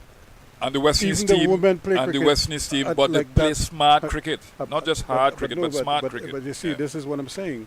It's up to the individual to understand what they can or can't do in certain situations. But if either you, for example, your coach tells you after the first 10 overs, I need you we must have 80 runs on the board in a test match, right? Now, when you bat, then you're thinking, how do you get 80 runs, with fast bowlers flying all over the place? The key to that is, most times they have 3 and 4 slips, so they have gaps all over the field, right? Your role is to find those gaps, right? And force the bowler now to make adjustments to try to counter what you're doing. And when they do that, you find those slips will go away. You'll find they'll start putting players all over. I'll give you a joke one time to illustrate what I'm talking about. I'm not sure, I'm not sure if you were in Barbados to that game, Trinidad Barbados, in Barbados. It was like a carnival week and stuff like that. And Richard Gabriel took a turn in Malcolm Marshall. It was 4 West Indian fast bowlers. Back then Barbados had like about 6 or 8. And the pitch was green like the outfield. And Gaby decided, look, this is a lottery here. I am going after them. Just going. And he was just hitting everything. Now, Gaby could bat, because Gabriel had one of the best techniques for fast bowling. That's right. You see, Gabriel wasn't much taller than Kamil Puran, but what Gabriel had was a solid technique to play fast bowling, right? He would get behind the line of the ball. He could cut, he could pull, he could drive, right? So, armed with that, he was just saying the names didn't matter. It was just the ball. Once you deliver the ball, he was going. He was hitting the ball along by the wharf. He was hitting it so hard and so far. Think about this. Malcolm Marshall bowling the second over of a spell with a brand new ball, and he had 1 slip. Because everybody else on the boundary. And Gaby just go. That's an explosion of runs. All over the place. That was the debut for your good friend Miller. Kenrick Miller, who recently died. Yeah. Miller played in that. That was Miller's debut. Yeah. He played on Sylvester Clark bowled in that game. Yeah. He got to 20-something, 24? I think he got his finger, he broke his finger. Yeah. He got others after he put 1 square drive on Sylvester Clark, because after Gaby beating the pants off of them at the other end, Miller started. And he said, no, that can't be right, man. And but I'm just saying this, that if you have a batsman who has a good technique, and they prepared to be a little patient, and they could still take their chances and do what they do in the T20 format, because sometimes there's a risk they're taking but in is any it format. also important that the coach knows his players and knows what kind of verbal cues to give his players? Well, let me bring you back to something else. Folks, we're just talking here because it looks like we're going to have a fairly lengthy delay, and that's because it's become increasingly overcast right around the ground at the moment. So we just want to be... Change the shot. Do you have another shot?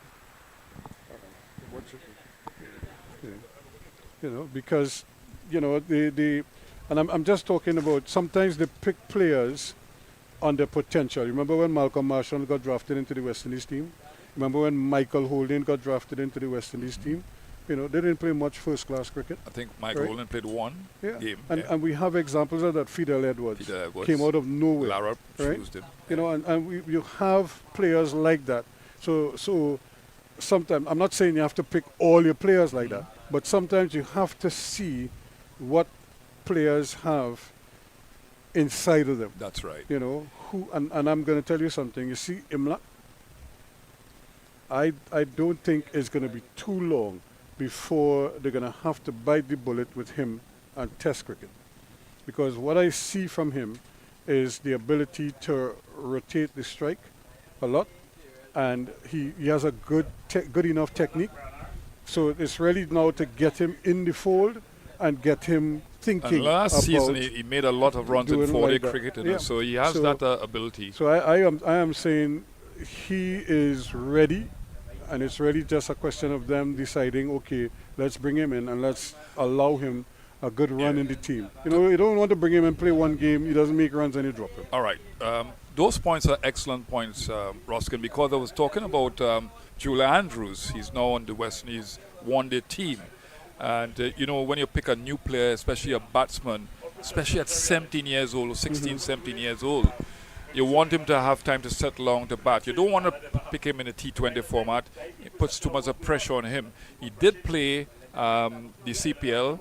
He played 1 or 2 games. Did well. He got a 50 in his first game. Yeah, so my point is you have to know the player. The point that you're making is that you have to know what is internally, not just externally, because eye candy is something that captures everybody. We want to see that fluency that he has, that maturity that he has, but you have to be around the player to understand if they're mentally and psychologically ready for that level of the game. And who, like when it was, Gordon and I was just talking this morning, we were talking about doing the football camps in the U.S. and at Duke University, and I was explaining to him how we did each day.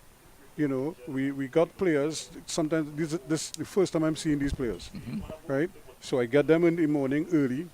We do one session. After breakfast, we do one session. Now we have team meetings, like the coaches have their meetings. We have breakfast. I have my group of players. We go to the field assigned to, and we do the work. I have the ideas, the coaches lay out, the technical coach will lay out what he wants each coach to do for that morning session. We do that in the morning session.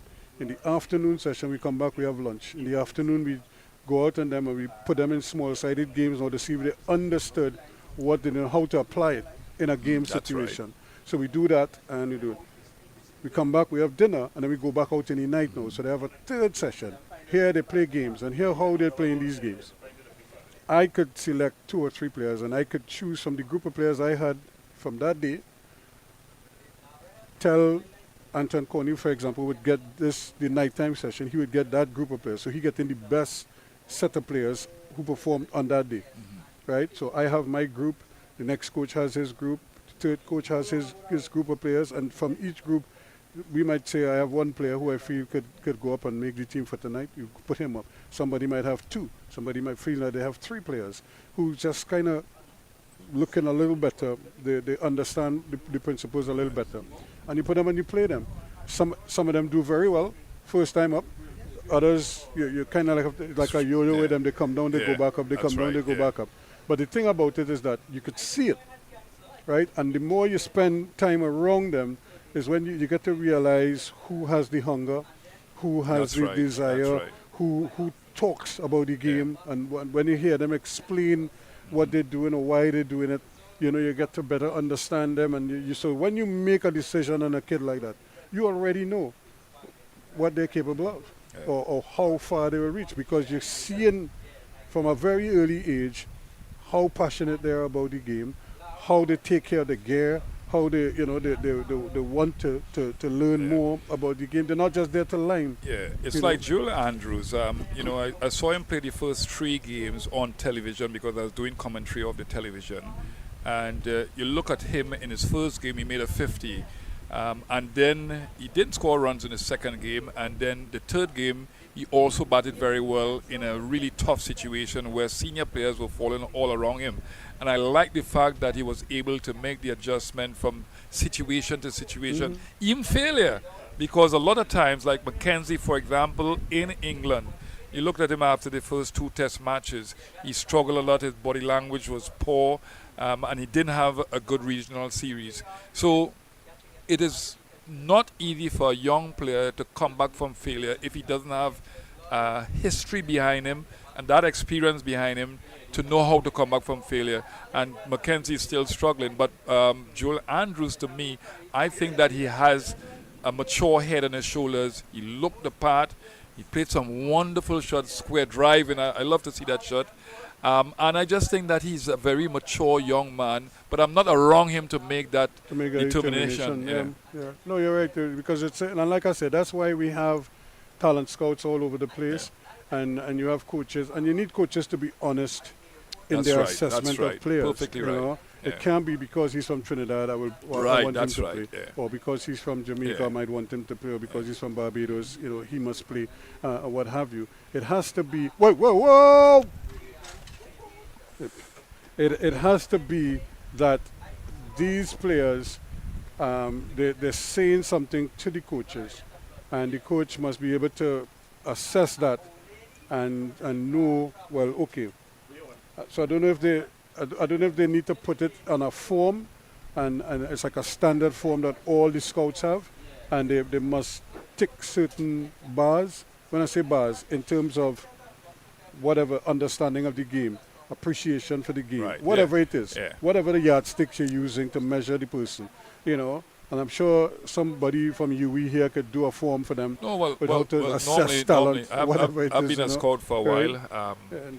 I've done a Boy Scout or a Cub Scout? I've done it sometimes, and you have a form where you can write down some notes on the player. But I think because of the system that we have now of selecting players, the scouts, the importance of the scouts is magnified, because they are the ones that see the players first of all, and they are the ones that have to make an initial assessment of players. And you're right, Ruskin, in that it cannot be about the technique alone. It has to be you have to come early to watch the game, how they warm up and that sort of thing, how they coordinate with each other. It's an intricate situation being a scout, because you have to understand what happens with young players and the development process. And what scouts are charged with is to almost see the future, Right, see into the future. If that's an excellent. You're making some excellent points, Ruskin. You have been proven a lot over the years. What I say is like Peter putting the pieces of a puzzle together, right? You have to look into the future, all right? If you get a little bit more stronger, the player gets a little bit more physically stronger. What he's going to look like. What he's going to look like 2 years from now. Right. If we put him in a special program, what he's going to look like. He could be something special in the future. So that's an excellent point. Yeah, it's what is happening. And like I say, that is, and that's why I made the point, they have to be honest in their assessment of players. Because you can have a player who have brilliant technique, but what less at hell? Don't care if he gets out or not. It doesn't matter to him. It doesn't faze him in the least, and whatever. While that might be good to some extent, failure has a way of playing on your psyche, So if he fails once and it's no big thing, you like that because you're coming back the next game and do something even more emboldened. But if he continues to fail, it's either is a problem with his technique or it's a problem with his temperament.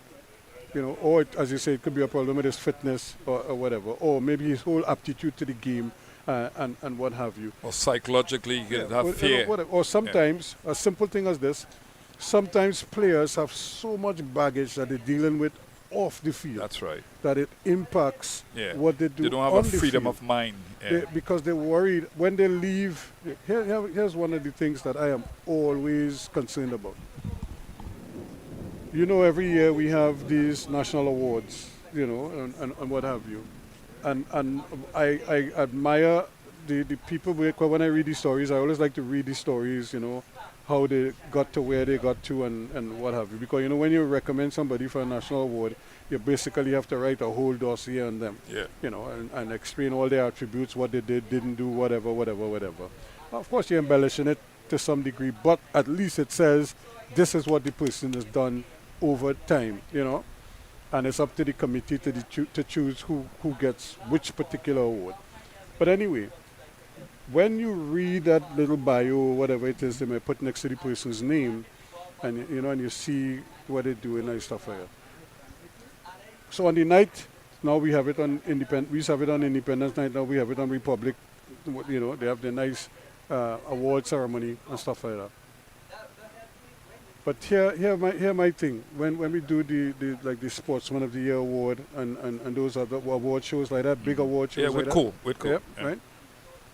It's now First Citizens FCB award. I have seen, this is no joke, and I'm not casting any expressions on anybody, but it kind of breaks my heart because I've seen people come dress up in the nice, as you say, dress up in the Sunday best and thing, they look real nice and spooky, and they get the awards, they get the adulation from the crowd there, and everybody make their nice speeches and stuff like that. And I have seen this on a couple of times, so I know this for a fact. By the time because I would cover a lot of those events, and when I was leaving the events, the same people who was just an hour before receiving all the adulation from the public has to now stand at the side of the road to flag down a taxi to get to pick up a car to go into town to try to get home. And I keep saying, if I am going to celebrate people like that, I really have to celebrate them in a way that changes their circumstance. And I always feel these national awards must have a monetary attachment to them. It cannot be that you're recognizing the person for doing all this stuff for the country. And you get a trophy. And you get a medal, which I don't have a problem with the medal. I don't have a problem with the medal. Give them I just something feel in we addition reached to the that. point Yeah. now that you must add some kind of a financial Well, incentive. the other side to that is that you want to encourage people. You want to encourage younger people. We talk about patriotism and nationalism and representing the people of the Caribbean and that sort of thing. But, we have to understand that it's a job too. And we have to understand how to be treated, how to treat our heroes. Well, not just our heroes, the normal people who represent us. Look like a little boy from Beetham who, I think, I'm trying to remember what it was. What was the incident? I think he went into a car, And save pulled somebody, out of the car, and the car was on fire or something like that. And he pulled the body out, and it was a big thing. To me, it really doesn't matter where he came from, what his status in life is, or whatever it is. Just the mere fact that he took the time, we saw the incident, he Saved their reacted life. to it, and dealt with it like that. That to me is what you're rewarding. But check this out. What happens to him after that newspaper article is written the 2 days after? He's still back in his normal routine. Yeah, but in addition to that, you want to, with certain situations like that, you want to impact other people's lives because that was a brilliant thing. It was an But act you also of want bravery. to help that person. Yeah, personally. But you will encourage Develop. other people to act like that But the if you action, reward him. yeah, the action alone speaks for itself. Yeah, you know. risking your life Yeah. to save another life. Yeah. So Excellent my point. thing is to how now do we reward these individuals, but let it be tangible. When you win a Pulitzer Prize or something like that, you get almost $1 million. Seriously, Yeah. I could sing it now. No. What? We already have overcast conditions here. We want the game to resume, Tony Gray. We don't want it to end here, as the case may be. So it's improved from 500 a car and then to $1 million now. Whatever is the figure. No, All no, I'm no, saying no. But I'm is saying over the years it yeah, has improved. you know, But so- the Sportsman of the Year, what he gets? a trophy, Yeah. and the prestige that goes along with it. Yeah, but the other thing, Ruskin, is that we need to really and truly state and be public in the way we go about things, about the benefits of sport and the benefits of what sportsmen really do for our country and region. Yeah. I mean, they are the best advertising billboards in the world. Yep. Usain Bolt, what he did for Jamaica, for example, Brian Lara, what he did for Trinidad and Tobago and the West Indies because he's a West Indian cricketer. Who are So the best? we have to understand that. But listen, I've always told people the best people who advertise your clothing for your whatever are athletes. Yeah. Because they're the Ronaldo best has done bodies. it. Yeah. You know, they have the best bodies. They maintain their bodies even after. And they have the greatest they sense of have influence over young people and, not- older people but not alike. only that too, they also have some of the best habits because to maintain their standards Right. means they're eating right, they're Discipline, training very hard, they're disciplined, disciplined. yeah. Most of them are, Yeah. and they do it like that way. But you try convincing a brand manager in an advertising agency about that because they don't see that at all. In other words, they don't see the athlete in that particular light. That's in the Caribbean. Yep, Yeah, yep. but we're talking about sport in general in the Caribbean. Do we see it as something that is serious? Do we understand the tentacles of the benefits of sports to young people, older people, the nation as a whole, or the Caribbean as a whole? Well, I think we're getting there because we're seeing. We have examples. You know, we had Brian Lara, and I always said when Brian Lara burst onto the scene, I don't think we were ready as a society. And when I say as a society, I don't mean Trinidad and Tobago. I mean the Caribbean as a whole. We weren't ready for a superstar of that nature. You know, we had Viv In this Richards era. before, of that era, that particular Well, era. in this era. When I say in Of this that era, in Brian was- Lara's era. When right, he in was Brian actually Lara's era, playing. because Gary Yeah. Sobers was just as good, but, yeah, in, but you it's a see, different era. It's okay. The way they marketed Brian Lara was totally different to how they marketed Sir Viv Right, yeah. or Sir Gary before, Yeah. or even the great West Indies teams that went before. Right? Look at how Kyron Pollard is marketed now. Look at how Bravo is marketed now. You know, look at how Chris Gale is marketed now. Far you know, different. So it's a Yeah. big difference Yeah. in all of that. Look at how Atto Bolden was marketed. You know, and I mean Atto marketed himself in a lot of ways because he was that kind of go-getter, kind of You know, but individual. you talk about that era of dominance of over 15 years, the late 70s, the 80s, and the early 90s, and we did not, as a Caribbean people, capitalize on that era of dominance because you had superstars. I mean, Sir Vivian Richards walking out the bat, Sir Clive Lloyd, the big Joel Guyana. You had superstars, a lot of superstars, to really and truly bring monies into the coffers of West Indies cricket. And they did, but But probably not to that extent. Yeah, not to the extent that we have now. I mean, you think about it then. The great West Indies teams, I am almost certain that there are individuals now playing cricket from here in the West Indies who have probably made more money and probably haven't played Test cricket, but have made more money than that entire West Indies team that traded on the greats. Yeah, you're right. You know, You're right, yeah. Purely in terms of salary. Collectively, Yeah, one that's man what I'm saying, collectively. collectively, Yeah. you know, and certainly in terms of the kind of revenue that they're generating now. And it's the same thing could be said for in any sport, you know. Before Michael Jordan, even though you had Larry Bird and Magic Johnson and those, they didn't generate the kind of money that Michael Jordan But they did. changed the You know? concept of basketball to a certain degree. Michael Jordan, Yeah, but here- Magic Johnson. But here, how what it did is that they brought a face to the game, Yeah. right? An They had great enjoyment, players. yeah. Right, they had great players before. You had Dr. J, you had, a lot of other great basketball players. Russell, yeah. Right? But nobody really marketed them the way they marketed Michael and Larry, Magic and Larry, And then when Magic and Larry they landed on the two teams, the Lakers and the Celtics, the two most successful franchises in NBA history. So that they were always going to be butting heads. And what made that so automatic as well is because, remember, those two actually played a national championship game prior to coming into the College. league, right? In college, and, yeah. and where Magic beat, I think it was Indiana State. Larry transferred to Indiana State after, and Magic Johnson won there. So that rivalry was built in, Right.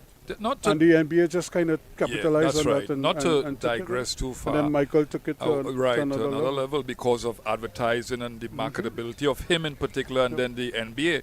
But what about the economics of one human being? Like, for example, LeBron James moving from one place to the other.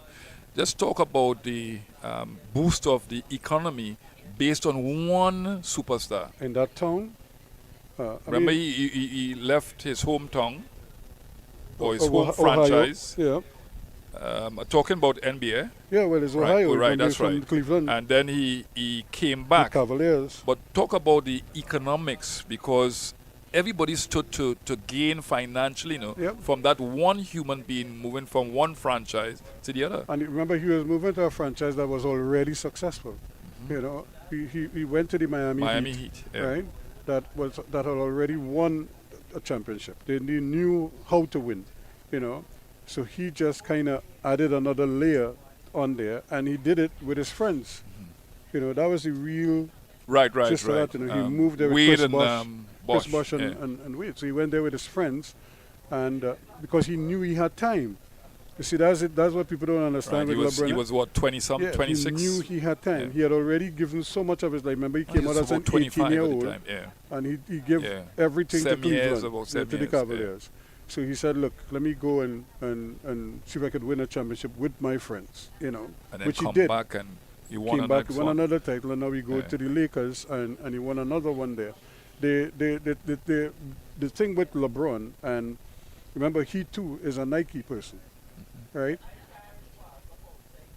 One of the things that we don't have in the Caribbean as much, and I don't know how we're going to break through in that regard, is we don't have a single player. I have yet to see one. Maybe there are, but they have it on the down low. But I don't know if any of our players have a major shoe contract. No, You that's a know. good. That's a good point. But all the top basketball players have shoe Right. deals. So somebody like LeBron, somebody like Usain Bolt, in the Caribbean setting, have we done enough to capitalize on the fastest man of all times status? Because I don't think that we should isolate him to Jamaica alone, because Jamaica has done well. But I think that somebody like that, like Brian Lara, like Sir Vivian Richards in the past, should have gone all over the Caribbean and tried to impact young people in a motivational way. What are your thoughts? Well, no, that is without a doubt is what has to happen, because you know we still rely on the quote unquote the people that we see on the television screen to try to help for them to impact our youth. Mm-hmm. You know, so okay, like you just mentioned, we might quicker try to remember we brought Shaquille O'Neal here to Trinidad at one time. You know, For they, for just for one day Yeah. to see, and we've had other players do that. You ever heard of this name Terry DeHere? no. Yeah, and the reason why you haven't heard of Terry DeHere is because Terry DeHere is a Trinidadian who went to Seton Hall University. He was the top scorer in the U.S. in college when he was at Seton Hall. One of the Seton Hall alums was so glad that he chose Seton Hall, and he did so well at Seton Hall. He named a racehorse after him and entered him in the Kentucky Derby. He named the horse after DeHere, Terry DeHere. Now Terry DeHere will come to Trinidad, and he would just walk the streets cool as though nobody knows him. You know, no, I think he actually ran for either a congressional seat or something in the state legislature in New Jersey, where he was from, up there, but he has never really been known in Trinidad at all. But He's that's never another thing, really been- Ruskin. I never mean, really we, been we, known we, we could talk about the in- influence that our great cricketers, our great sportsmen will have to have on the young minds, but we don't profile them enough. Yeah. When I went to India, the last time I went to India was with over 40 West Indies team. That's about 20 years ago. And I was Bunch of old men.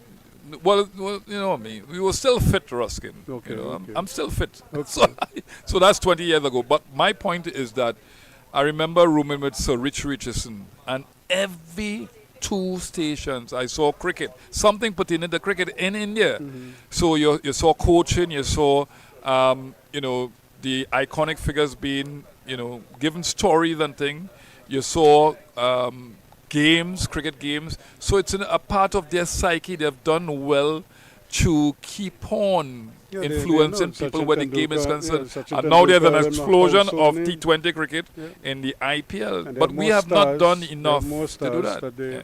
that they have to recognize. So the 88 for 3 now England after 19 overs and 5 balls. And it certainly is a situation here where the West Indies are trying to keep the English on a tight leash here, no pun intended. In that one, Phil Salt made 18 from 29 deliveries with 3 fours. Will Jacks 19 from 27 with 2 fours. Jordan Cox 17 from 31 balls with 2 boundaries. Jacob Bettel, this is the Bajan-born youngster who is making a name for himself with the England team. Not out 26 from 31 balls with 3 fours. Liam Livingston is not out on 1. And we were talking about Jacob Bettel, and I was making that point. So 88 for 3 here. Unfortunately, folks, we've had a delay that started since 2:49. So it's 2:31 now, so we're coming up to close to an hour or so since we've had that rain interruption. And the rain, while it subsided a little bit, it has actually started increasing again now. So it means that we might be here for a little while longer. We just have to wait and see. There isn't much we can do. 32 for 1, as you can see, after 6.5 overs. The target again is 272 for score. The Guyana Happy Eagles made 271 for 7. Nandu 116, Imlak 51, and Savri 52 not out. They were the principal scorers. And young Mikel Govaya with 4 for 42 was the pick of the bowlers for the combined campuses and colleges. And in reply, they reached 32 for 1, the wicket to fall. Kamil Puran for 20. Kieran Powell is still there, not out. But again, he can't score runs in the pavilion because it's pouring rain on the ground here at UWI in St. Augustine. So until we have something new to say, we're going to have to take a break here. And hopefully we'll be able to come back with more cricket action later on.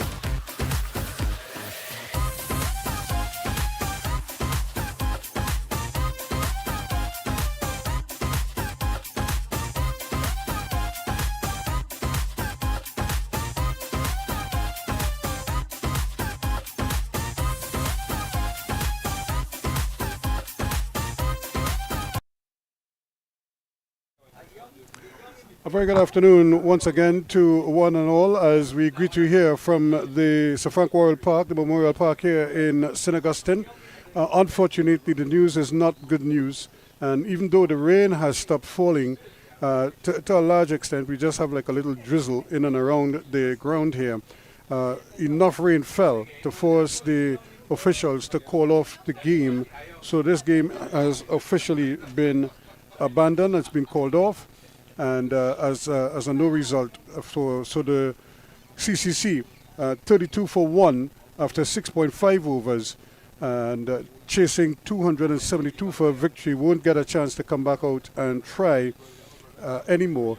So again, this is the second year in a row that these two teams have met here, and they've had the game rained out as a result. So it might be something between these two teams. We may need to play them in another venue and see if that changes their fortunes here. So that is the situation here, folks. Unfortunately, we will have no further play in this game, which was being set up quite nicely here at the Sir Frank Worrell Park. So until tomorrow, we invite you to be with us again as we greet you from the Queen's Park Oval tomorrow morning from 9 o'clock.